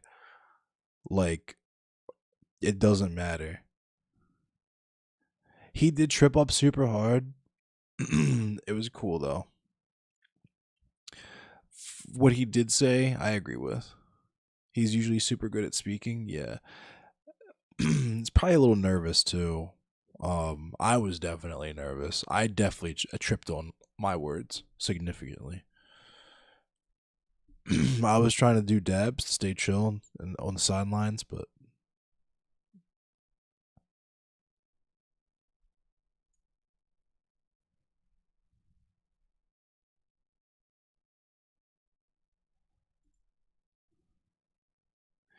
you don't think he had a wall with bigger eyes on him? Well, I mean, he was having his audio issues as well, which is not all a good look. Yeah, I could tell he's a sweetheart, and that's what's so hard about doing this shit. And yes, the John Deere Strikers won. Yes, absolutely. That's what the fuck is up. And that's what's hard about doing this is that you like cool people like, have to go back and forth with these characters that like might not even be being sincere. They might just be straight up like bullshitting, just memeing, but just saying the grossest conservative shit. Like it's weird.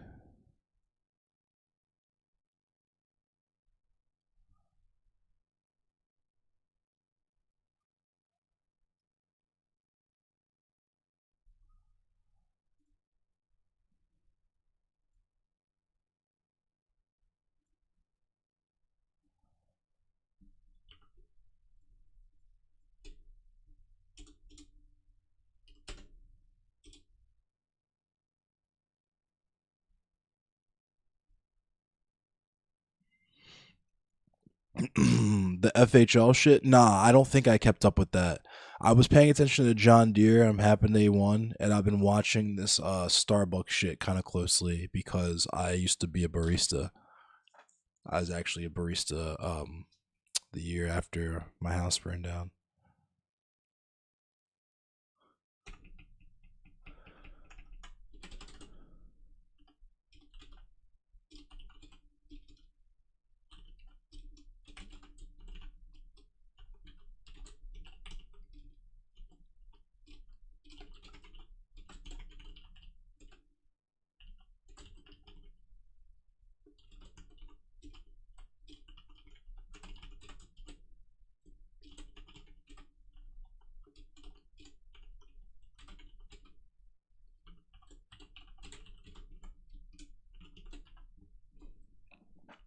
Don't take FHL seriously.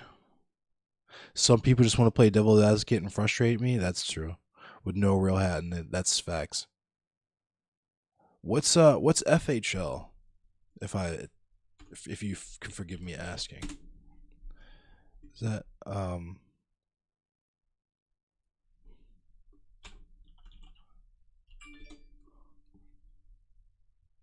Fred Hampton leftists? Okay. The Fred Hampton family came out on stream and said that they don't sanction people using their family's name for income. Yeah. I always had a funny feeling about them. Okay, that's what you're talking about. All right. With the Fred Hampton leftists. Okay, I thought FHL you were talking about another company striking or something. But yeah, the Fred Hampton. I don't pay a whole lot of attention to the online leftist drama like that. Like for no reason other than that, just like I just don't have the time. I'm being dead ass. Like no hate, anything like that. Like my co-host, my podcast co-host, he consumes a lot of podcasts and stuff. So he's like up on like Chapo and Fred Hampton leftist and shit. So whenever we talk about that kind of shit on the pod, I let him go because I don't have the attention span for it. It's no hate or anything like that. As if you're into it, if it's entertaining to you, that's cool. It's entertaining to me to a certain degree. I like hearing about it from him, and when other people tell me about it, it's interesting. But in terms of like shit that I seek out, like on a day to day, it's not really on the list for me. I barely have enough time for like audiobooks and shit. It's really divisive on the left. It gets real toxic. Well, I mean, yeah, it's and when and that's another thing is like I was the anti purity test dude. I was the holy shit. Why is it so divided on the left guy? Right. And then in my first fucking hippy dippy panel, I had a sock dem tell me that Kyle Rittenhouse acted in self defense. Double Shine, I'm pretty sure, is still defending Kyle Rittenhouse. And it's just like, oh, okay, this is why I left this on the internet like this. Because you could literally just call yourself whatever and then fake like you're on that team.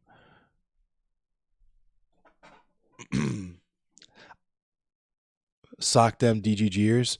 Yeah, that's a rough one. I'll never understand that one. Is Double Shot a DGGer? That's the other thing. Is like I grew out of Destiny so quickly that I didn't get a chance to actually like be a part of that community or really participate in it. Because it's another thing where just like I don't have the time to do that. Like I don't have like I as much as I love Hassan and Dylan Burns, the vast majority of the content of theirs that I consume is on YouTube. I don't really participate in chat and that kind of shit.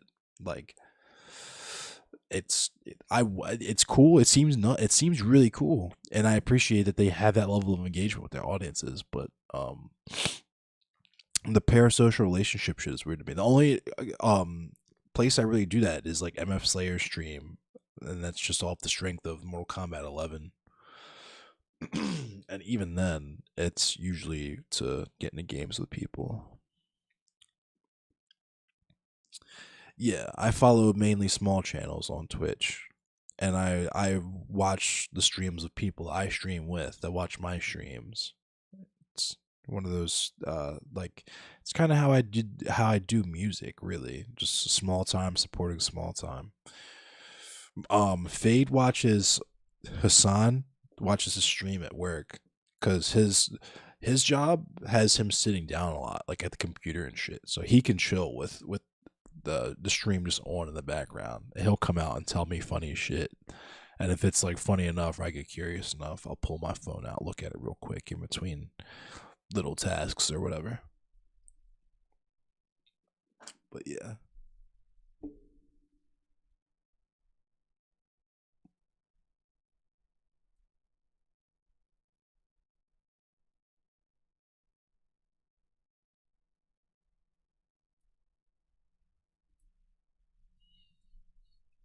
It's like 3,000 comments a minute. Yeah.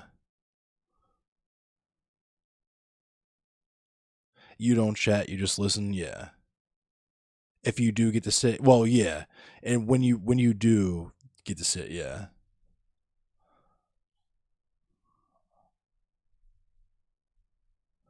You question the parasocial health of the Chatters No Silence community. I do as well. And that's the other thing, and that's why I didn't want to go on Stardust as hard too, is because Stardust's community seems really fucking abusive to her. And it's kind of unsettling. I don't know if am I tripping about that? Like am I overreacting there? And also like CTV kind of seemed low key abusive to her. Not like I don't mean abusive like fucking like cancel abusive. I mean like just not very fucking nice. You know what I'm saying? Just like bullying. You know what I mean? Like big streamers chats like a bunch of people in a pit screaming over each other. Yeah, and that's the other thing I'm glad I'm gonna stay small time too, is I'll always have an intimate chat, I feel like. Some of them take advantage of Stardust, really forgiving and soft nature. Exactly. Exactly. Like, fam, we let off the fucking panel with fucking uh CTV talk about Stardust dad's dick or some shit like that. That was so wild, yo. That caught me wild off guard, super off guard.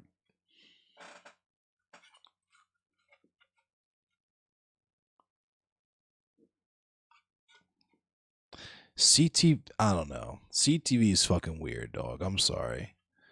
Maybe I'll get blacklisted. Maybe I'll never get on another hippy dippy. I hope they have me back. Yes, this is 3D printed. I 3D printed this myself as a Noob Saibot mask. But yeah, dog. CTV is just a shit person. Well, I don't know because I don't know CTV outside of the stream memes, right? He could be completely different when that camera's off. Who knows? People have told me he was breaking kayfabe when he was going off about Ashley Babbitt, but him coming at Starblast off break with that weird comment was weird and fucked. Agreed. That was wild. You heard he's nice off screen. I'm sure he is. And that's the other thing is like I'm trying to rein it in because like I don't know. That's the other thing is like how we're interacting right now. What you see with me is what you get. My character is me. I'm on my fucking New Jack shit from ECW. Like this is me. I am the anti cop guy. Ask Fade. This is just me. I am who I am. I can't be nobody different.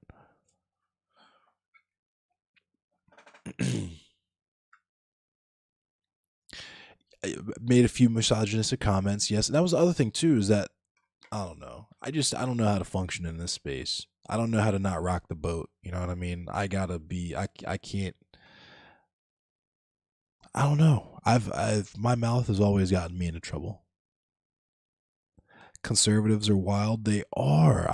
I can't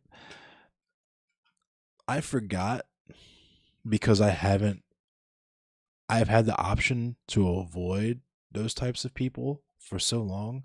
And I was explaining that to Montreal, like, yeah, like explaining the internalized anti blackness, like these people that like me because of my proximity to whiteness. You know what I mean? And if you internalize that, you're like, yeah, I am different from other black people. Like that whole thing, like, yeah.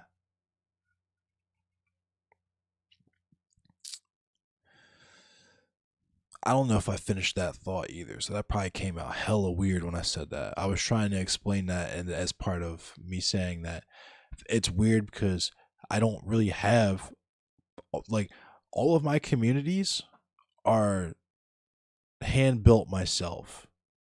My circle of friends and stuff, because I've had to move so much. I've had to move like 12 times in the last like 13 years, and that in conjunction with the area that I grew up in, that I lived in, being so isolated, I don't really have a community that I have really deep ties to.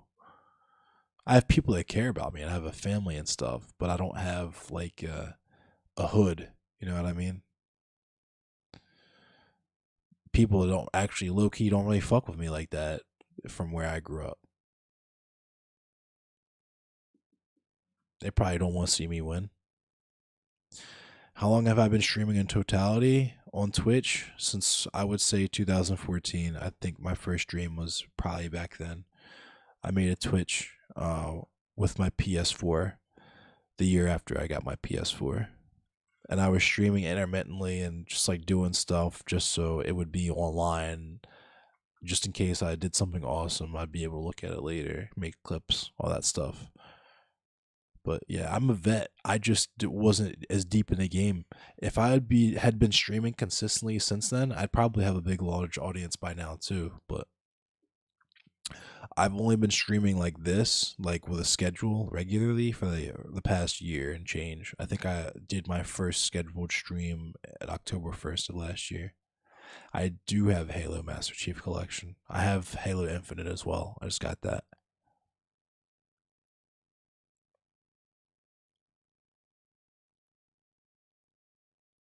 on PC. Yep.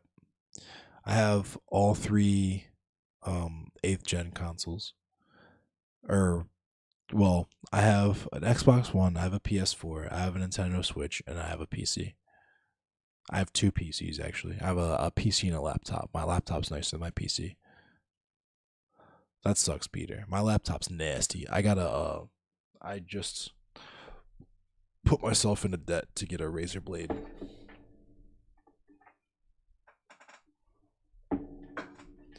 To get a Razer Blade 15.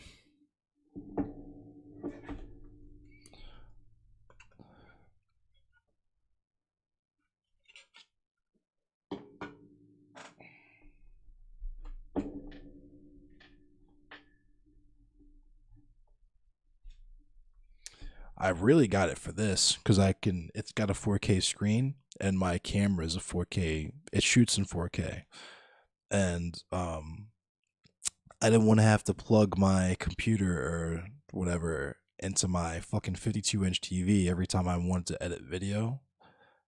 So I was like, if I'm getting a 4K screen anyway, and I'm getting a whole nother machine to edit video, I might as well just,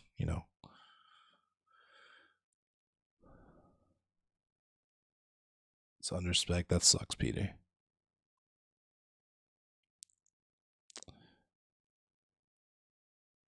Yeah, it's got a 4K touchscreen. It's got a 4K touchscreen.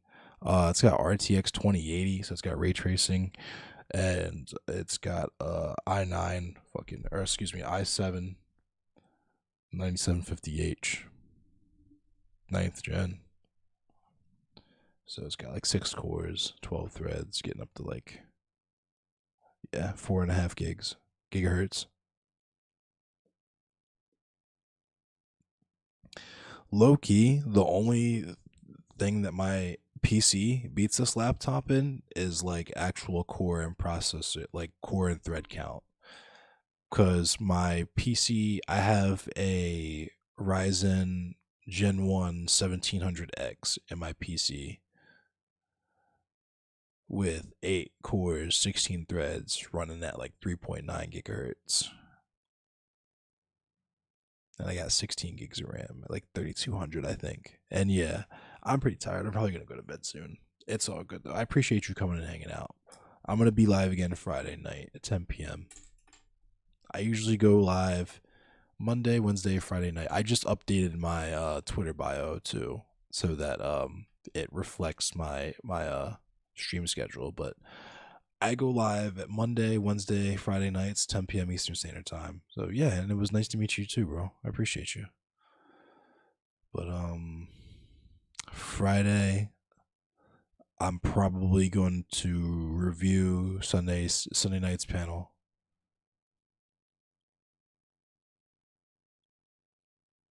Oh, thank you, Peter. Oh wow. Yeah, there's people I think that watch like or listen to on Spotify and stuff because it's all on there and stuff as well. So, and that's the other cool thing, I guess, that it having been one is that it'll live in those spaces forever, and maybe they'll go viral or get memed or something. I don't know. I've been going back and forth with people in the comment section of both of them, but I hope they have me back. It'd be cool to do one-on-one debates. I guess I'm gonna do Minecraft on Saturday. And yeah. What is Saturday? Saturday is the 20th. Okay, yeah.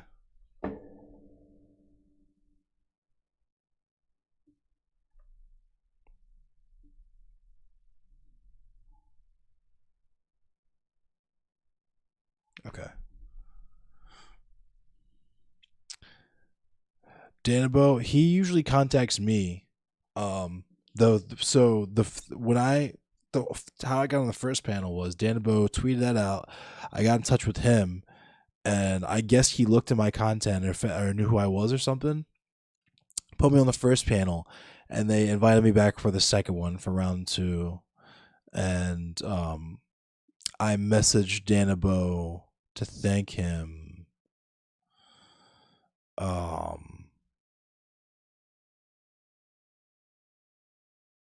Yesterday, but he's been in do not disturb mode for a couple of days, so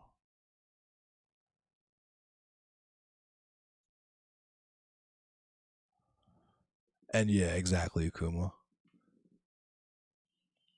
I know I sure as shit didn't watch. I didn't even know those existed before Fade told me to join up on them.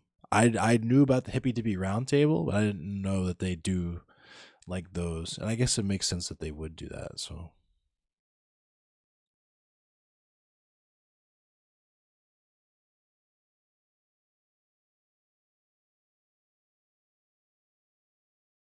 but thanks, y'all. I'll see you Friday. I'm going to raid. I don't know who I'm gonna raid. Who should I raid? Yeah, y'all have a good night. I don't really have that many people left in here, but I'll raid someone anyway.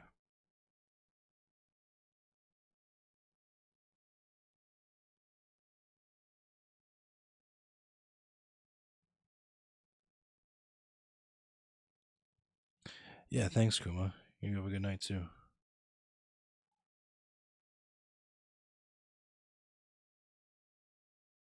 Slayer's still alive. I'll raid Slayer.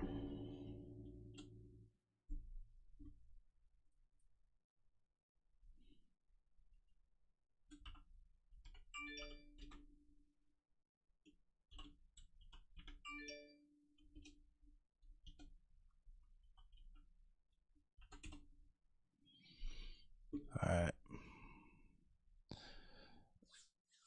I'm gonna do this last dab and go the fuck to sleep.